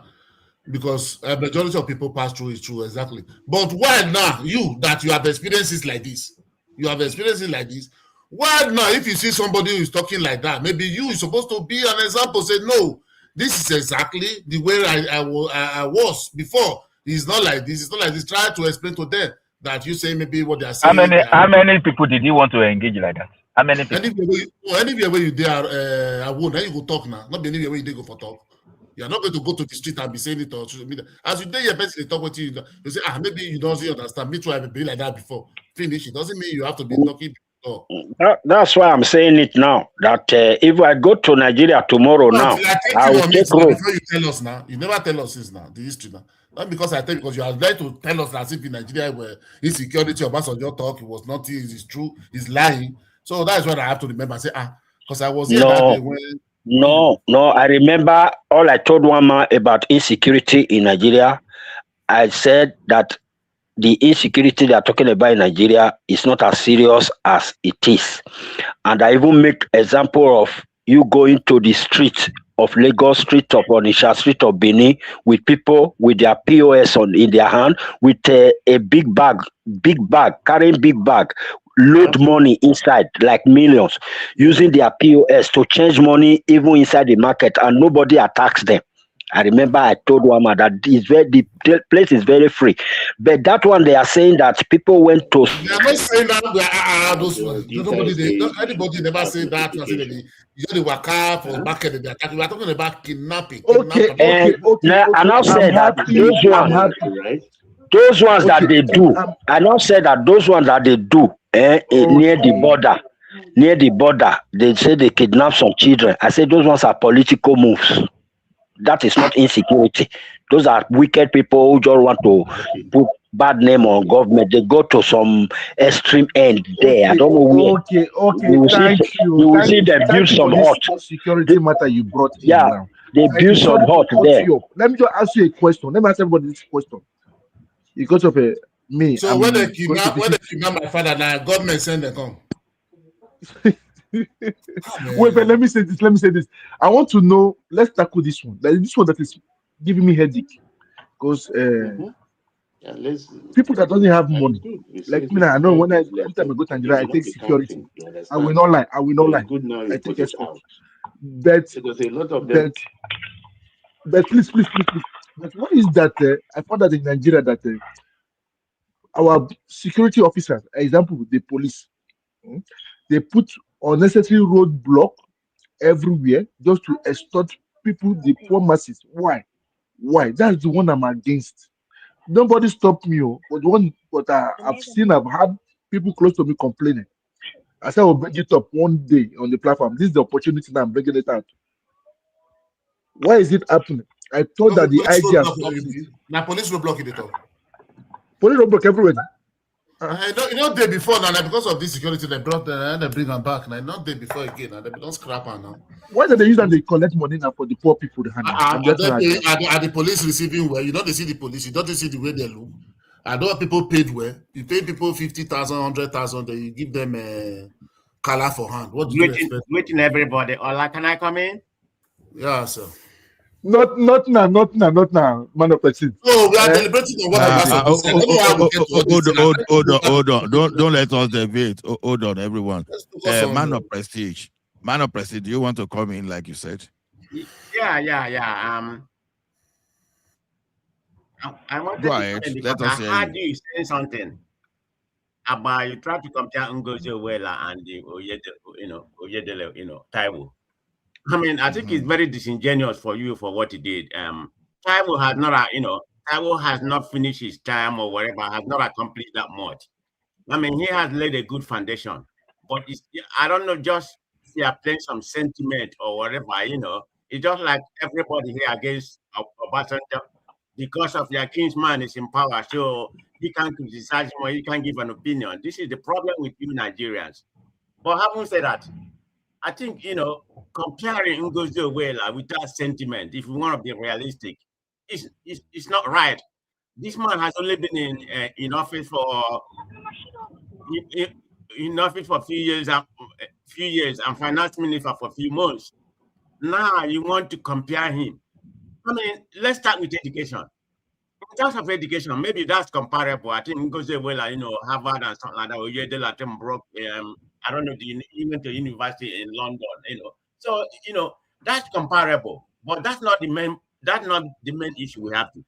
We have to see what does your economical reform mean to Nigeria. Who has a better economy in terms of transforming Nigeria? That's where the argument is. Ngozi well achievement is already well known. This guy is still pending. Yeah, he has done some good things in terms of tax reform. He has a very good, broad, long-term plan for Nigeria. I'm gonna give it to him. He's a smart guy. But comparing him right now, in my own opinion, is very disingenuous because his accomplishment has not yielded any good result to Nigeria. We may be talking about in a long time, maybe that will happen, but it has not happened right now because what Nigeria is going right now, all he has done right now is pretty much microeconomics. It has not really shaped Nigeria. Nigeria is worse off than they are in 2023. So maybe in the long run, and the whole thing that he's doing, it's going to help Nigeria. But anybody here try to make that comparison when he has not achieved anything. Most of the okay, okay, hold on, sir, hold on. I'm the one making that comparison. Then you are wrong. Why are you even making that? That's no. Before you said I'm wrong, hold on. I said, I gave an example. I said, if you want to compare, make it factual. Don't just roll blanket statement. Give me 5 things that Okoye did that makes you believe that A is better than Oyedele. Then I can give you what I think Oyedele did, and I think make me think that you cannot rubbish Oyedele because there are two different things. Let's go. Hold on. You will continue because people were saying. No, hold on now. Because people were saying, hold on now, understand the question. What people said, because Joel said, when you look at the quality of cabinet of Obasanjo compared to that of Tinubu, that the cabinet of Obasanjo was super. The members were super. That of Tinubu are rubbish. Get those things. And I said, okay, don't make a sweeping statement. Okay, I said, take Oyedele. It doesn't make Oyedele. You can even be another minister. Take Oyedele and take Okoye-Iweala. Now compare. Don't roll me the CV. I know that Okoye-Iweala is a PhD holder. Not rubbish. People are just saying there are more technocrats in Obasanjo than political appointment is just like political. More political. Okay. That is just the difference. Okay, I hear you. So now, can we go? You can talk about Oyedele that he has a very, he has a very good man of prestige. You can even use another. In terms of taxation, hold on, not in Nigeria special anyway. But hold on. Let's go. You can even use another minister. Then I give you what's his name? You can even use another minister. Oh yeah, go ahead. Your time starts now. Go ahead. You want me to go with both or just Ngozi? Yeah, go ahead. Go ahead, sir. Go ahead. You can use any minister you want to use and compare to that of Tinubu. Go ahead. Okay. Ngozi well during Obasanjo time. I mean, the lady did pretty good. I mean, we know we know where he stands. You've forgotten about the debt relief that he did to Nigeria. He helped negotiate almost about 25 to 30 billion dollar in debt relief to the, from Paris Club. Do you know how that shaped Nigerian economy at that particular time? Secondly, in terms of physical, stabilization, she was a top notch, in that regard. That, and everything that he did was he has a very transformation reform. You can't doubt that, I mean, he's. I think one of the things that he did, to my own understanding, the treasury, at that particular time was in a strong hand. If you look at the integration of this payroll system that he had, it's undoubtable the best, if not one of the best in the world at that particular time.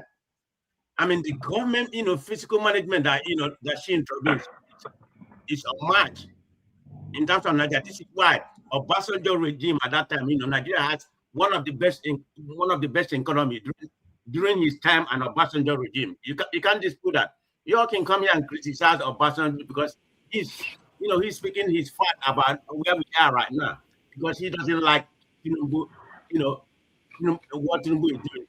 And that's what all of you are just saying, he's a bad guy, he doesn't have any sense or whatever. It's all about sentiment. which is very wrong because you all are partisan. You know, you all like Tinubu. You know, Tinubu is like Why do that. you always end up in this corridor? You all are partisan. You end up talking about bigotry sooner than later. Why? Why don't you just make your point and leave it at that level? You are partisan. I mean, I'm calling what it is. But you're also partisan as well, too. Exactly. You're also partisan. You are also partisan. You are talking partisanship. It's not a wrong word. It is what it is. But you are partisan too. Put it up front. You're not speaking to the fact. Who's not? If you don't start a conversation in the beginning, don't jump in the middle and start getting to conclusion. When we started, listen now, let's have a conversation, okay? Partisan, you like APC. So everything APC does, you proceed in that prison as a good thing, regardless of what happened. I think you are just a monologue person, one-dimensional. Because all you think before you come on this channel, a platform, is just to come and lampoon and say, oh, it's partisanship, they are bigoted and everything. But I see you in your watering hole, doing the worst of the worst. Every weekend. Okay, let me give you that. Let me give you. Should I give you my own? Okay, go ahead, sir. Go ahead. Yeah. Okay, let's start. Let's give me time to read that. Wait, hold on, man of prestige. Let's listen to Joel. Wait, you give me time to read that. See, I say, during the administration of President Olusegun Obasanjo, Dr. Konjo Iweala served as Nigeria's first female minister of finance and economy. She's spearheaded several landmark economic reform that stabilize the country macroeconomy. Major achievements: 1. Paris Club debt relief. She led the presidential economic team to negotiate a historic debt relief package with the Paris Club 2005. This wiped out $30 billion of Nigeria total external debt, including outright cancellation of 18 billion. Oil price-based financial rules. Number 2, that is 2. Number 3. See, so oil 4. The oil price-based financial rule. She the link Nigeria federal budget from fluctuating. I feel forgotten. No, where they come now? They come now. Hey, hold on. Where you stop? Now. May I just chip in this one? No. When you are reading out the what? You continue. You say, wait, sorry, not first. He said, okay, fluctuating the oil price, revenue and above a set benchmark. Oil price will serve as a new excess crude account. So the mechanism protects the national against macroeconomic volatility and group national reserve from zero to over $24 billion by December 2026. For how many years? For how many years? In helping Nigeria to secure the first ever sovereign credit rating, BB minus, from Fitch rating and Standard and Poor in 2006. This position Nigeria alongside other prominent what's the rating, Nigerian? C plus or C minus? BB minus. BB minus, okay. Yeah, okay. BB minus, yeah. BB minus. So the physical transparency to combat public corruption. It introduced the unprecedented practice of publishing the monthly financial allocation distributed from the federal account to state and local. So that she introduce the paperwork. You see how? Okay, should I continue as you stop there? Okay, let me just we shouldn't have discussion at this level. You can't compare Oyedele and Ngozi. Let us be honest. They don't. It don't even start because Ngozi is up there at all levels. So I don't know why we're having this comparison. It's not a fair one. Nigeria annual GDP growth rate double from roughly 3% to an average 6%. This woman is before you continue reading. It's still going on, but let me just talk. Anti-corruption initiative, she's the one that bring it. Can you answer this question? All this thing you are reading now, is it? No, I'm talking to no, we say we should measure what. I know. I just want to clarify something. Is it for 1, 2, 3, or for 8 years? No, I'm telling you three different from. It's the sum total of the period she served. Remy is the sum total of the period she served. That means for 8 years. About 6 years she served before she was transferred. Yeah. For the 10 He years. ended up as foreign minister under Even Obasanjo. also So it's including about when 6 he was years in finance. actually. 6 years. Okay, 6 years. Okay. So And there's 29, something I want to hold on next a 3 years. German. Yeah. Hold on a German. You see, like I told you, I'm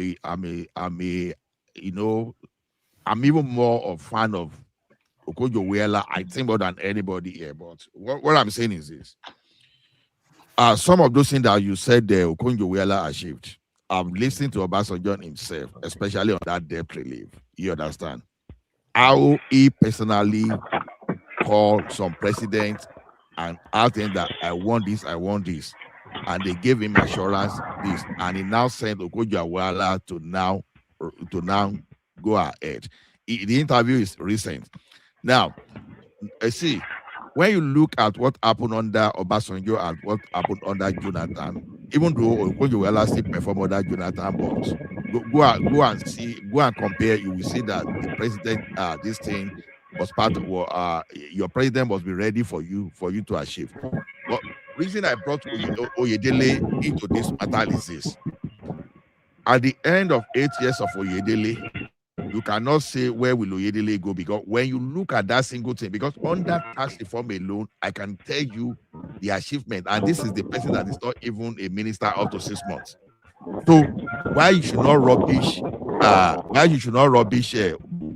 Whose car is making noise? Why you should not rubbish Tinubu's cabinet? Now, okay, look at this thing. How does this thing sound? Whose thing is making noise now? Okay, now when we are talking of this tax reform is a form of poverty alleviation. You understand? They didn't say that it's a form of poverty alleviation for the poor people. You understand? Now, that's one thing. Oh, that one. Then, elimination of multiple taxation. You know what it means if you are a small-scale business and you set up your businesses and you now have about 13 different taxes coming to you. You know what it means? You understand? Then, so he did that. Then he now set up even the agency that will be getting all those taxation in a transparent manner. You know, not the one that you just pay anyhow before, but now you are connecting it to the hub that you can never escape. You will be able to monitor all those things very well. So you've built your finance basis first before you move ahead. You understand? So why I brought that Okonjo-Iweala in place is that it's not that I don't know Okonjo-Iweala's achievement, but many people that brandish this Okonjo-Iweala achievement, they don't even know what Okonjo-Iweala did. They are just using it as political weapon. That was why I just said do that. So when you are bringing your ministers, don't just say Obasanjo had better minister than Tinubu. I want you to say what exactly he did. I can place what Wale Edun and what Okonjo did, even though they may not have the same credential, but you look at all those things, they acted different time. Nigeria was sinking, and the like of Wale Edun brought some kind of reform that stabilized Nigeria. And people are saying you want to rubbish those people. You understand? We have these facts. Talk with facts. Don't talk politically. That's what I asked for. So, man of prestige, do you want to compare the aviation minister under Obasanjo and aviation minister under Tinubu? You understand? Do you want to compare the one? Aviation minister under Obasanjo, aviation minister under Jonathan. All those ones doesn't even know their left from their right. Ochika, Osita, and FFK, those ones doesn't even know their left or their right. They don't even do anything. Ola, there is also no basis. Everybody give it to Tinubu on that one. There is no basis of comparison somebody that spent 6 or 8 years than somebody that spent 6 months. What are you? No. Remy, that's not even the point. Remy, that's not even the point. This month on the 29th. Hold on, German. The question is this. I understand what you are saying. I'm saying I can even mention what Oyedele did under 6 months, but someone that is blowing grammar around what some people did in 8 years, they cannot even give that thing with facts. And they are Okay, just making Ola, look at this parameter. Under 3 years of this present government, our external reserve has shoot up to about $51 billion. And when you now calculate the net profit of it, it's going to about 20 billion. Just under 3 years, 51 billion. And even Obasanjo cannot, under 8 years, can only garner about 40-something billion. So sometimes when you compare, you have to compare the economic environment at that particular moment. It's not the same terrain. What is the price of crude oil that we rest on at Obasanjo regime? What is the price in the last 2 or 3 years now? So many parameters. It's not the same world like we had before in almost how many years ago now. But in fact, to be frank with you, I think Obasanjo did try in probably the Paris club that he paid off, but not that he paid 30 billion. It's only 12 billion he paid, and they wrote the reform. And it's not only Nigeria; they wrote the debt of that time. So many African countries were their debt were written off. There's no magical or bracaba that happened. It does not happen to Nigeria alone. So many countries. But when you talk about infrastructure development, Obasanjo did not do nothing to me. With all those, tell us particularly the second Niagara Bridge, nothing changed. It is Buhari that did it. What are the road infrastructure that he did? Nothing to show. Ibadan Lagos Expressway started during Obasanjo. No. Please, I beg you. I went to Nigeria.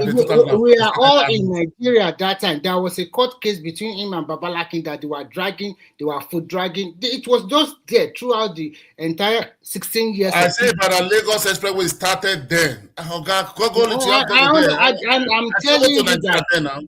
I'm telling you, for somebody to spend 8 years and we cannot see clear, visible road infrastructure. Of course, you might not like Buhari, but Buhari did wonderfully well when we talk about it. Stabilized the country. Then we are coming from military era. Obasanjo was going out to make Nigeria for the whole international community to trust us back. No. This is not about stabilizing. You know what it takes to wipe those net out? Listen. Before Obasanjo became our president, remember, Abdul Salam stabilized the country for 1 year. We are not having problem anymore. It was a smooth sailing to democratic rule. They gave him everything. And because he's a former general, I think he also leveraged that one on the rest of the world. Abdul Salam did In fact, to me, Obasanjo should have been the greatest Nigerian because he ruled us for 3 years before. Another 8 years, 11 years. But we cannot say categorically, this is one thing that we can say about this guy. Even the road to his own village, he did not tardy, he did not do nothing. So please, you can. Is that not governor in that state? Okay, now you know is that not governor in that state? No, is that not governor? You expect a federal government to go and tie road on his own street? Did Jonathan do the Buhari? Why are we saying like this?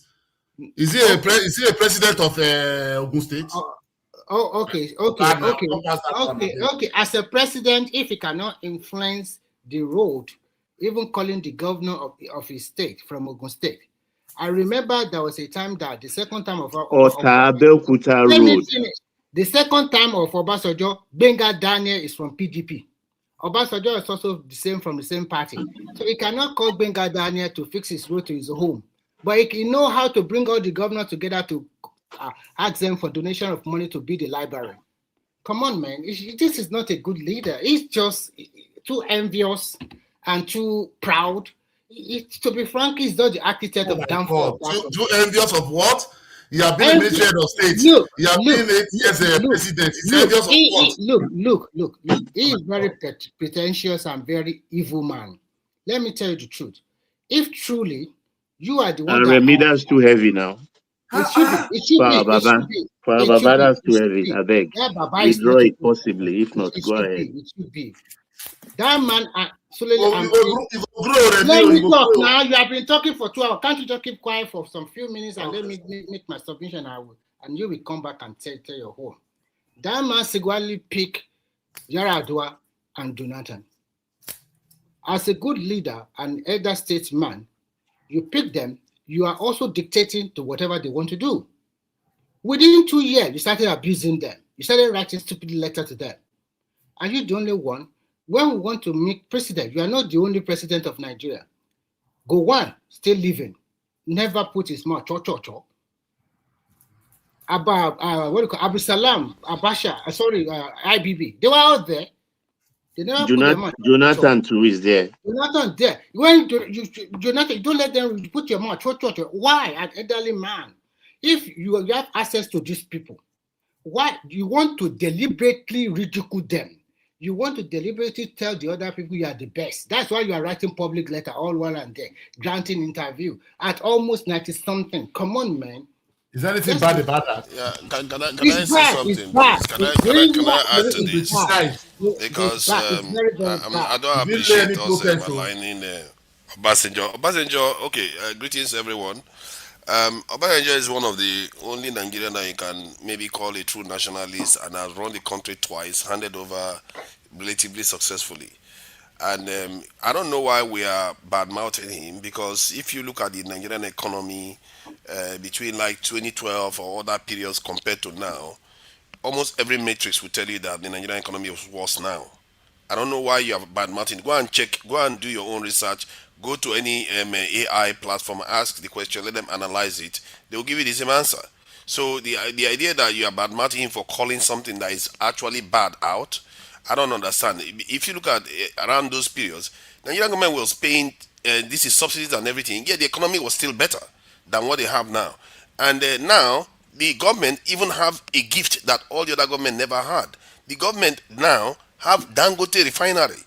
That is, and as a matter of fact, is the reason why the Nigerian currency is even appreciating a little bit, because Dangote is doing serious value-added manufacturing for Nigeria, and it's going to increase. Let me finish my point. Let me finish the point, because we forget all these things, that most of the things that is keeping this country going right now, if not Dangote, God help us, because what this government has done to the Nigerian economy, the only reason why the economy is still standing is because of Dangote refinery, and this is something that Buhari didn't have as a blessing. Jonathan didn't have this as a blessing. Yar'Adua didn't have this as a blessing. Obasanjo didn't have this.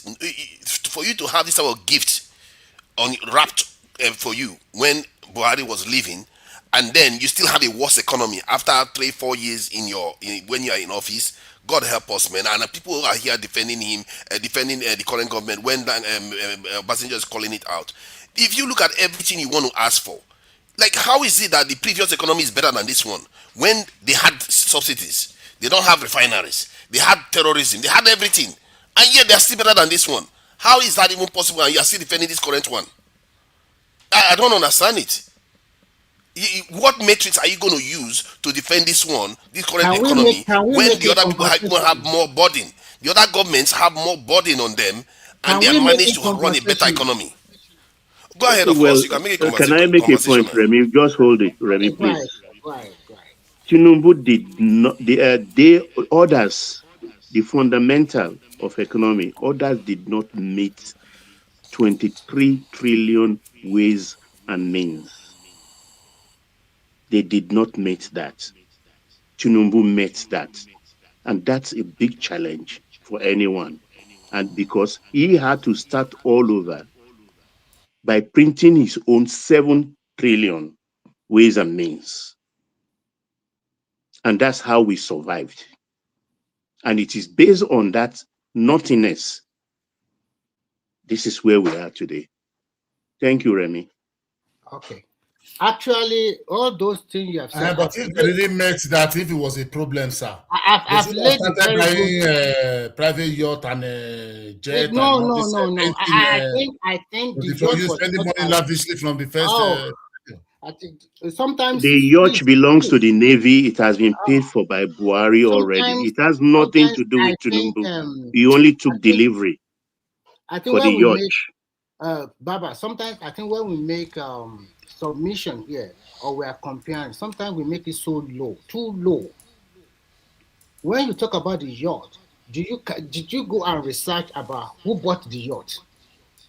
Is it Tinubu that bought it or Buhari that bought it? And what kind of yacht is it? Have you ever seen any Nigerian president that go on the IC and the private jet? Is it Buhari that bought it? Yeah, they gave a very good reason The for solar buying. panels, the lack of power supply. I 10 don't. No, billion. no, Let's not calm down. defend when somebody's not Let's take performing. it. Come on. Oh my Let's God. take it one by one. The jet he bought, the two jets, they were not serviceable anymore. It goes to come to a stage where they have to charter an airplane to go to South Africa. They chartered airplane like 2 or 3 times. And if this man continues to take that plane, if anything happened to the president and he dropped dead, that is the end of his life. Because he wants to serve the country. How about they recover from the old ones? No, and then please don't please let me just finish. When I finish, you can come back. What I'm just trying to say is very simple. As we are today, the economic situation we find ourselves today, it's not the same thing that Obasanjo found himself. The economic situation around the world it's actually better different. now. Okay, It's actually better. That's why I said that when Tinubu came into office, Remy, let me say this so that you know what I'm saying is actually true.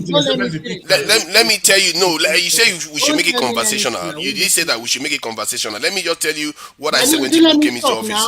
I said Tinubu can be the greatest president Nigeria has ever had because when he came into office, all the headwinds were favoring him. And yet he still managed. So why do you think I said that then? I don't know why we keep acting as if everything was worse for him. It wasn't worse for him. It was better for him. Let me chip in this one. In case you forget, Tinubu met crude oil first up front, okay, for complete next 2 years when he came in. 30 trillion, miss and waste, okay. Did you factor in that? And when you open your mouth and say Obasanjo time is better than Other Tinubu, government made the same thing. Other government made the same thing. Stop making excuses. They did not make the same thing, my guy. They did not make the same. They made the same things. Listen. Yaradua met almost about 40 billion external reserve with the additional 20 billion SS account. Tinubu met only 4. That's what Yaradua met. By the time Jonathan. So why is the national debt? This reserves almost the same between then and now. He built it. No, Jonathan had the same thing, so it's not like any new thing. If you continue to break me, then I will let you continue to talk. No, I'm not breaking you. Sorry, go ahead. So I'm trying to tell you that when Obasanjo came in, he also made some money that Abdulsalam gave to him. And we have a lot of debt on our neck because of the mismanagement of the structural adjustment program of Babangida and so many shenanigans they did. Abdulsalam also, they stole a lot of money, whatever he came in, and after some time, we were able to get a Paris debt. They forgave us, and we paid 12 billion out of our money, and the rest was written off. Not only Nigeria, several African countries. But by the time he left about 40 billion foreign reserve and an additional 20 billion SS account for Yaradua and Jonathan. That was the golden time of Nigeria, not even Obasanjo, because price of crude was selling about $100 per barrel. So that we were awash with money during Jonathan period. But this guy frittered everything away. Our excess crude was withdrawn to the tune of below 26 billion. The SS account was blown away. People were just stealing money left and right. And the guy was clueless, didn't do anything special for the country in terms of infrastructure or wherever. By the time Buhari get there, unfortunately, are they not stealing now? Can we? Okay, go ahead, say your own. Are they not stealing now? So go ahead, say your own now. If you don't want me to finish. Go ahead, Remy. Remy, go ahead. Come. Okay, by the time Buhari came in, he has a lot of trouble. The money had been withdrawn. Then there is COVID-19. Already by the time Buhari came there, 6 months to Buhari came, the Nigerian economy was already in recession. They tried their best, borrowing money there, and we came out of recession. COVID came. We went back to recession again. Mismanagement of the economy. Unfortunately, we are only exporting about 600,000 barrels of crude per day. And the price of crude go as below as $30 per barrel. What kind of country will survive that way? See, our daily output went down to 800,000 barrels. I'm not here blaming Buhari because Buhari had some serious I want to headwinds. tell you, if I did not finish, Let me add that. Let me add to it. No, go ahead. Buhari, no, you have been talking now. You can't just take over everything now. I thought you said you want to make it conversational now. You want to make it a free trade now. It was for 1 year or 2 years. Oh my God. See, I'm not blaming Buhari. I'm not blaming Buhari. So what I'm not blaming Buhari fully. How many points are you going to make? You want to make 100 points? Okay, go ahead. Let's make it conversational now. See, I'm not even blaming Buhari that much for it because Buhari had all the headwinds that Tinubu didn't have. Buhari still had to pay subsidies, still had to import petroleum, still had to face terrorism, still has to face all those things that all the other governments have faced, and with very, very low petrol price. By the time Tinubu came in, crude oil price. By the time Tinubu came in, the crude oil price has already started going up because of Ukraine war. So the price has already started going up. Daily output. Yeah, the daily output too was quite low under Buhari. So some of all those things, the headwinds were really and against Tinubu Buhari. too. Don't add that. Hold on. See. Okay, if you want to include that, you can say that the Tinubu inherited some of it. But by the time Tinubu came in, Tom Polo was already in place. Sorry, hold on. By the time Tinubu came in, Tom Polo was already in place. Dangote Refinery was already in place. All these things, Buhari laid the foundation for it. And this is why you can say whatever I like about Buhari. Even with his hand tied behind his back, he was still able to accomplish all these things and lay the foundation for Tinubu to come and be the greatest president Nigeria has ever seen. That is exactly what I said. I said, Tinubu right now, given the way Nigeria is, it wouldn't be very hard for him to be the greatest president Nigeria has ever seen. All he had to do was tap into everything this Buhari left for him.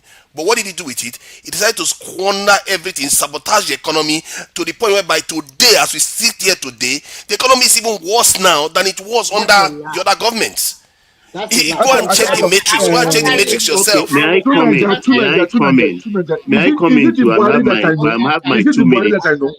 It is not confirmed that you cannot make heaven. Can I comment? It's a fact. Let's go and check the economy now. Can I comment, please, with 2 minutes? I think you are being economical with the fact. You try to skip it. Can I finish? I think the problem with some of these people here, they are being biased. They are being biased and factional instead of saying the truth. All of them are just being biased. Can I have 2 minutes? Can I have 2 minutes, please, like everybody has been having? To Nigeria, you have been economical with the truth. You didn't mention the crude oil forward sales. Yes. That is one. Crude oil forward sales. If somebody inherited it, somebody inherited foreign reserve of just 4 billion. 3, the crude oil production was at its lowest, 800, out of which he has to service the forward sales. 3, the ways and means of 23 trillion he met. To the extent, of course, I'm always very factual, that because people make mistake and say, oh, it was 30 trillion. No, Buhari printed 23. Obaseki was warning us then, we didn't believe him. Tinubu had to print 7 trillion of his own to make it 30 trillion. Those are irrefutable facts. Those are irrefutable facts. And for somebody to take off on an empty slate like that, it is not a main feat. But today, 3 years later, hold on, 3 years later, governors are receiving from FAC allocation almost 2 times, at least, don't let me exaggerate, 2.5 times or 2 times of what they've been receiving before. That is 1. 2, nobody is being owed salary anymore. 3, the fuel subsidy. Debt to revenue ratio? Debt to revenue ratio is just about 30%, 32% at the moment. 32% at the moment. The debt to GDP ratio is 32%. And the average Bretton Woods advice is about 52%, 40 to 52%. So we are still not over borrowing. For domestic debt, I don't always reckon with that because it's always naira denominated. But if we talk about foreign debt today, it is just $59 billion, according to DMO. $59 billion. I'm not saying this we are perfect or we are out of the woods yet, but it didn't even have headwinds at all. And of the faintest meter, it did not have any headwinds.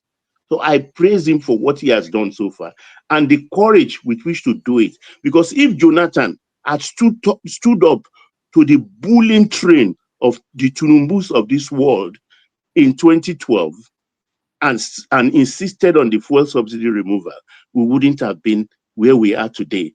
Being a president is not tea party. A president should be courageous upon the conviction that you know what you are doing. Jonathan will have stood his ground. Thank you. Okay, and in addition, when you talk about Nigeria, you are talking about Dangote. Dangote is a private refinery. Majority of the money is sourced by himself. And don't always come here and say it's a Buhari achievement or whatever. And even when Tinubu came on board, it does not mean that Dangote started selling petrol in 2023. I think he started selling the petrol in 2025 or maybe late 2024. 2024. Yes, so it does not mean that he quickly started selling it. And when he started selling it, it does not meet the required. Yeah, but you can put policies in place. They frustrated Dangote to that point. Even that's why it took so long. Be quiet. Let us talk. Go ahead. Nobody. God will help us. You guys just this. You are supporting things that are not factually true. No, I don't know why. Just because you like Tinubu, you are just supporting him. I understand you very well. But I just told you some things now. You did not refute any of it. You talked about this in ways and means. Ways and means is basically the banks printing money and for the government to spend. That is something. No. Except you don't know what it means. No, let me. I know what it means. It's a central bank issue. It's a if the central bank issue money to pay for government expenditure, isn't it? Yeah, it's to pay for government expenditure, isn't it? It's not to pay for government expenditure. Exactly. So how is that new? This is something that all governments do. So no. I only heard of ways and means. I only heard of ways and means during Buhari. Maybe I'm not. This guy is very difficult. It's very difficult to engage. Why don't you? This is why because you are using metrics that has nothing to do with the main economy itself. You are using those metrics. The same government went and floated the currency and depreciated the Nigerian GDP from 477 billion to 180 something billion. You know, you've been talking now. Let me share some facts here because of the things people are doing is not like the crude oil that you were saying that it was around 800,000. It was around 1 point something million barrels a day. That's what was going on. No, that's not around true. 20. That is April. Hold on now. Oh, let me give you the numbers. I'm correcting you. I'm looking at the numbers here, so you can say all you want. Let me give you the numbers that I'm looking at here. I'm telling you that is plus condensate. 800 plus condensate makes 1.2. Now you are trying to spin now. They include the condensate now too. What are you going on? Spinning. I'm telling you. They include the condensate now too. When they say 1.8 million today, the condensate is part of it. So why we exactly? So of course, yes. Okay, good. Let me finish what I'm saying now. By 2023, April and March of 2023, the crude oil per day was 1.5 million barrels per day. So let's not act as if it came in because remember 2023 March, just before he was sworn into office, 2023 March, the crude oil output was around 1.5 million barrels. The reason why that was happening was because Tompolo had already been commissioned. Remember, most of all these things were done under Buhari. So most of the things he inherited were good things that were supposed to help him do very well. This is why I said he had it in his gifts to be a great president. But he squandered it all. When he came in, he destroyed the Nigerian GDP, caused inflation, damaged the Nigerian petroleum supply. He even reneged on the Nigerian stake in Dangote refinery to be from 20% to 7.8%. This that government is not did that. True. I corrected you yesterday by passing the information to one man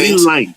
Listen to Oh, me. they are They are guaranteeing. No, guaranteeing they the said they are loan. going to make the finance available. That's what they said. They didn't say they are guaranteeing it. They are going to make the finance available. That is a lie from the pit of hell from the presidency. See, one man played the video here. One man played the video here. So Can I you don't know why listen you are to saying me this. how government is run, particularly Oh Nigerian my God. government? I know more than Oh you. my I God. will They say say that. they didn't say it's a guarantee. I will even ask about that one again. Now, the government it was under Where does government. Tinubu have Now that kind I've of money gotten to the pay for answer. Now green I've light? gotten the answer of the government that did this. It was under government, President Bola Ahmed Tinubu government, that the NNPC expected stake effectively fell from 20% to 7.2%, and but technically it was NNPC limited decision failure to complete the payment. So who is the head of NNPC? Petroleum Minister, the president. I don't know why you keep making I think that's a excuses. lie. I think that's That's incorrect. a lie from the pit of hell. Is the president not the You Minister of think you are Petroleum? spinning? You think there are idiots The here? shortfall came from Buhari's time. It came. No, it The wasn't reason why a they were, What kind of shortfall. evil hold on. Oh propaganda my is The this? God. reason why they were Oh not my able to God. meet Why that do we minimum do this? threshold Why do we came from do Buhari, this? not Tinubu. Okay. How can we just be lying to ourselves like this? How No, is this it is country the ever way going to you be Well, good frame when the because we are you lying to don't question have ourselves like that your monopoly this? on chat the truth. GTP answered you. All you have to This is a do is that, fact. listen to me. It happened All you under have to his do, government. if you are sincere and truthful about research work, all you have to ask your engine is who actually, which administration, Buhari or Tinubu, that claimed to pay 4 billion or 20% stake of Dangote refinery. That's how to frame the question. And to lay No, out the answer for you. that was that. Oh, no, hold on. Tunaja, hold on, don't shout. Answer It was Baba's question. Buhari government that Tunaja, hold signed on. it, but Tinubu government reneged on it. So what do you want Buhari to No, come no, and no, do no, when no, he's no. not in Tinubu office? didn't. No. See, hold on, Tunaja. The people that were occupying that position when Tinubu came to power were still the same people that made the decision. So it was Exactly. not Thank you, Tinubu. Prince Dari. It was not Yeah, but Tinubu. Tinubu was the one in charge now. Why are you making a? He was the one in charge. He could have told them, hey, don't do that nonsense. Pay them. So you should You're spend the so money he doesn't duplicitous have. in your argument. That's not the way. Just like Baba told you to frame the damn question. That's not the way to go about it. You're trying to blame Tinubu for what Buhari and his people did. Okay. Because It wasn't Buhari. It was the official. Even if it was appointed under Buhari, but the official was now serving Tinubu. Tinubu is the president of Nigeria. This refinery we are even talking about, when you buy money from the first window, you go across the street. Let's put things in their perspective. If we have to even claim that refinery, we could claim 30% by doing real forensic auditing of what CBN did with Dangote.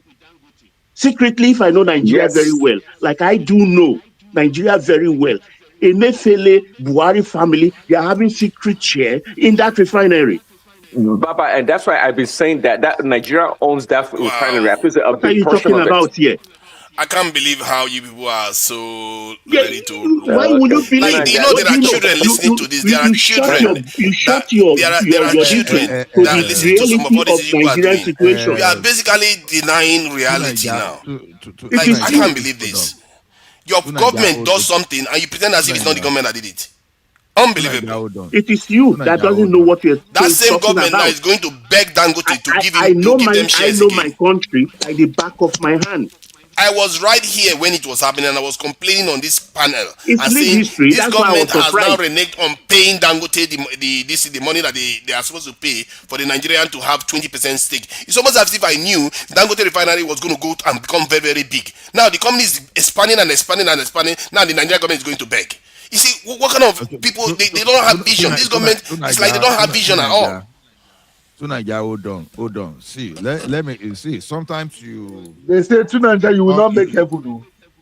Because I'm calling spades. I'm calling stripes. Because all our people will just pretend pretend as if basically lie. We basically lie to the young. Don't know. Basically, lies you come here to spin every time. Oh my God, you Baba. know jack You are nothing supposed to be about an what is elder going and look at on. the kind of things you are doing. You are It is covering the up truth. for You are wrongdoing. No exasperating wonder me our with country is lies. where it is. You are covering up for wrongdoing. Like I'm not seriously, covering up for you wrong. be doing I'm that. stating things like it is. You should do the same. So it's not Don't Tinubu that spread reneged on paying evil the money. propaganda. What kind of It's not wickedness Tinubu that is that? reneged on paying the money. Tinubu came to power. All we heard that we thought we had 20% of that refinery. We use it as a sing song. Do you know that same refinery, Tinubu? Do you know that same refinery, this in NNPC, Tinubu used that same NNPC to pay subsidies for almost a year. Do you know that? Do you know that Tinubu used that? Almost $8 billion was paid through NNPC under Tinubu. Almost $8 billion was paid by NNPC to subsidize petroleum. If not Tinubu, that Dangote refinery will not be running. It will not be running by now. It will not be running by now. That refinery. They tried to stop him. They tried to sabotage him. That were made. The person working for Tinubu tried to sabotage Dangote refinery. Come on, man. The person working for Tinubu tried to sabotage Dangote refinery. How can you not see this? See, I don't care too much about Dangote. I don't know him. I don't know anything. But I'm just calling it as I see it. How can you just pretend as if you don't know? God, what if it was you? You are a propagandist. I don't care about propaganda. What if it was you? Industry as much as I do. No, I support big industry as much as I do. You don't seem to support it now. You don't seem to support it. Oh, look at you. Everybody on this platform will know I heal that industry. As long as your man is in office, you don't support it anymore because clearly you don't. Who told you I don't support it? But that doesn't make me to shy away from the root cause of whatever we are going through right now. You know that the I don't spread propaganda. I'm a party.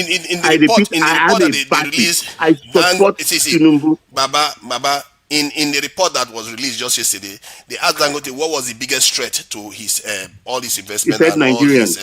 He said Nigerians for you to know and the Nigerian government. No, hold on. He said Nigerian and the Nigerian government.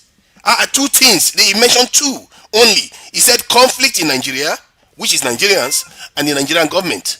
And the people that comment conflict are the tribalistic ones, the religious supremacists. These are the enemies of the state. Does that mean he was referring to the Tinubu administration who has cooperated with him and covered up a lot of things for him? They cooperated with him after he fought them. They almost destroyed his company. Did not fight, when he went with Bill Gates to see Tinubu the first time, what do you think they went there to do? When his late the matriarch of their family who died in Mecca, the Dan Tata, came to visit Tinubu in Aso Rock, to which Tinubu bowed to him. What did you think he went there to do? Tinubu was in Aso Rock when his this NNPC head was maligning Dangote refinery for producing fake petroleum products. That Dangote refinery wasn't fully built. You know all the drama that happened. That was Tinubu's man that was doing that to Dangote refinery. Is that guy still there? Dangote fought back. That's why they couldn't do anything. Is Kiari still there today? Is that Farouk still there today? Because Dangote called him out. And who called him to be fired? Dangote again. Dangote fought back. I don't know why you people are pretending as if you don't see what is happening. Dangote was the one that got that guy fired. Denying that fact. That's industry fight. But you're acting as if it's not the Nigerian government that controls that man. So what are you doing? The man works for Tinubu. The man that we are talking about works for Tinubu. Did you fire Farouk for yourself? What kind of wahala is this? How am I finding it hard to convince you guys? You think this is a fact? I don't understand this. I really don't understand this. Do you people even mean well for Nigeria? How can you be arguing over this about things? You are steep in propaganda. You are steep in propaganda. That is the problem. I don't care about propaganda. That's what you do. I don't care about propaganda. If Tinubu does the right thing, I will praise him. I don't care about propaganda. You've never one day. Never. Did I not support his student loans initiative? Did I not support the Lagos Calabar Highway? I've never heard you say that. Because you don't hear it now. I've said it now. I've said it always. I even said that. Maybe in your other watering hole. You guys, you don't. Why do you think I said Tinubu could be the greatest president Nigeria has ever seen? He could have been the greatest president Nigeria has ever seen. If I didn't mean him well, I wouldn't be saying things. Hey, go on. Hold on. Let others speak too now. Let others speak. Are you the only one? They're fighting me now because I'm telling them the truth. They're fighting me. They just and he didn't even allow to fight people. That's what you do. Everybody, hold on. So, Tunaija, you've got to let others speak. I understand the emotion. See, that's not emotion. That is propaganda. No, let's be fact. That is not propaganda. That is facts. Let others. Ask me for evidence. I'll provide it. Okay, which that's evidence okay. do you have? Now make you ask ChatGPT the wrong question. You think we don't know that? I can ask the wrong question and get to. Oh my God, Baba! Yeah, I tell you what I asked. I don't want to say anything. One man has before what your wildlings come after ChatGPT me, told me. Baba. I can't You believe say what what? this elderly guy is doing. You say what? It's because of this No, you are saying. you remain small all your life. Don't Your grow old generation, again. your generation are the reason why Nigeria is where it is. You will see the truth and you pretend as if it's not true.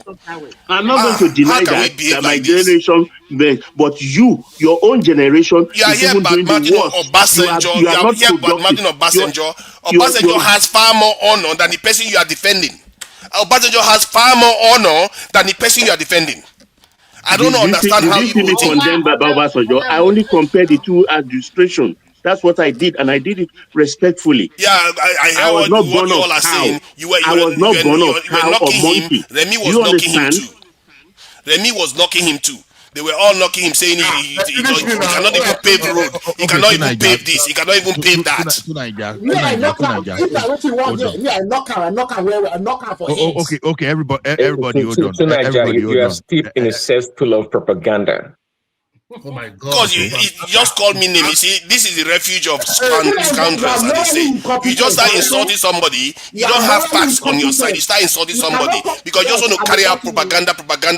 Like fake news all the time. Why do you people carry fake news? Something that Obasanjo the government did. You just deny that the government didn't do it. Hold on. Everybody, hold on. Everybody, I don't hold on. know. One after the other. Who want to ask Tunaja question? You should go ahead. Otherwise, I will ask my question. Who want to ask question? Nobody. Mio. Let me just speak.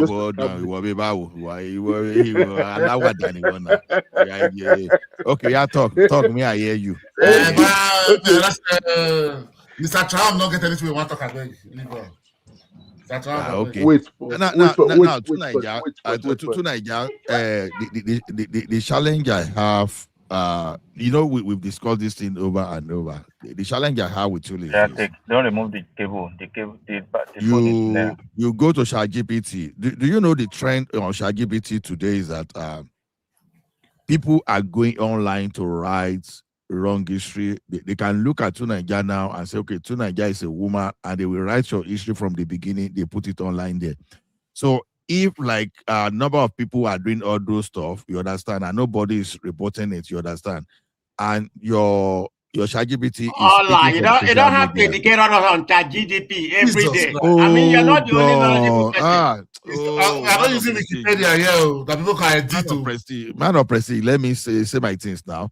So now the thing is this: if over time you now go to that ChatGPT, you understand, it's going to look at what is online and find something like a bare average of all those things and give you, because that's what they call veracity of big data. You understand?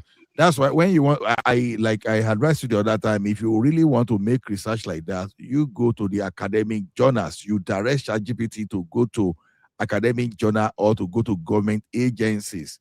You understand? All those are reputable institutions to pick. It can be World Bank, it can be anything, to pick data. Don't just ask ChatGPT who is better between Obasanjo. Don't just say all those things without criteria. ChatGPT provides evidence. They don't just say it. When they give you the answer, they give you the link to go and check it. Like now. I just shared a link of what I was talking about. The link is there on routers. Hold on. I'm probably using ChatGPT before you even know anything about ChatGPT. So stop that. Now, you want to claim that you are a machine learning. Look at that.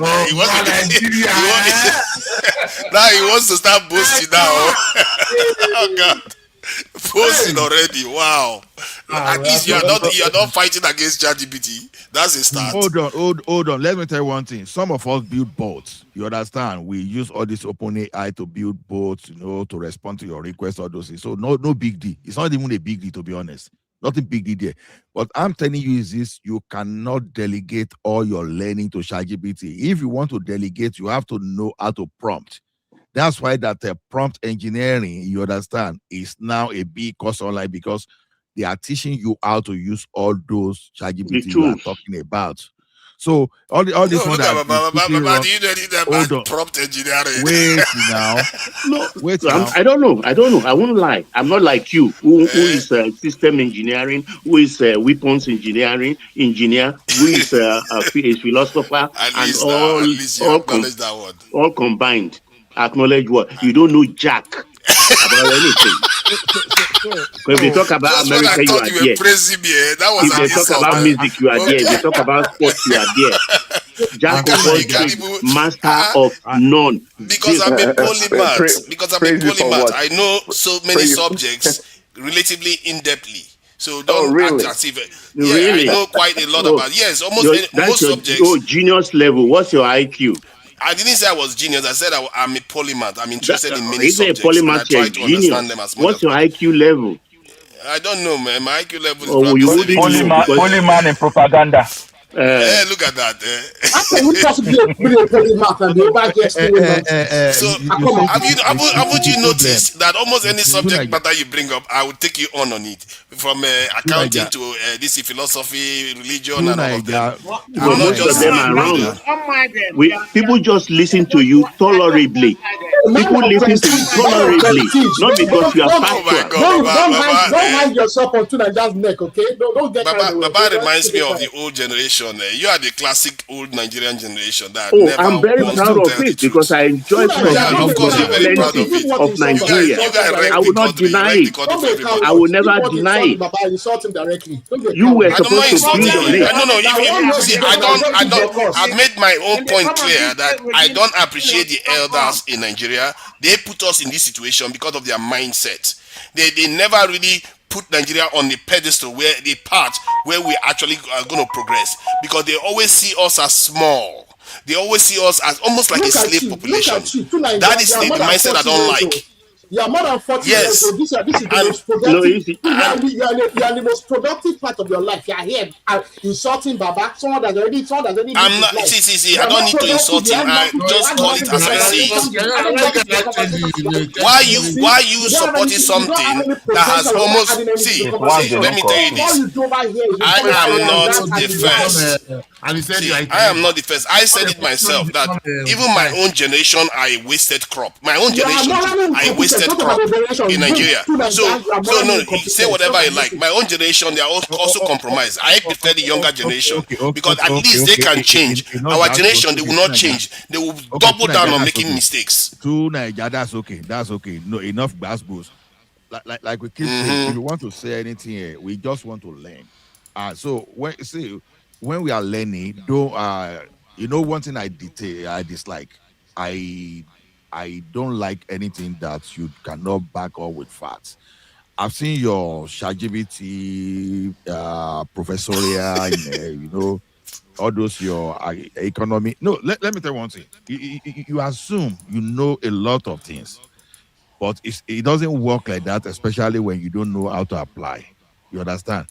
So the thing I don't is, assume. only It's talk just of what I what do. you know. Hold on. Dangerous knowledge, they call it. You're the only one that know how to apply it. You just very disingenuous of you. It's just what I do. It's just what I do. It's like if I discuss a subject, I want to understand it. I'll ask questions and I'll dig deeper and deeper until I get enough. That is how I approach things. And whenever I say something, that's why I base my stuff on facts. I borrow other people's knowledge, not necessarily mine. No, but, People that already have knowledge, I borrow their knowledge to make my case. The problem to Nigeria is that you use ChatGPT as Google search. That's the problem.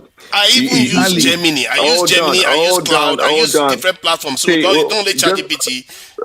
Guy, calm down. See, when you prompt ChatGPT, just like let's say, prompt engineering, you have to structure your questions with guardrails. If you don't do that, you're going to get a bunch of. Or you do that? Thank really? you, Prince Daddy. Of course, because I don't believe what ChatGPT says. ChatGPT to arrive at the conclusion he already wants. That's the problem he faces. No, I don't do that. He comes out and talks. I don't do that. That's why the question I asked. I read the question. If you want me to send you the link of the ChatGPT, and besides that, when we talk about even forget it. When we talk about lived history and things I know, I lived it less than 2 years ago, and you are twisting it. You think you can Because whine our brain? while you were living it, you chose to close one eye, not to see it. Because Oh, I was here complaining on I this have platform. 24 hours I alive. was Okay, complaining on this platform, and you were Okay, excusing the government. Tunaija, let me You give talk you about things a you don't know. scenario. Baba Ejo, again for this scenario con. Let me give you 1 2 scenario. Allah There's knows this now. That's guy. why he's not very angry. He Okay, knows. hold on, Story. Oga. There's this guy, you understand, when we're trying to analyze the way Bluco took over Chelsea. You know, everybody on X, on social media, they were all like they were all financial experts. They have expertise in finance. They narrated everything back. Until guy called Bobby came, and that guy has experience in private equity. And as a matter of fact, he consults for them. You understand? You know, for hundreds of people that have done analysis, the guy just took just a 30 minutes of analysis, just rubbish more than 90% of them, because experience is different from when you just go and Google. You know, people did not even realize that what those people brought online was private debt, private credit, not private equity. And people don't blow grammar. They were talking authoritatively, very bold, all those stuff. You understand? Sometimes you can't say because you know you use ChatGPT and Google and you now see Simba and Babati and you are not challenging them about the procedure in the theater room when they are doing surgery. You understand? That is exactly what you are doing. You think because you have ChatGPT, all of a sudden you are an economist, you are a finance expert, you are an accountant. No, it doesn't work that way. See the way you are boasting about accounting as if you know what accounting it is. It doesn't work You that don't way. understand.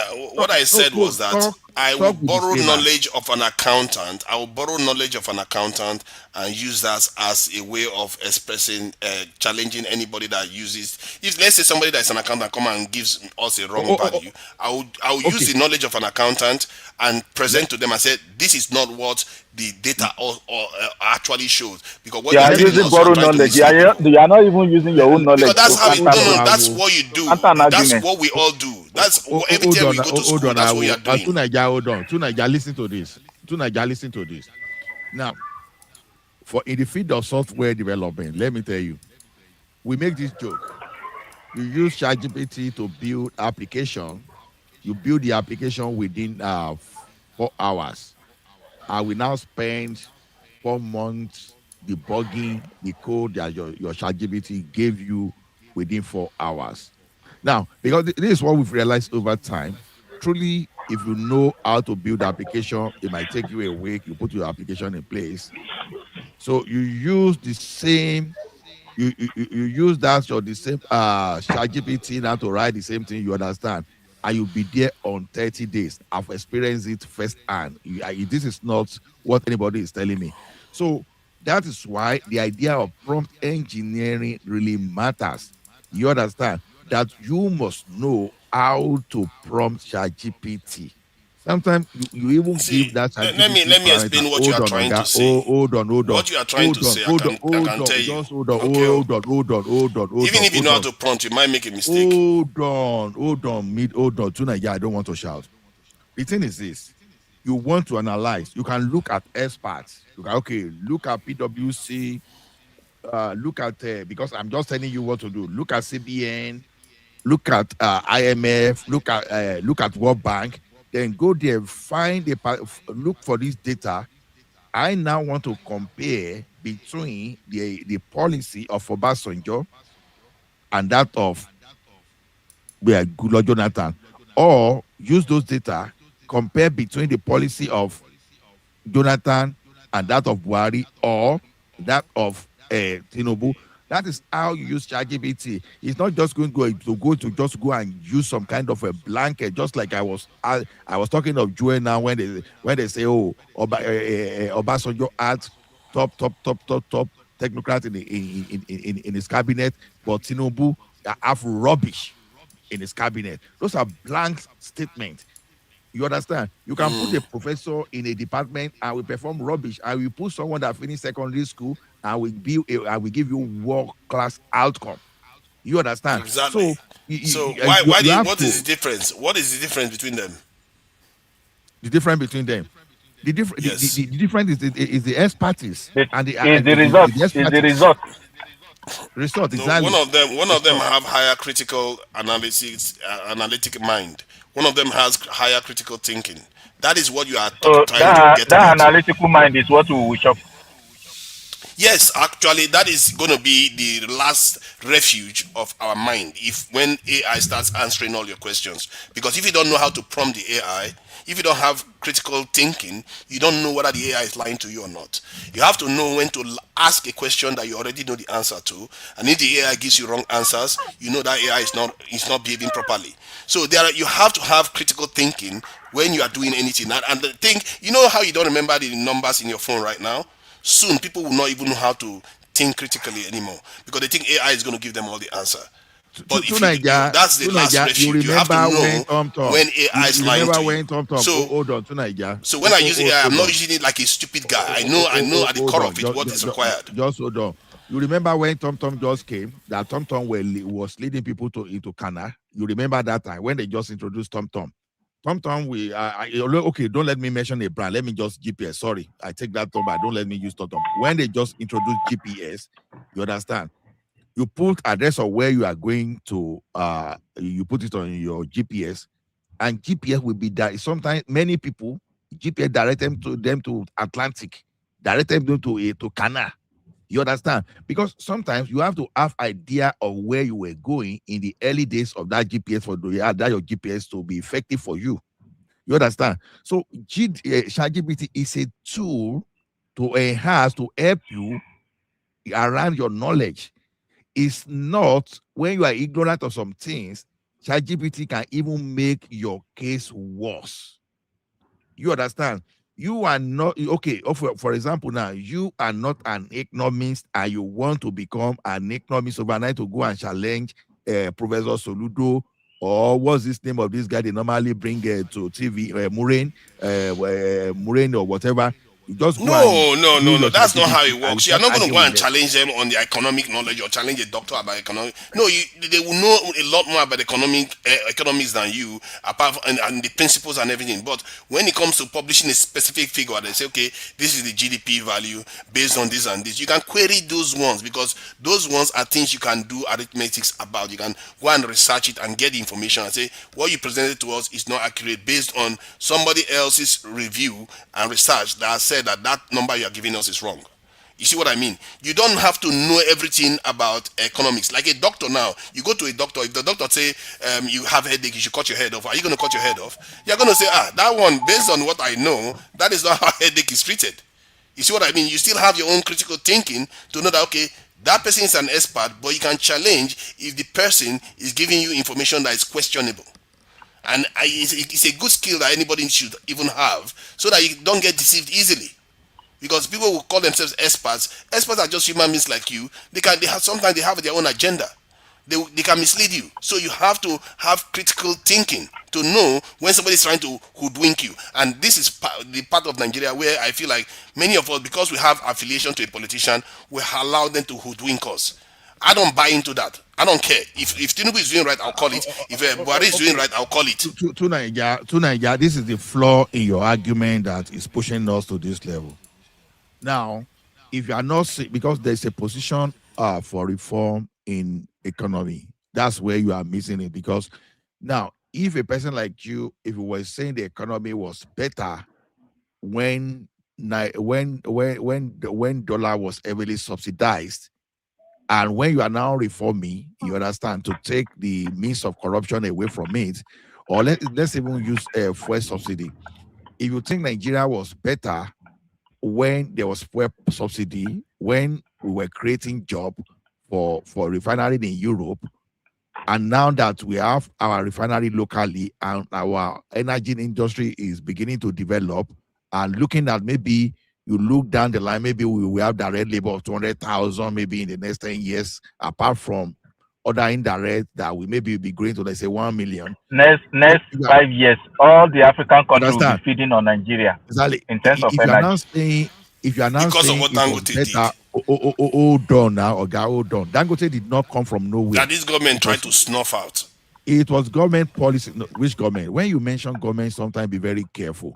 NMPC is a government on its own. You understand? When It's you not a have your government on own, its own. Let's not do that. Let's not do that. It's not a government on its own. It's under Tinubu. True Niger. Let me ask you this one question. Let me ask you this question, please. One question, please. Hold on. I don't want him to misinterpret me. When I say government on its own, just use it metaphorically. I'm just saying it's an agency of the government, right? That's I just want to ask him. I just want to ask him one question. Please let me ask help you one Ola here. question. Wait, Hold on, Dangote has now gone to East Africa, gather Uganda, Tanzania, and Kenyan government.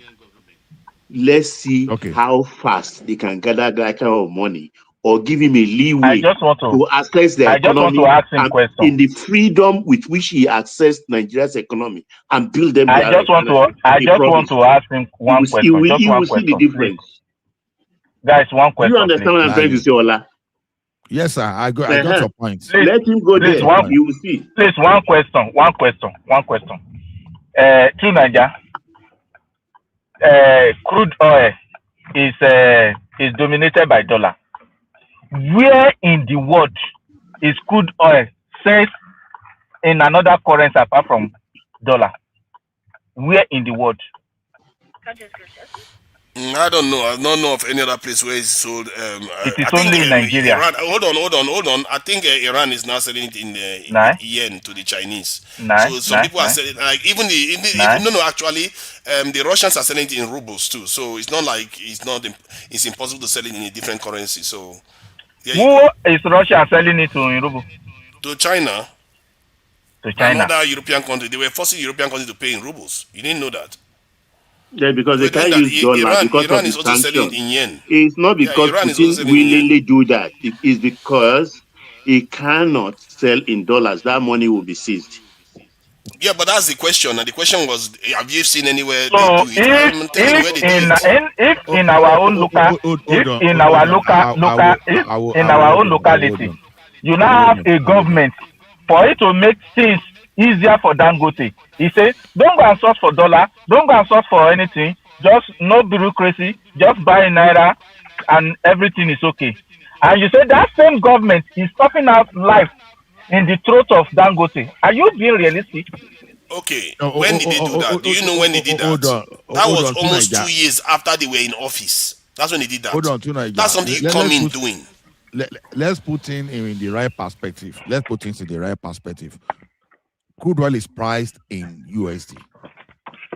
Yeah, some countries they do that transaction in other currencies apart from USD. You understand? Nigeria is one of them. United Arab Emirates, India, among them. Russia among them. China among them. So, yeah, it's priced in USD, but you can have arrangement to pay in other currencies other than the USD. Yeah. So that's for that. But to Nigeria, I know you are dollarizing our economy. That is why you are not seeing what is going on in that country. Whether you like it or not, this subsidy removal, you may not like it, but it has come to stay, and it is what Nigeria will look back at in 20 years' time. I will say, thank God for bringing the like of Tinubu to become. Do you know the problem of subsidy removal? I don't care too much whether it was removed or whether it was kept. There are advantages to keeping it. There are advantages to removing it.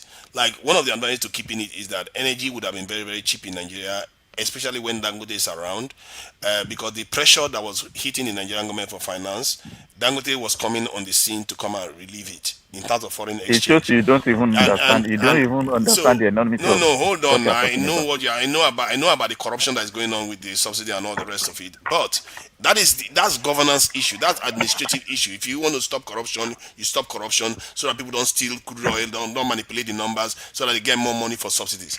But in terms of the subsidy itself, the principle, like in Ethiopia now, when they build their dam, energy is so cheap that people are buying a lot of machines, go to Ethiopia to go and harvest Bitcoin and do a lot of AI work because energy is so cheap. If the cost of doing business is cheap in your country, That is an advantage. But I don't have any issue with removing the subsidies too, because if it's causing so much problems, then so be it. Let it go. At least it gives the Nigerian government a little bit of wiggle room to spend money.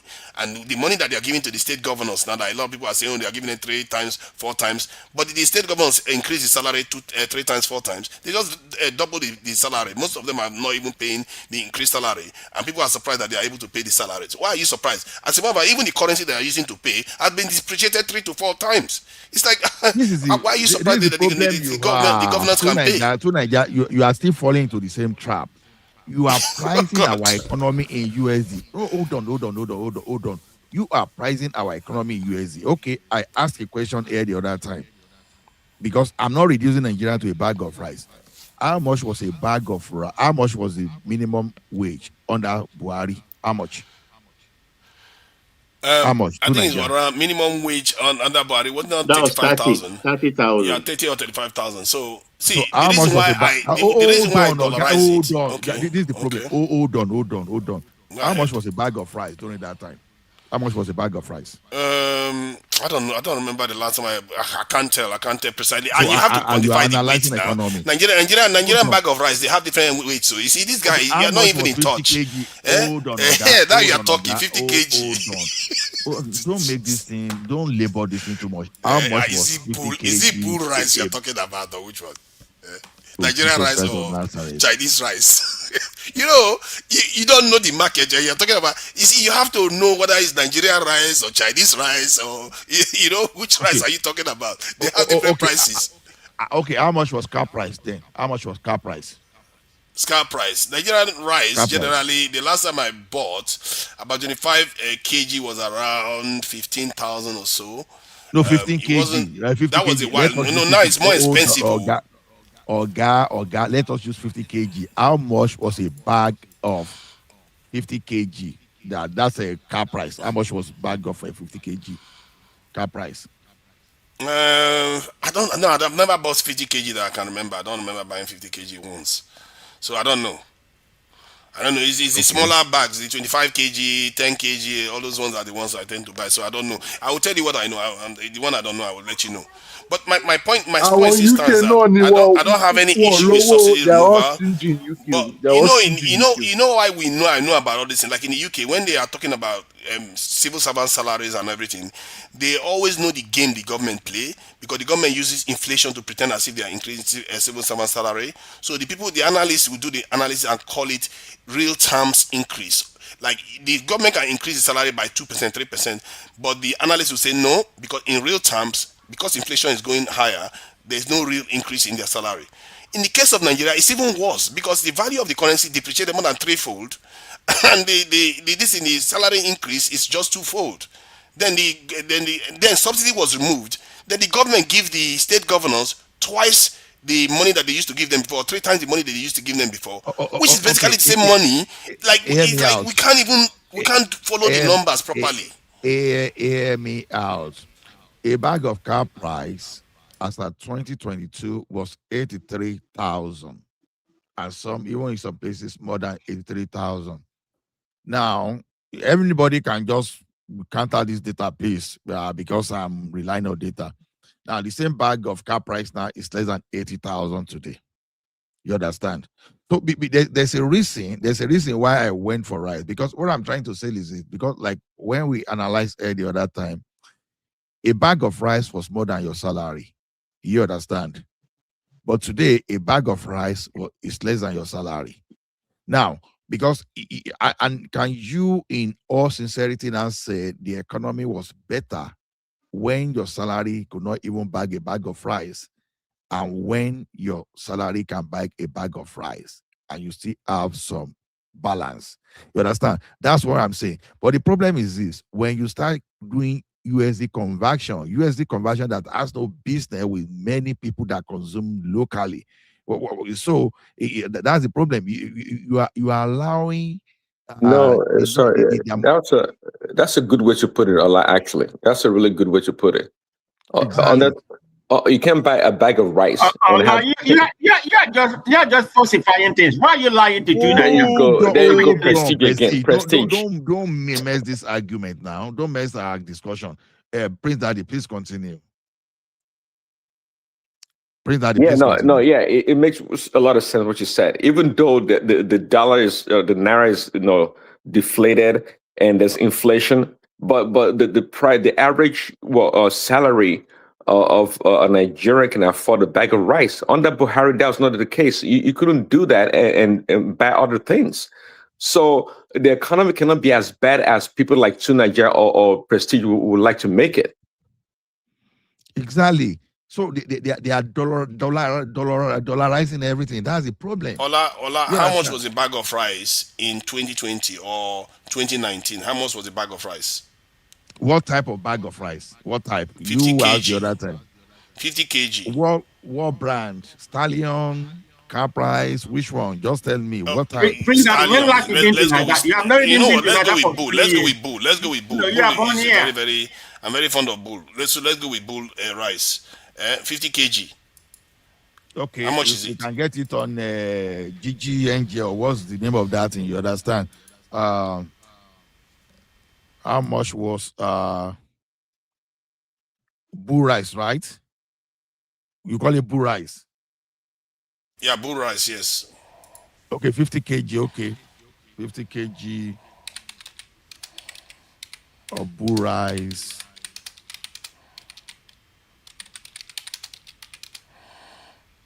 In 2019, right? 2019, yes.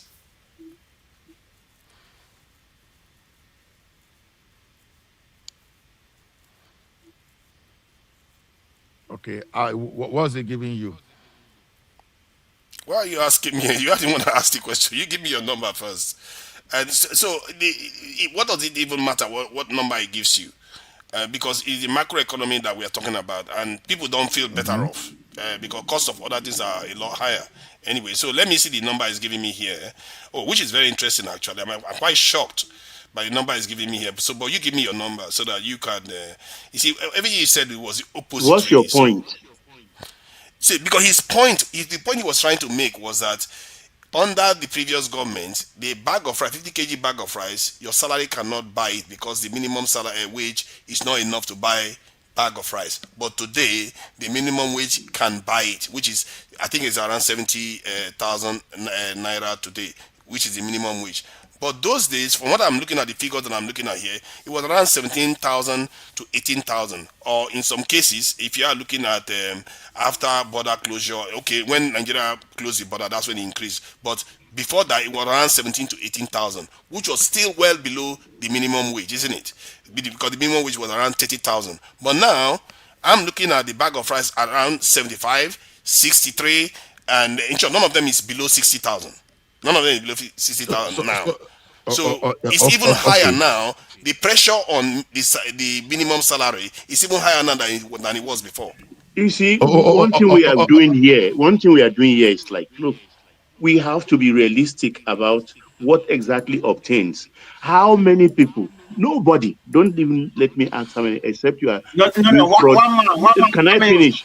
Except you are doing fraud in your company, no minimum wage earner can buy a bag of rice. You don't even think it. You don't even think it. I don't even buy a bag of rice, and I'm not a minimum wage earner. Exactly. So why are we using the parameter of the cost of a 50K bag of rice? No. It's like you're asking the rent of flats in Nigeria. How many people can afford flats? No, but Baba, I was just using that thing because it's dollarizing. Now the question is this: let me tell you what you've just done to Nigeria, and tomorrow you will tell me you know about data. I let you dig yourself and put yourself in that situation.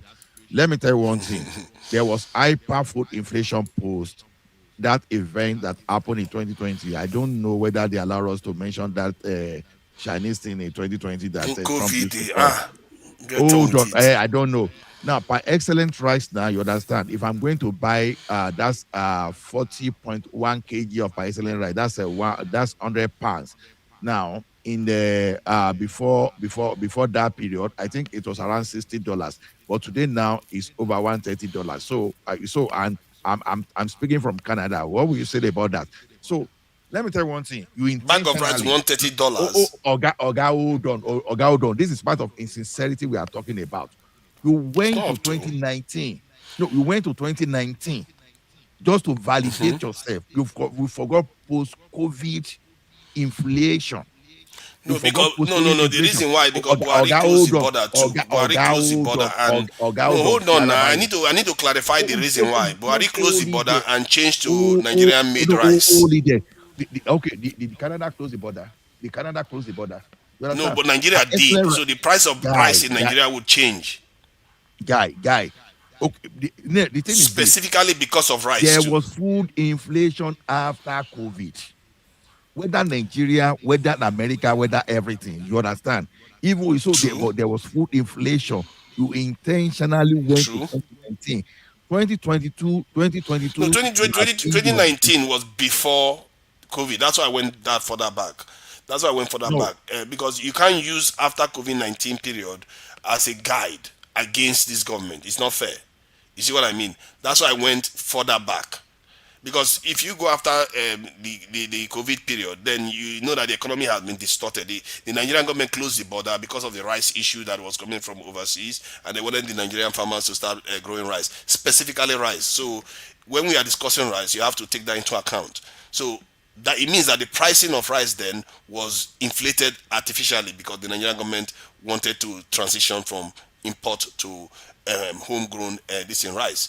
But if we are looking at it from 2019 before all that effect kick in, and today there is more pressure on your minimum wage per 50 kg bag of rice, because before it was around 18,000, 17, 18,000. To Nigeria, let me ask you, when was it minimum wage increase?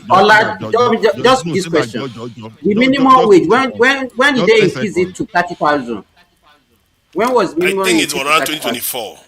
No. I don't know about that one. I don't know when they increased to 30,000, but I know about when the Tinubu government increased it. I wasn't following the minimum wage was increased after that period of 2019 that you are talking about to 30,000. So it was even less. Yes, now. Okay, what was it before then? Was it 10,000? The way Nigeria is going, it was from 18,000. 18,000. It was 18,000 now. Okay, so let me find out what year they increased minimum. You are incompetent. If you don't know that minimum wage was 14,000 previously. Who is that one that is only being competent now? How am I supposed to know that? Okay, to Nigeria, see what you did. You say you're a data person and you don't know underfitting and overfitting. You were just fitting data. You are doing overfit. You are trying to overfeed data. Hold on, Oga. You are trying to overfeed data to suit your selfish propaganda. Now, a bag of 100 pounds of a excellent rice in Canada in 2019 was $65, and as of today, price is $139. Now, the question now is this: and as a minimum wage in Canada increase the way they increase it in Nigeria, you understand? So that's exactly what. Okay, the minimum wage in Nigeria was increased on 2019, which still makes my point. In other words, the increase to it doesn't make your point. Wait. How does it not make my point? Wait, now let me say, you are not because you were trying to insinuate that it was less before. Wait. Let me tell you what happened. Well, it was the minimum wage repeal and enactment act of 2019. It was April 18, 2019. But it was not implemented until after COVID. Okay, I don't know about what you are saying. True, Naija. Change your name to if you don't know now and no peace. No. Okay. He is saying it. All I know is that the same you can say for this government when they increase minimum wage to 70k, then they didn't implement it instantly. As a matter of fact, some states are not even paying it today, if I'm not mistaken. So I don't know why we are acting. So the other one is not Tinubu's fault, but now it's not Tinubu's fault. I don't know how you guys. So it's two-sided. What has Tinubu got to do if Gombe is not paying 70 when other states are even paying 185? What's Tinubu's fault there? It's a gyro. It's a gyro to ask to go to let's settle the case by going to 2016. Let's go to 2016. The price of rice No, in no, 2016. no. Why are you going Because back? so Don't that allow it this will guy be to so that it will worry be Why are you you. looking at the 18,000. Let's go to economy? another Wait, No, wait topic. because you are now. trying to First of make a all, point. wait, It's a shifting Like that. target. Because When you want to if you are saying analyze if you something, don't agree with 2019, if you don't agree with 2019, it makes sense for me to economy go is what further a No, back. Tunaja, that's stagnant not how to analyze parameter. data. It's You are not just stagnant. jumping Online is around. trying to He's go No, just and jumping around. because That's what because they are it's a you moving cannot, see target. when you I can't told be them, taking as see, if you know what it's he's a doing motor now. that You you know are what he's doing. driving. He's trying to be waffling all over the place because he That's It finds is not that okay, you there's more that's pressure on. waffling. No, hold on. Let me finish what I'm saying. That's why he said they didn't implement it immediately. Fine, let's go further back.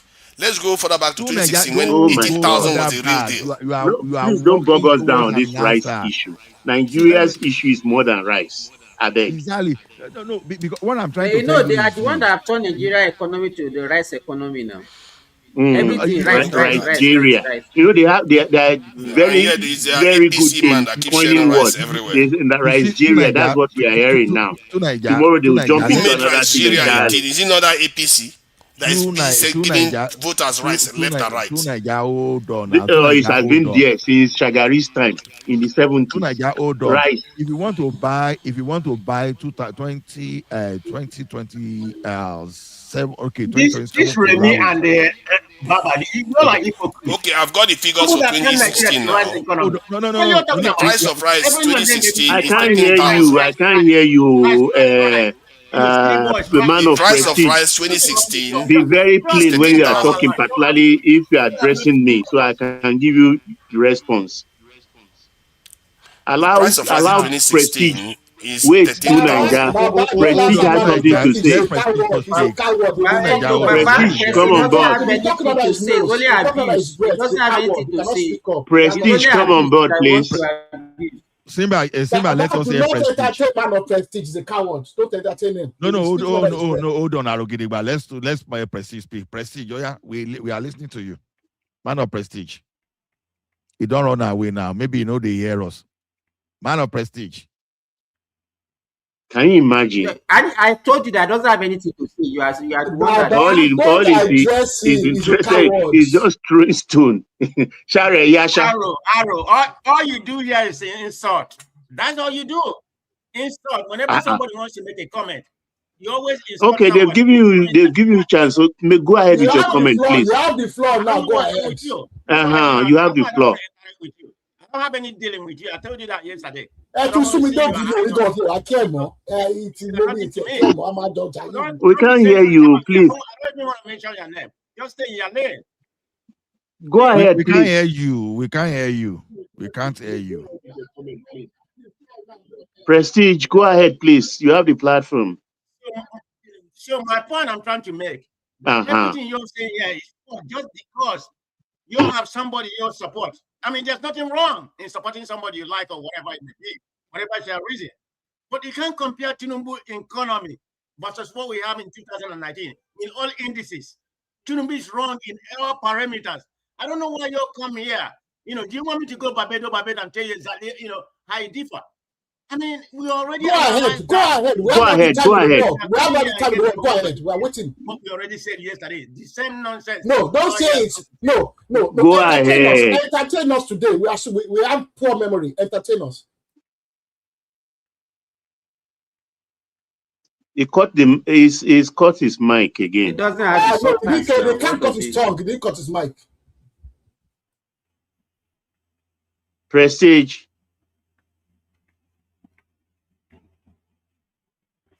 Baba, I don't know why you are worrying yourself. You want to force him to talk? No, man of propaganda.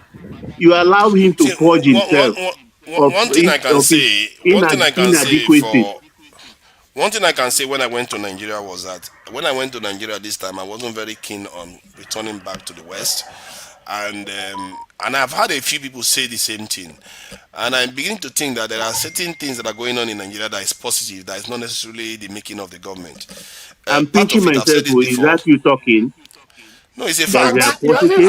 I said it. I said it immediately. I said it. I said it immediately. I got back from Can Nigeria. somebody wake me up? See. Oh, look at that! Look at that! Like when I say it now, it's not. Tomorrow he's not going to remember it too. You're He's not dreaming, going to no? We remember are it dreaming. when I say this. We are dreaming. We are dreaming. You are You know, dreaming, see, you when I Baba. went to Please wake up. Nigeria, You are dreaming. I didn't feel like coming back, and I saw a lot of things because I went to PH, I went to Bielsa. I saw a lot of things that were good. NDDC seems to be doing some roads in Bielsa and all those areas that I felt, okay, these are positive development. And if you look at many people that have been to Nigeria, even within my family, where some of them will be like, oh, why you want to go to Nigeria and all the rest, don't go to Nigeria.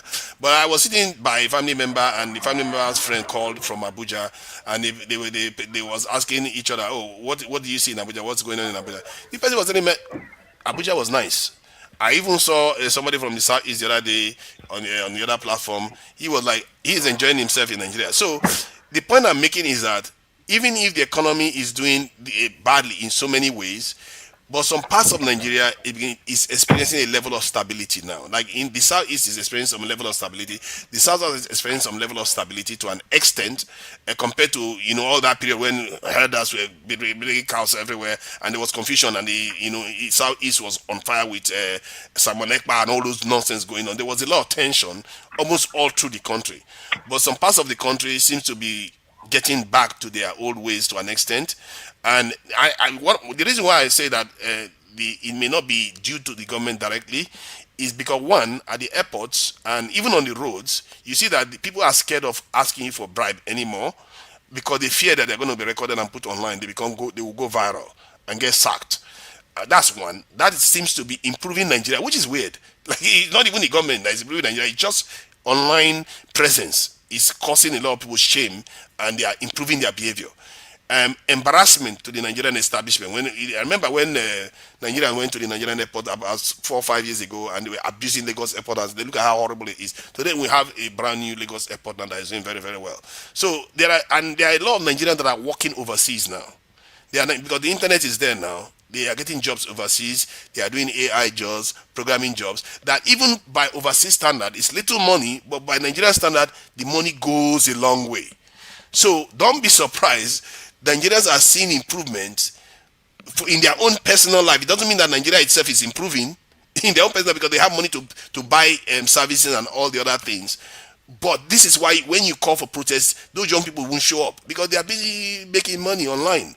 If I can ask many of you here, do you know anybody in Nigeria that does some hustle online? They will tell you yes. There's hardly anybody you know that doesn't know somebody that's making money online in Nigeria. That shows you there's something else going on in Nigeria that a lot of people are not picking on, that is not necessarily the government's doing. Okay, So thank you, that's my own Naija. observation. Wait, that observation very beautiful. Let me give you Mr. Prestige own lived experience in Nigeria when he went there last. That what he told us when he came back. He went to a restaurant in Victoria Island and eat a plate of amala for 30,000 naira. When I can take him easily to even Surulere, and he will eat to his heart's content with just 3,000 with bokoto, ifun, everything inside. So it's in Nigeria you want to live that you will experience. So that's why if somebody Baba, on I need minimum that wage, address. I need that contact. I need that contact. I need that contact. in where You the know, Surulere or the VI. Baba's tummy has a bulletproof. Nothing he eats will kill him. So be careful Na where you go be to. Lagosian o, Abioma Eko, na so they Be train me. careful where you go and eat If before you I go and see have cap, running tummy from Western na tummy. there who tell you? Na waiting or you be DMO picking? I be You have organic to be picking. careful now. Baba, Who's how careful? much? Let me even ask, how much is And a they bag Chris of yam pay flour? amala That's supposed to be 30,000. spending Okay, 30,000 naira to eat amala. please, Chris. It was paying for the location. He paid for location now. So if you say Nigeria And bad, plate of amala is 30,000. That's your own living reality. That's your lived reality. But because me, I will take you go elsewhere. Even car park for Abibuoki or Oluwole, we go eat better amala. And one other thing that has improved is fuel Baba, availability. There's to hardly back any you fuel up, scarcity in Nigeria anymore. That's another thing to that's back you improved up, in sir. Nigeria. To back you up, sir. A family friend of ours, the husband is a doctor, traveled to Nigeria. And when he wanted to buy fried yam, as they were even saying that fried yam, they were saying something like, I think I said like they said like 10,000. You know, say now from that place, person within Nigeria, they pay 30,000 for sliced cockerel fish and fried jam. Someone that arrived from Canada could not even buy that thing for 10,000, but people in Nigeria, they are buying something for 30,000. And people like that now, they will come here tomorrow and say things are expensive because it's the way you run yourself. How many examples will you give for that? Many examples. They will go order for pepper soup, plate of pepper soup, 10,000 naira. Fucking Guinea. And they will be going to. I think it's water getting and to a tilapia point. and pepper. I go buy 10,000. Let me just add something. I think. To Nigeria, you have been talking since. It's not in my Okay. talk. Go It's not ahead. my Go talk. ahead. Please, Oh, look at this one. you people have been talking since. The problem is everywhere in the world. The problem that our Baba is facing now in Asoro, in Nigeria, because there is inflation. That's the only thing I want to hear you to say, but you have just beaten around the bush. It's inflation.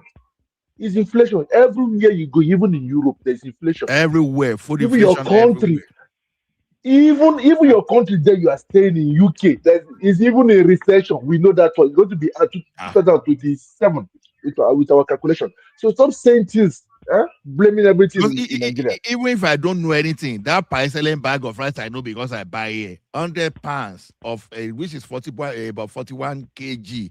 We used to buy for $65, and now is 139. Here, 2 liters of vegetable oil that we used to buy for 15 riyal, we are now buying it for 45 riyal. 45. Exactly. It's inflation everywhere. Is that one in Saudi Arabia? Oh my God! God help you. Yeah. Even that's the problem, Baba. That's what the problem, Baba. The government today is facing. Inflation. No, they just Triumph. they know the truth now. They just want to exercise their I think we propaganda. should not do that because hold on. I think Triumph. Hold on. Let me just say this. Let me just challenge what Triumph says. You see, it is true that there is inflation globally that is going on generally because of different conflicts going on. But in the Nigerian context, inflation is coming down. And life is still hard because remember, Nigerian inflation was shooting through the roof. Please. Tinubu declared That's why I say that you are hold on. not. Hold on. I don't know why you're not catching on. See, Tinubu I'm not catching on declared because the Iran war. been Can you just let spreading me things talk that now? are You not finish. going on. You said you made your point. When they are trying to shoot it down, you don't want me to say anything. It's objectively true the Nigerian inflation is coming down, not going up. Because Tinubu declared his own Iran war the moment he got into office by shooting the Nigerian inflation through the roof by himself. So now, compared to the rest of the world, Nigerian inflation is coming down. So we are experiencing something different compared to the rest of the world. You It's not understand? different. Hey, wait. Before the war, It's different because it's coming down for wait, us. now let me talk. Now you have said your own now. Okay. Our inflation was less now. I'm more now than before the war started. Before the war started, it was around 13-14%. Now it's over 16% because of the war. So don't say because it's coming down during the war. It didn't come down. It's going up the way it responded, the way every other country responded to it. So don't just come and lie to us here. To Nigeria, Years ago, come what was often so Nigerian that inflation 2 years ago? we can What was interrogate Nigerian your inflation 2 years thinking. ago? What was Nigerian inflation 1 year ago? Why We are do you not want, where why do you drive back the again war when we did are not moving start forward? 2 years ago. The war did Look, not start two I'm years looking at ago. the Nigerian inflation and I can look. Nigerian I'm looking at the inflation chart here now. go back to 2025, fourth quarter 2025. Check That was Nigerian inflation. 32% or Check after. 33. It was higher in 2025. Nigerian inflation What was was higher it? in I 2025. So said don't say what you don't fourth know. quarter. I said fourth quarter. Fourth Fourth quarter quarter, of it was higher 2025. throughout 2025 than it is today. Throughout 2025, I'm looking at it right here.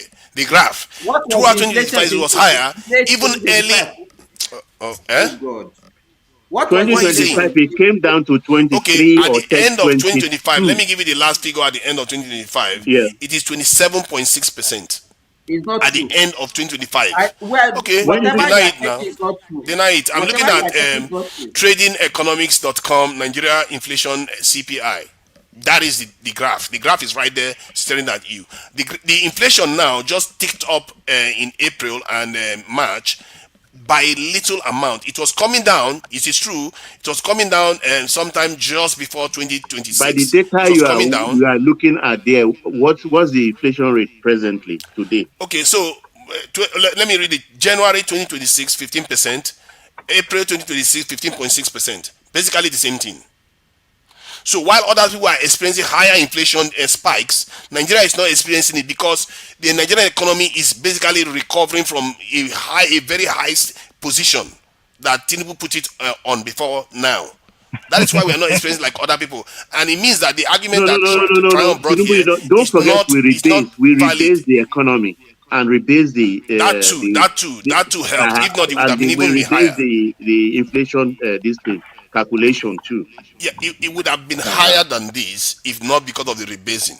Yeah, It exactly. would have been higher than what we are seeing here. So So we are if very we go to other truthful here. countries, okay, it's good to be truthful. I We like are all what you in said support about of the being truthful. jobs too, that jobs are available. Because From that's the what we've been data saying on this platform. Except you are Jobs are selective. available online, not Except because you are Tinubu selective. created them. If Not you are because Tinubu selective, created them. That's what I'm saying. Jobs are available don't change your online. mouth. Unless you are selective. I just said it. I'm Unless you telling want you to go that. to a restaurant and put toothpick in your mouth. See, Because if it's you like we are go, like India. India has a lot of online jobs that came in the early 2000, mid 2000. So that's what's happening to Nigeria. And Nigeria is creating a lot of online jobs. And the economy doesn't seem to be taking that into account a lot. And I really think that people should be observing that, especially politicians that keep saying that, no, everybody's suffering, everybody's dying. No, go and check the youth. They are but you busy pander to hustling that now. online. When they say being power, you pander to that too. Don't you send money Eh, like people send? They will always tell, I send money, I send money. Whereas he doesn't have a sou to his This is name. the way you're supposed to be talking from the beginning, not No, all this no, Oh one my way God! You want me traffic. to come we and have praise infected Tinubu? I him. didn't We have praise Tinubu. infected him with I'm not here reality. to praise Tinubu. I No, just say what we have what I infected Just you see. with continue and then reality. saying what you want to hear. Now this is the way it's supposed to be talking. Look at Imagine are Nothing that. you wrong with beg not your nothing son, wrong with John? a lot of good here. Make sure, I beg you. Where we want you to talk. Don't mind Oh, it. look Don't at mind that. this one. They, Let I'm him not just say even there giving Tinubu the credit. They are negative still claiming the credit negative No, about no, no, his no, no. country. I'm I not think saying you give him credit. where You you are are. talking. and you are still claiming the credit nonetheless. What kind of No. Allah is From the this one? abundance of the heart, from the abundance of your Oh, heart, now it's your from the mouth abundance of spoke. the heart. Oh my Your God. mouth spoke. From the I told abundance of you your that heart. if I see something positive, I will say it. If I see something No, negative, you I came will to say that it. lately. You only came to that lately. I've When been you saying started, it. When I got came back with from Nigeria, that is the first thing I venomous said. argument here a few hours ago when you came on board. We Because you listen, guys we were take busy record. lambasting As we Obasanjo get on here behalf of too, Tinubu. I know No. your stand on most of the issues over the years we've been meeting on See, this I was platform. the one that Even in your said here that watering hole, Tinubu had it in his gift. once in a while, if there is no soccer in that period on Saturdays, I come there. I Tinubu. without touching anything and listen to you particularly. So I know your See, views. I was the one that said Tinubu had it in his gift to be one of the best presidents in Nigeria. And No, this I've never evidence that I had it. just I said it when he got it before he won. No, after he won, I mean, before he was sworn in. I mean, after he won. Why would I say it before he won? That's ridiculous. I didn't want him to win. So that's the truth. So but the point is that after he won, based on the evidence that I just submitted just now, it just shows you what I was saying was true. Everything that the other government didn't have, he has it. A lot of Nigerians are making money online. Nigerian government don't even have to create the jobs for them. They are making money online already.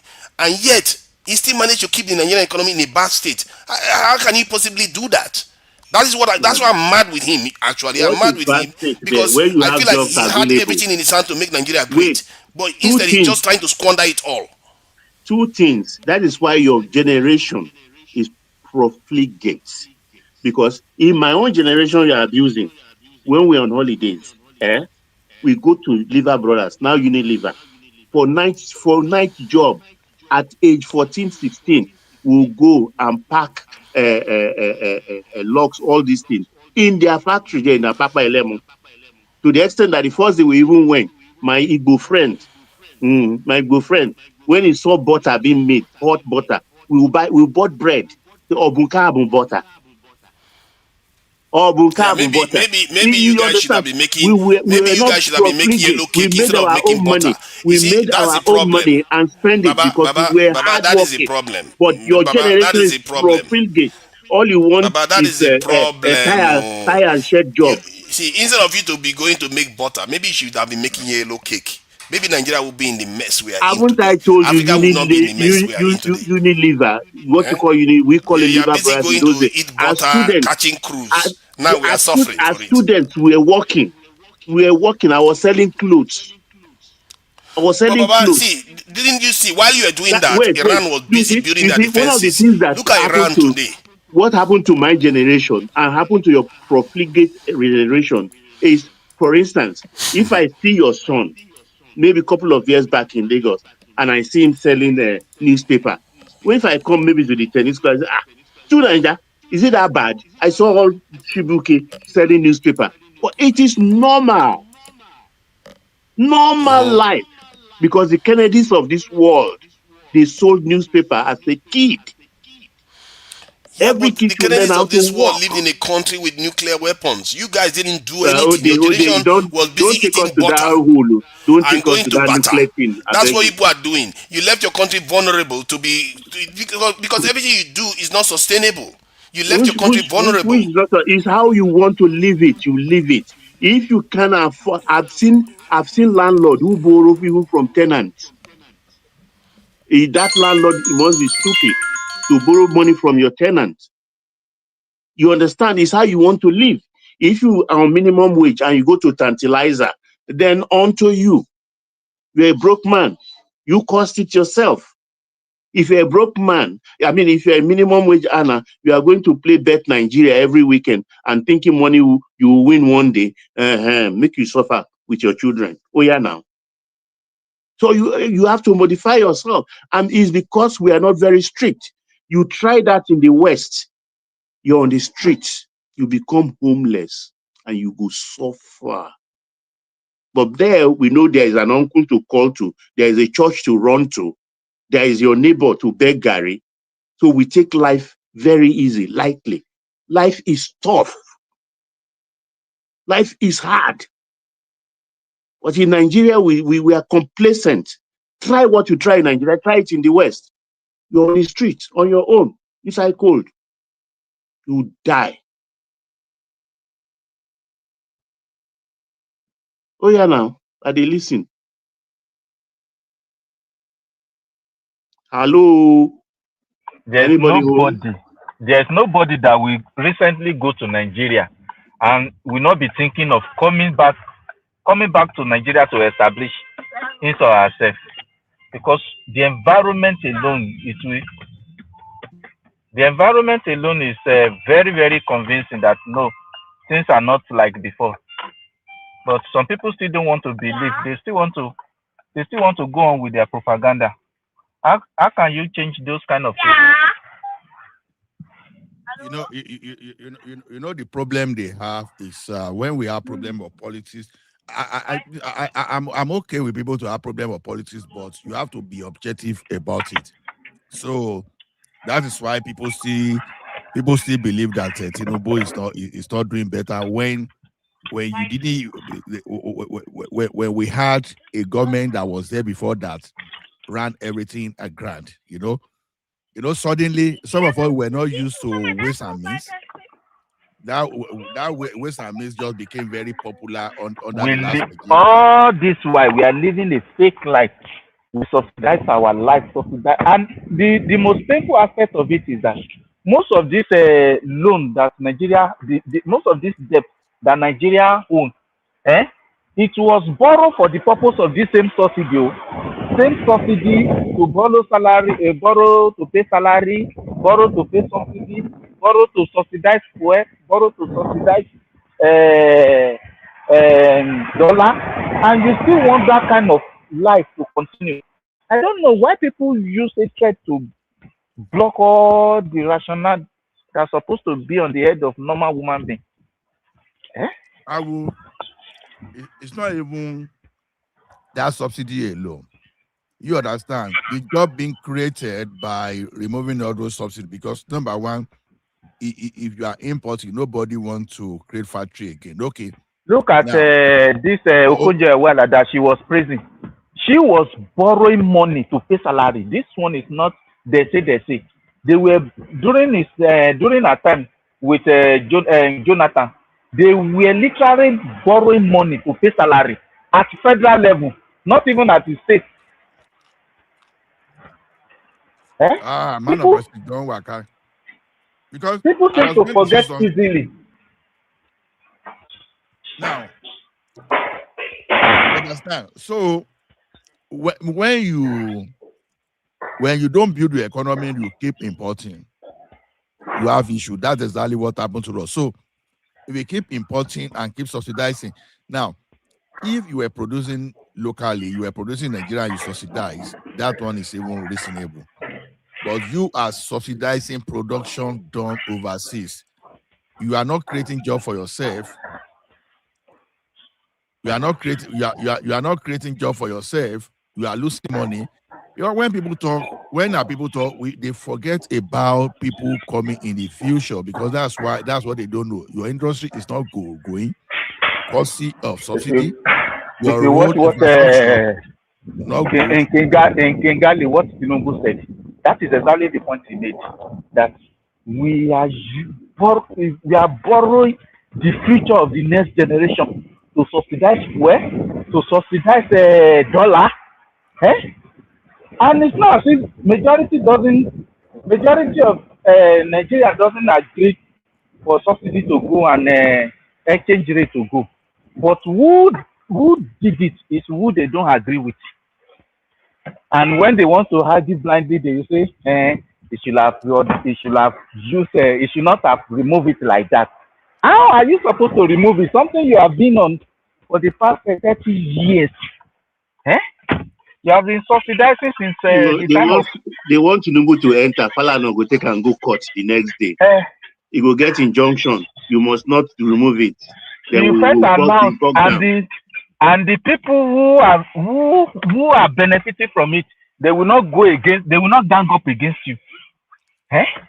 For where has it been everly possible to subsidize and to remove subsidy gradually? Where? They want us to keep subsidizing for Shukudi to be imported from China, while the local industry will be dying too. Imagine. And the most terrific aspect of it was that before Buhari left, no one green now. Before Buhari left, they are comparing. Nigeria has been comparing to Venezuela, Argentina. We don't even, as at that time, they don't even know which one is worse. But presently, as of today, nobody is even comparing Nigeria with all those countries again. And yet, some people with a good conscience and say, what is he doing? He has never done anything. The man is not perfect. And there's nobody on earth that can perform miracle with what is on ground. It has to be gradually. It has to be. Even that Venezuela you are talking about now, they were praising him. This the two Niger of cyberspace. We are praising Venezuela then. Tinubu stood his ground, Gidigba. Now Venezuela is back to that hellhole. Now borrowing money from even private pockets. Like America just gave them 20 billion or so. Now they are demanding even repayment of it. But Tinubu is improving. That's the courage I just enjoyed in the man. I appreciate that courage so much. What they don't know is that subsidy is in the hand of Kaba. Look at when this woman was there, Okoje Iweala, because she make attempts to do that thing. Look at what they kidnap her mother now. Mm-hmm. They kidnap her mother just because she made attempts. She was championing that subsidy must go. Subsidy must go. If, like what this guy said, he said, if Tinubu could not do it, nobody, and I believe him, nobody will be able to do it. Not even